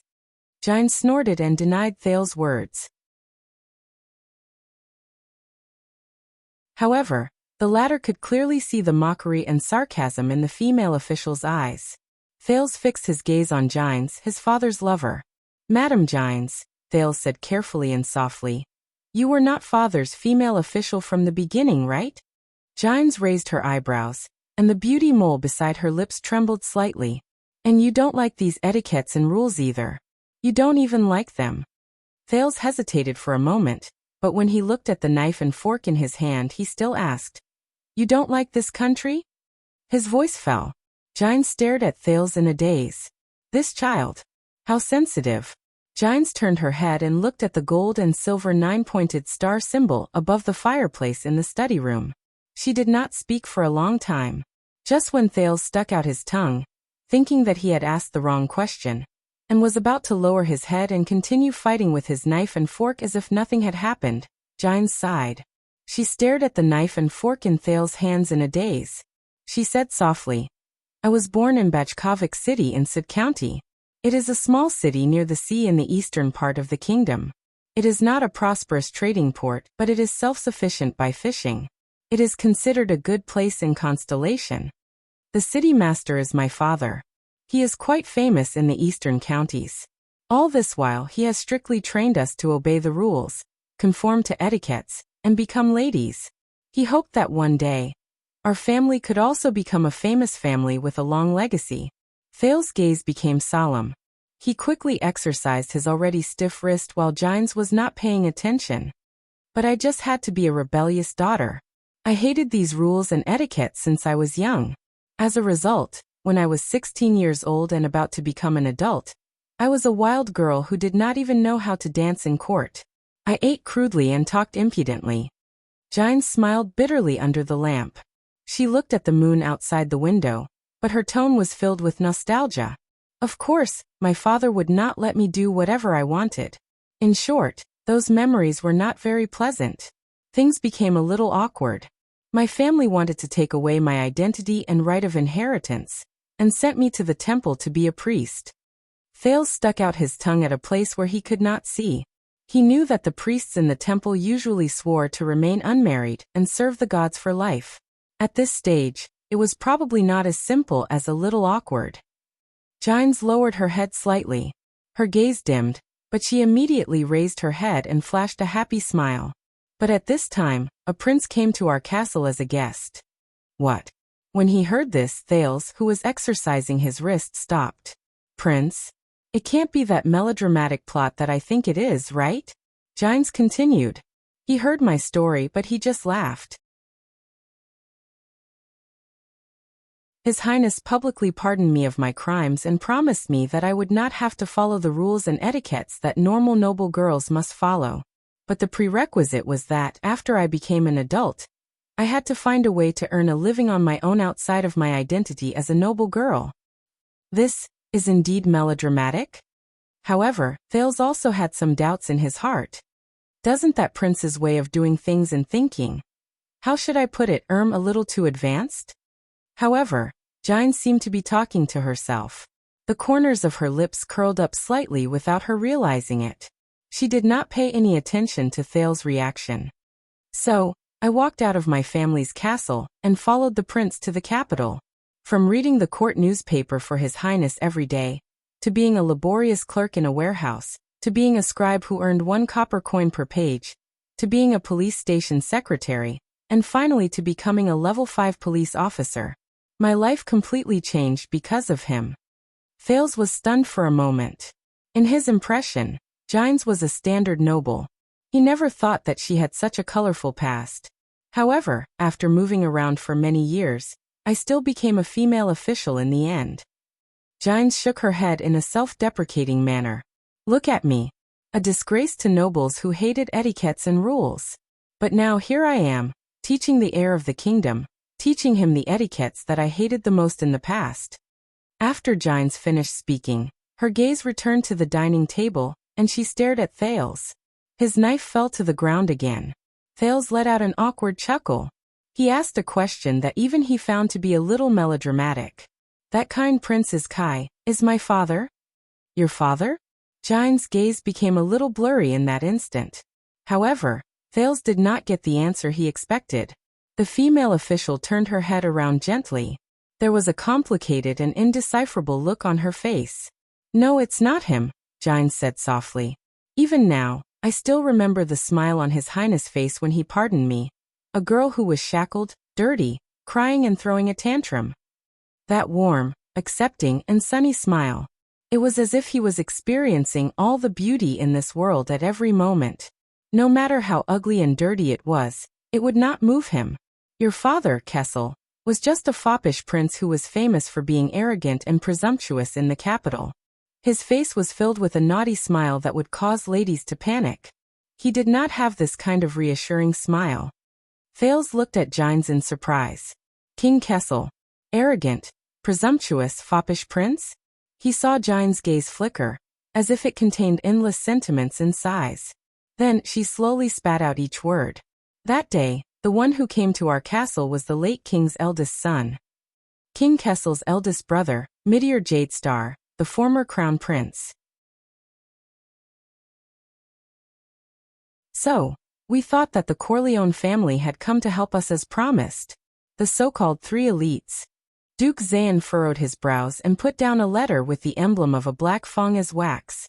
He crossed his arms under the tricolor iris flower. They were merely losers in the family's internal strife. They used the Corleone family's name, used our invitation, borrowed our long-distance voyage ship, and relied on our special customs clearance to use us, the Covendier family, like fools. They sailed across the Sea of Eradication, escaped from the Hill of Pain, and hid in Eternal Star City. They stayed in our manor for so long, and even took away a lot of blood. Is that so? The 2 supreme class knights standing in front of his study table, Lord Cassine and Lord Seychelles, did not say anything. They only stared at the middle-aged bald man between them, who was sweating profusely and kneeling on the floor, with complicated expressions. Cassine remembered that the bald middle-aged man was a fellow member of the Tower of Eradication, who came under the old duke's command with him and served Covendier's tricolor iris flowers. Unfortunately, the middle-aged man was not skilled enough and was heavily injured in a battle. From then on he could only handle civil affairs. But even so, the old duke still pitied his situation and trusted him to manage the long-distance voyage. What was his name again? Cassine tried hard to search his memory, but he could not remember it. The kneeling middle-aged man's head was almost touching the ground as he stuttered. Yes, yes. They showed the sacred blood emblem that only the Corleone family's direct descendants have. That golden-haired one also threatened us with a terrible attitude. They also had your handwritten letter. Enough. Duke Zayn sighed and rubbed the space between his eyebrows. Beside him, Butler Ashford immediately took the opportunity to pour a glass of fine wine from Sarah Dukedom. Zayn forced a helpless smile. This matter is not your fault. You may leave. Remember to be more careful next time. The middle-aged bald man felt as if he had been pardoned. He kept nodding and apologizing. Under Seychelles' urging, he only left the study while trembling. He was once a talent, but he is useless now, Zayn said with a pained expression and raised his wine glass. Immediately send him to the Eastern Peninsula again. Get rid of him on the high seas. Don't do anything within the borders and territorial waters. I do not want to commit murder. Hearing this, Cassin's heart skipped a beat. Your Grace, he could not help but say. If you let him stay, I'm sure he will only be more dedicated in the future. Cassine did not notice the secret signal that Seychelles gave him. Forget about the usual matters, but I do not want to make any mistakes when it comes to such a crucial secret matter. Duke Zayan sighed. He made a mistake once. There is already a grudge and a shadow in his heart. Especially, his doubts about his future will only deepen with time. And he knows about our contact with the Corleone family. This is related to that plan. All of you know how important that plan is. Cassine finally noticed Seychelles' secret signal. So he lowered his head and did not speak again. The next time we set sail, get someone new. Duke Zayan took a sip of wine in disappointment. When father was still around, they were far less lax in their work. Ashford replied calmly. Loyalty and caution both require time to settle. Zayan shook his head and sighed. Unfortunately, what we lack the most is time. That matter is within a month, and our men cannot participate in it. It's best that nothing goes wrong. Seychelles nodded slightly. Sir, please do not worry. The mercenaries we hired at such a high price will have enough chances to assassinate His Majesty. Lord Cassine trembled slightly. He did not know why his colleague was so bold and reckless. Zayan paused for a moment. After a while he shifted his gaze to Seychelles. Do not speak nonsense, the young duke said coldly. Seychelles lowered his head and apologized, but he was secretly sneering. It seems like the duke is not dissatisfied. All of you should depart. The Cullen family and Nanchester family will send people over. Do not clash with them at this juncture. Zayan's gaze was cold as he cautiously said to Cassine and Seychelles, when those mercenaries succeed, get rid of the people who did it. Cassine was shocked.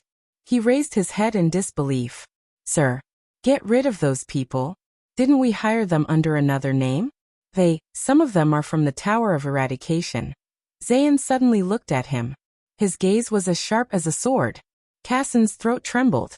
This supreme-class knight could not say the rest of his words. Then persuade your friend to go back, Zayan said calmly. But Ashford knew that this was a sign of his dissatisfaction. Send someone who is not your friend. Seychelles abruptly tugged at the back of Cassin's clothes, causing the latter's words to be stuck in his throat. As you wish, sir. The astute Seychelles nodded. He pulled the ashen-faced Cassine and left after receiving the order. Zayan slowly exhaled and calmed himself down. He looked at the portrait of the old duke in the distance. Cassine is old, he said plainly. After this, send him back to Jadeite City or to his own territory. Ashford's expression was calm as he nodded slightly. As for the matter regarding the Corleone refugees, Ashford, you will personally handle it. Start with the investigation of the cavaliers who suddenly broke into Vine Manor that night. Zayan spilled the red wine at the bottom of his glass. His gaze was cold. Contact the Corleone family. Write a letter directly to the Night Queen herself. Tell Katerina what happened here. Find the opportunity to increase our bargaining chips. Ashford nodded. As you wish. I remember that Mindy's Hall's probing was handed over to Blood Bottle Gang. Or did you not find Nikolai? Zayan narrowed his eyes and looked at Ashford. No, sir. Ashford bowed slightly. Blood Bottle Gang is now leaderless and in chaos. There are rumors that he went abroad to search for the Blood Mystic. Blood Mystic. Zayan shut his eyes tightly and exhaled through his nose. His upbringing compelled him, with all his might, to swallow the ungraceful words he so desperately wanted to say. Duke Zayan opened his eyes. There was no emotion in his pupils. He put down his wine glass and said, If there is no other way, then we will directly send our men to take control of Blood Bottle Gang. Within these 2 months, I want to control all the rumors and news from civilians to soldiers, nobles to merchants in Blood Bottle Gang's territory. Ashford nodded slightly. The messenger sent to Extet should also return. Let's see if the Archduke of Black Sand region is willing to seize this opportunity. Zayan leaned back into the comfortable recliner and narrowed his eyes. Just wait, father. Tricolor iris flowers will soon advance further. If everything goes well. Let me tell you something. Swordless had a bad habit. He liked to upload chapters first, then carefully browse through them in the reader's interface over and over again. This is more efficient. I can't see anything on the page at all. He would review and revise them. Sometimes, he would even make major revisions. So when you see a new update, look at the time first. If it is an update within 20 minutes, then Swordless is most likely still holding his notebook and revising it. He will only make the overall revision in the background after a while. Don't rush. Wait a while. After half an hour, look again. By then, it will be the final version. So at this time, just smile. Don't rush. What if you read a draft chapter and are poisoned to death by typos and bad logic? Wouldn't that be Swordless' fault? Advertise the book group again. 397147168. Currently, there are only 4 people. It feels so miserable.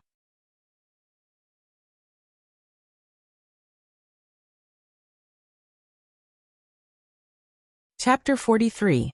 In the next 20 days, the weather in the capital city turned cold, and winter arrived. Under Jine's fierce training, Thales learned 3 defensive styles, 7 offensive styles, and 1 combined style of the ancient Northland military sword style at the cost of more than 2 hours in the morning and 2 hours in the evening, under the prerequisites of exhaustion and backache. Only when his arm began to get used to the shape and weight of the shield and sword did he finally change to a larger sword and shield. Listening to Jine's words, he began the process of passively getting beaten up, to learning to get beaten up, which was still what Jine said. In the past, you were the one getting beaten up. Now you need to know why you are the one getting beaten up. This was the extremely strict Jine's. Isn't I still getting beaten up? Hey madam, you haven't shouted to start yet. Hiss. This was the flustered Thales. Under Gilbert's strict supervision, Thales basically learned the advanced grammar of the common language and the basic usage of the ancient empire's language during his culture classes in the afternoon and evening. He began to come into contact with the rhetoric of Constellation's nobles and some necessary foreign languages, such as Far Eastern proverbs and elven warnings. He also learned some basic knowledge of Errol from his tireless history classes.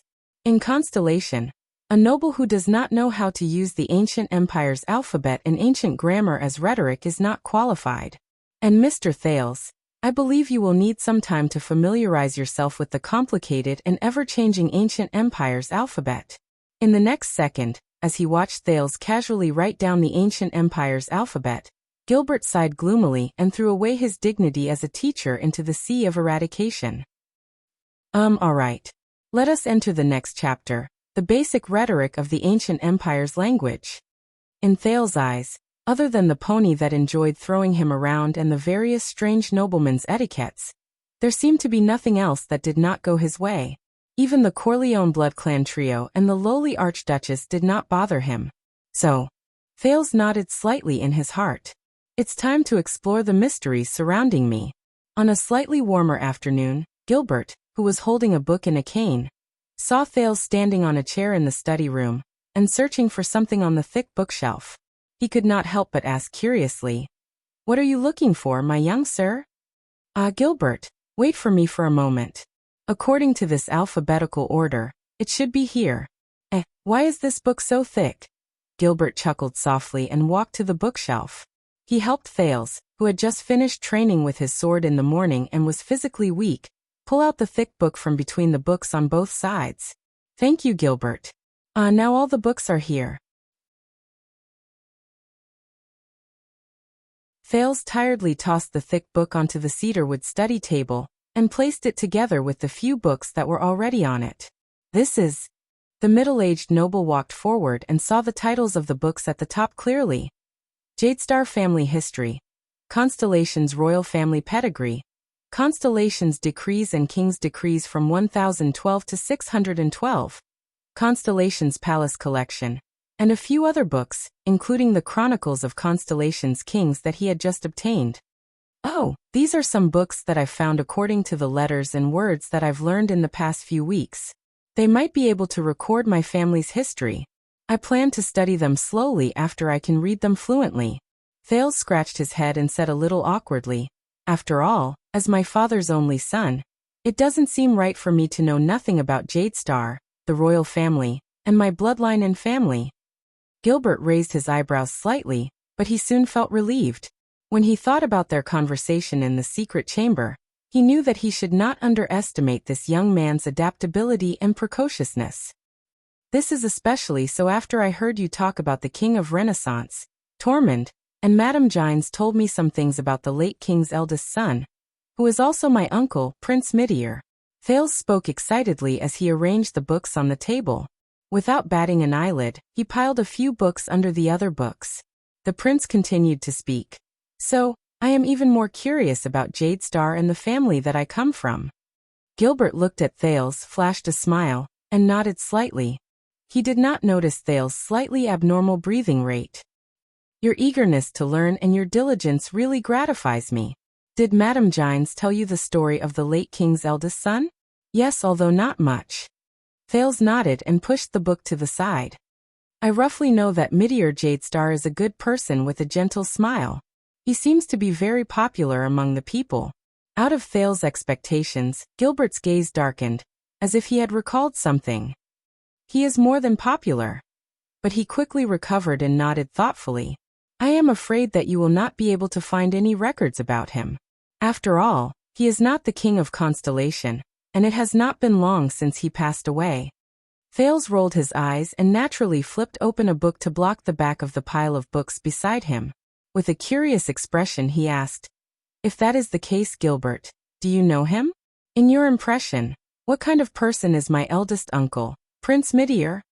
Gilbert froze for a moment, then sank into deep thought.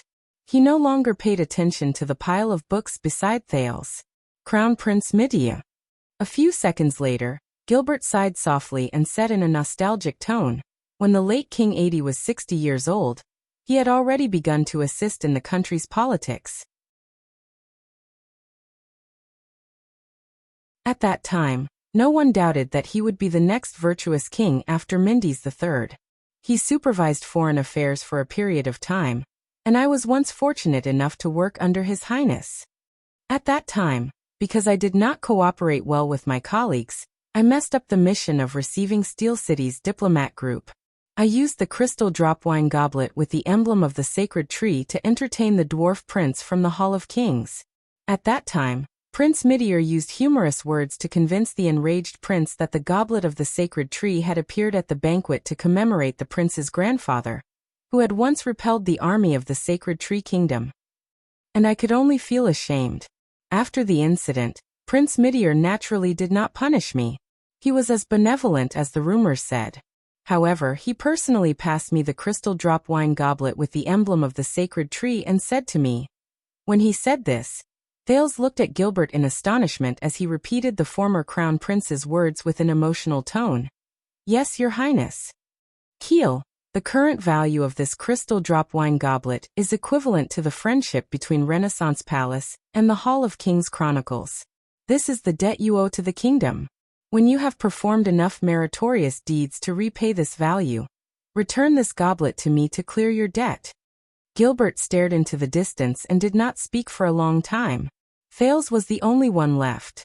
Based on the story told by Gines and Gilbert, he tried his best to paint the image of his uncle in his mind. He was a prince who was skillful and had a noble character. A few minutes later, Gilbert muttered to himself before he continued. Everyone in the world says that he is kind-hearted and treats people gently, but to us officials, His Highness' talent and wisdom are actually not inferior to his character and temperament. It is difficult to imagine how a person can be benevolent and dignified, gentle and decisive. But Prince Midier is such a person. Gilbert put down his book and placed his hands behind his back. His eyes were filled with admiration. It is a little exaggerated to say this, but until now, I still feel that the citizens of Constellation are not worthy of such a good prince. It is a little too early to say this. Gilbert seemed to have recovered from his daze. With a burning gaze, he looked at Thales and said, But if it is possible, young Sir Thales, I hope that you can also use Prince Midier as a role model. Constellation needs an heir like this. Gilbert's stern and serious gaze made Thales tremble slightly. At this moment, Thales suddenly remembered something. Gilbert, my uncle. Thales lowered his head and hesitated for a moment. Then he immediately raised his head and asked, How did he die? You only said that he wielded a sword alone and died together with his guards in front of the palace gate. There was silence. Hey. Gilbert closed his eyes and heaved a heavy sigh. He then said, during the bloody year he ordered his guards and soldiers to retreat and walked into the crowd alone. Without wasting a single soldier, without harming a single person, he quelled the crisis of the mob charging at the palace gate. Unfortunately, even though his guards reacted in time, the assassins hidden among the mob had planned for a long time and prepared 6 hidden swords and knives smeared with poison. At that time, I was busy with my diplomatic work, which was going from bad to worse. When I found out that the royal family had been assassinated. Hey. Thales looked into Gilbert's eyes and did not speak for a long time. The boy then recalled the story of Prince Midir that Gines had told him a few weeks ago in an abnormal manner. Especially the last 2 sentences she said. Thales, I know what Gilbert said to you today, but I do not know what you think. However, I still remember that Prince Midir gave me a letter in the past. I only wish to pass it to you in its original form. Madam, I forgive you out of admiration, not out of pity. I admire your courage to break free from your shackles and break through your shackles. But since you have made your choice, please do not hesitate. Do not weakly return to the birdcage that once suffocated you. Do not let the birdcage of your spirit shackle your wings of freedom. Do not sacrifice your true self for an illusory rule. I sincerely hope and bless you. I hope that your life will only belong to you from now on. I wish that you will pass the police qualification test smoothly. Thales was engrossed in thinking about the meaning of these words. What kind of state of mind did a crown prince, who was born in the birdcage that he spoke of, say these words? Then, Gilbert called him back from his reminiscence and absent-mindedness to begin their afternoon lesson. As Thales listened to Gilbert explain the 4 different voices of the common human language using ancient proverbs and poems as examples, he glanced at the pile of books beside him. He did not tell Gilbert the truth just now. He was not looking for the Jadestar family's history, nor did he want to understand his uncle, who was like a saint. What Thales wanted was information about mystics. From the first day he arrived at Mindy's Hall, Thales had been planning to explore mystic energy. After experiencing the unstable but effective explosion in Vine Manor, his desire to explore his own secrets became even more urgent. Gilbert's narration of the history of the Battle of Eradication, as well as his attitude towards the calamities, the so-called mystics like Asda, made him even more apprehensive. Even though, Thales whispered to himself, Yodel might have heard my conversation with Asda. The Battle of Eradication. Heavens fall and earth rend. From the Final Empire to Constellation, and Cahilliero's Travels, supplemental collection of past events of the Great Rift and Sink, were his real goals hidden among the many deceptive history books. They were the truth about the Battle of Eradication and the Calamity Mystics. No matter what, before he could ensure his safety, it was best not to reveal the secret about the strange mystic energy in his body to anyone. Once he learned how to read and write, it was the safest way to start investigating from books. And now, Thales began to copy the different voices of the nobles according to Gilbert's request. Compared to pretending to be relaxed and natural, at the same time, he silently muttered in his heart, hoping that Gilbert would not personally read these books, leave after the lesson, and not help him carry the books back to his room. If everything went smoothly and these peaceful days continued, perhaps he would soon be able to make some progress regarding his own secrets. But Thales would soon find out that for people like him, a peaceful life was forever just a facade. For example, what Thales did not know was that not far away from Mindy's Hall, a meeting regarding his hidden secrets was unfolding, and his secrets were in danger of being exposed. Under the shade of a tree, Yodel stood quietly, as if he was respectfully waiting for the person in the pitch-black carriage in front of him. However, those who had seen him fight knew that Yodel was currently in a highly tense state, ready to attack at any moment. Long time no see, young Yodel. As an old and hoarse voice rose, an old figure walked down from the carriage door that the king had pushed open. Even though Yodel's senses in supreme class had already allowed him to know who the other person in the carriage was. But when he saw the person himself, Yodel could not help but furrow his brows behind the mask. This was an old man dressed in a plain black robe. He held a black wooden walking stick. His hair was sparse and white, and his face was full of wrinkles. However, his face was ordinary and inconspicuous. It could not even leave an impression on the sharpest person. "Won't you say hello to your father?" An old and hoarse voice slowly rose from the old man's throat, as if it had been nurtured in the darkness all year round, and was completely emotionless. Yodel answered the old man's question in silence. The old man grinned, revealing his gums with only a few teeth left. "Well, I almost forgot. Even though my blood flows in your veins, your surname is Cato, not Hansen." Yodel still did not move. "I just came back not long ago." The old man seemed to be used to Yodel's attitude. He did not mind it at all and continued speaking. "My children brought me the results of their investigation into Red Street Market, as well as something interesting." Yodel still did not answer. The old man chuckled softly and said slowly, "You're right. The air mystic, Asda Sakern, who the Secret Intelligence Department has been searching for 12 years without any leads, has been confirmed to have returned to the capital and appeared in Red Street Market." The gears behind Yodel's mask began to turn without anyone noticing. Although Blood Bottle Gang was founded by him and that homicidal maniac, the famous air mystic obviously did not come here just to exterminate the Brotherhood and cut off Black Sword's wings. Yodel did not say a word, but the gears behind his mask turned faster and faster. "Don't be nervous, Mr. Cato." With an aged and hoarse voice, the old man let out an unpleasant laugh. "I'm just following His Majesty's orders to investigate how you managed to seal mystics while carrying the royal family's bloodline." Yodel raised his head abruptly. The pair of crystal drop lenses on the mask instantly turned from dark to bright yellow. They stared fixedly at the old man in black. "This mask is still so annoying. I've long since advised His Majesty to throw it away as soon as possible." The old man in black leaned on his walking stick, as if he did not notice the gaze directed at him from behind the lenses. He walked in front of Yodel shakily and let out two unpleasant laughs. Then, as one of the bearers of the legendary anti-mystic equipment, the Supreme Sword and Shield, Mr. Yodel Cato.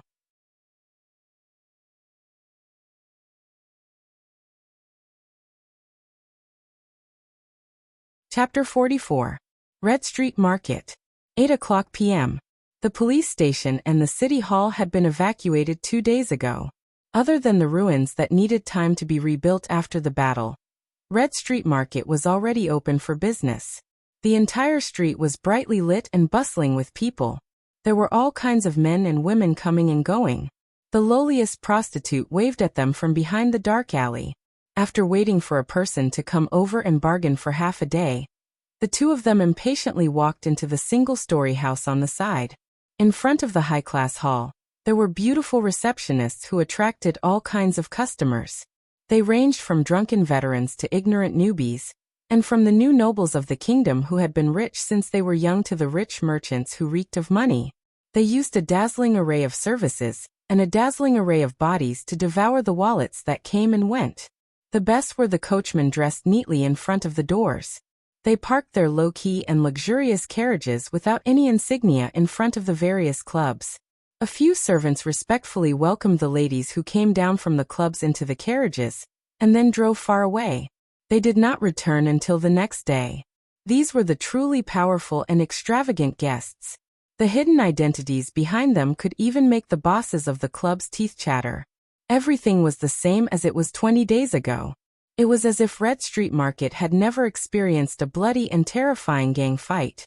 The protectors of the street and the collectors of profits did not change from the Blood Bottle Gang to the Black Street Brotherhood, except for the center of Red Street Market. There, the ruins of more than 10 houses that were blasted into pieces by the air mystic were still pitch black. In this pitch-black darkness, dozens of people were busy digging under the ruins with great effort. The sound of iron colliding with the soil could be heard continuously. Under the moonlight, one of the 6 powerhouses of the Black Street Brotherhood, the head of intelligence, the sleepless Icobian Lance, draped in a scarlet cloak, stood in the ruins. He looked at the darkness around him, then looked at the lights of tens of thousands of homes in the distance. He could not help but frown. Too close, he thought. Those newly opened guilds are still too close to our excavation site. In the distance, a sleepless whistled. That was the signal. 2 people passed by. Everything is normal. Londa nodded at the other sleepless in the darkness. But he saw the lights on the top floor of a club next door. And the light faintly illuminated a path leading to this place. Londa snorted through her nose. It was too close. Immediately, a sleepless who understood the situation left behind him and communicated with another member of the Brotherhood for a while. The latter then strode towards the guild hall. Not long after, the lights on the top floor of the clubhouse dimmed, and the surroundings of the ruins fell into darkness once more. Lance then nodded. I should have asked Rick to extend the closed hours. It will affect our homework too much, and we could only do it at night. However, Lance knew that it would be faster for the nobles to cut off an acre of land from their own territories and hand it over to the Brotherhood rather than forbid Red Street Market from doing business. Londa walked forward slowly. It had been 10 days and 10 nights. They had dug 10 meters deep and 20 meters wide under the chess room, but they had found nothing. Right now, he could still use the excuse of searching for clues about the air mystic and finding the truth behind the deaths of the Talon brothers in Moria to cover it up. But if he still could not find it, if we don't, we'll be discovered sooner or later, Londa thought grimly. Whether it was the secret intelligence department or the stubborn blood bottle gang. Even the other venomous snakes hidden in the darkness. Even if Red Street Market now belonged to the Brotherhood. Fortunately, the air mystic had blown up the surroundings for them. Otherwise, they would have had to put in a lot of effort to seize the ownership of all the houses in the vicinity from the owners of Red Street Market, who had more or less powerful backgrounds. However, the current situation was not bad. According to the plan, the excavation could only start after a year and a half or even longer. Now they could start just a few days after taking over Red Street Market. Of course, the unconcealed excavation site also made it more difficult for them to cover up the secret. That was why they had to dig quickly. Lance could not help but feel a little annoyed. At this moment, found it. A rough and heroic voice came from afar. Lance could not help but be moved. He waved the sleepless behind him away and quickly walked forward. Found it, Corbian. A tall and thin figure walked forward while tightly hugging a long object wrapped in cloth. It was a man with a long and narrow face. His dark blonde curly hair draped over his shoulders. He wore a black leather sling, and 3 short knives were inserted under his ribs and waist. Both of his arms were wrapped in thick bandages. He was so tall that he was second only to Senza, who was 2 meters tall. Unfortunately, his thin figure affected his appearance. Ripper Anton Levinovsky, one of the 6 powerhouses of the Brotherhood. He was in charge of the smuggling of strategic resources such as eternal oil and crystal drop ores. He excitedly hugged the long object covered in mud and walked towards Lance. Behind him, a fat figure, one of the 6 powerhouses, Morris, who was in charge of the human trafficking business, walked forward with a displeased expression. This should be it. I opened it and took a look. Wow, it's exactly the same as the painting. Anton's rough accent sounded especially ear-piercing. You wouldn't have thought that after digging for 10 days and almost digging through the sewers, it wasn't buried in the ground. Instead, it was hidden in the partition between the basement and the surface. If I didn't slip and step on it when I was peeing. Haha, I told you not to overcomplicate things. You and Morris dug like crazy for 10 days. Haha. Morris, who was behind him, crossed his arms and clenched his teeth in displeasure. Look, I've only been here for 5 minutes. I wanted to pee before I left. After holding it in for 10 seconds, Lance finally could not take it anymore. This person from the eastern continent who had been nagging endlessly for more than 10 years. Shut up, Skinny. Lance fiercely snatched the long object from Anton's hands.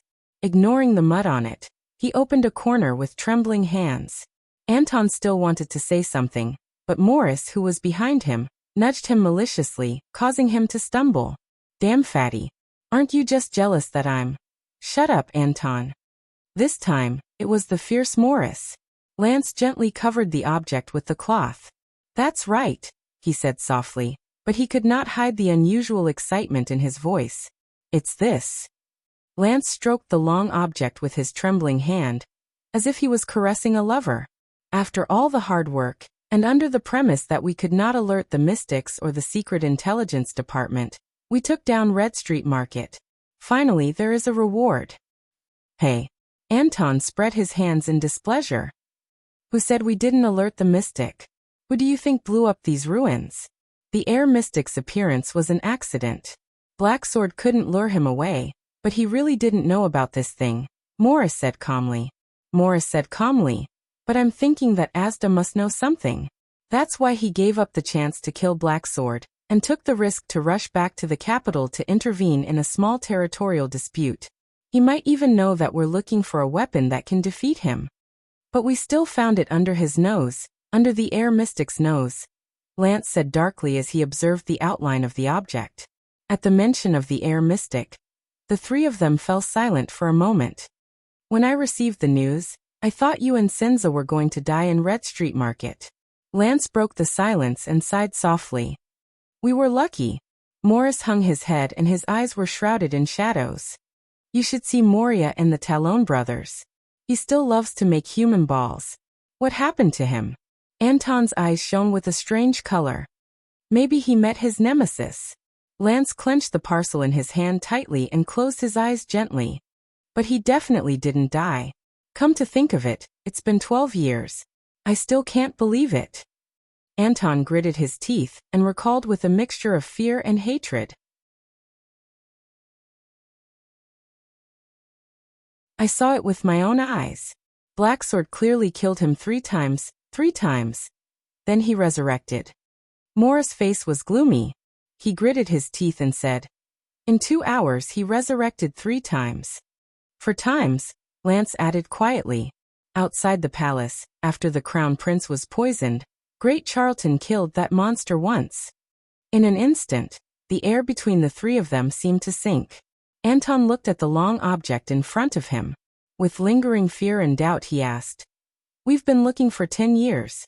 But this thing, is it really useful? After all, the entire continent is filled with anti-mystic equipment. The things on those guards can only slightly weaken the influence of mystic energy," Lance said without hesitation.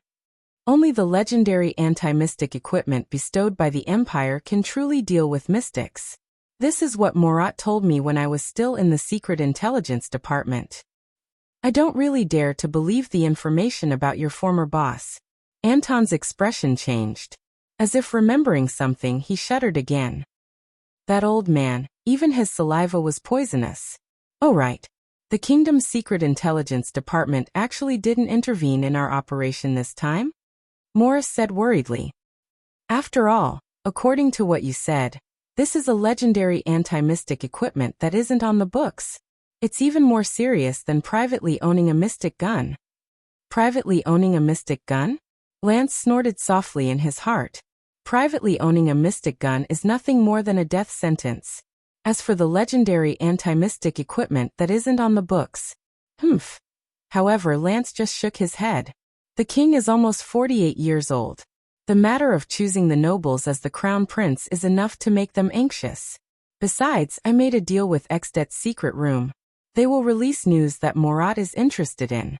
Ramon will attract all the attention of the Secret Intelligence Department. Morat will not discover our goal. I know my teacher too well. But fortunately, neither the Blood Bottle Gang's mystics nor the Secret Intelligence Department know the importance of this thing." Lance caressed the cloth in his hand and pondered about something. "All right. Are we really not going to tell Senza, Fiso and Rhoda about the truth of this matter?" As he said the names of the other 3 powerhouses, Anton also frowned like the other 2. Anyway, the air mystic has also disappeared. Lance shook his head solemnly and passed the bag in his hand to Morris. "Nikolai and Catherine have set off to look for the blood mystic. Believe me, I have seen the records of the Secret Intelligence Department. Compared to the blood mystic, Asda is even kinder than Prince Midir. The Brotherhood's 3 powerhouses and Black Sword will be enough to face the mystics. The less the others know, the safer they will be." Morris nodded and tied the long object in his hand tightly. There was sadness in his voice. For the former 9 powerhouses. You're tuning in to the Lee May's Sword of Destiny YouTube channel. We're so grateful for your support, and don't forget to subscribe to join us on this incredible journey through captivating stories. Your generosity through donations truly makes a world of difference, as it's the primary source of revenue that allows me to expand and enhance this channel for you. Thank you from the bottom of my heart for being a part of this adventure.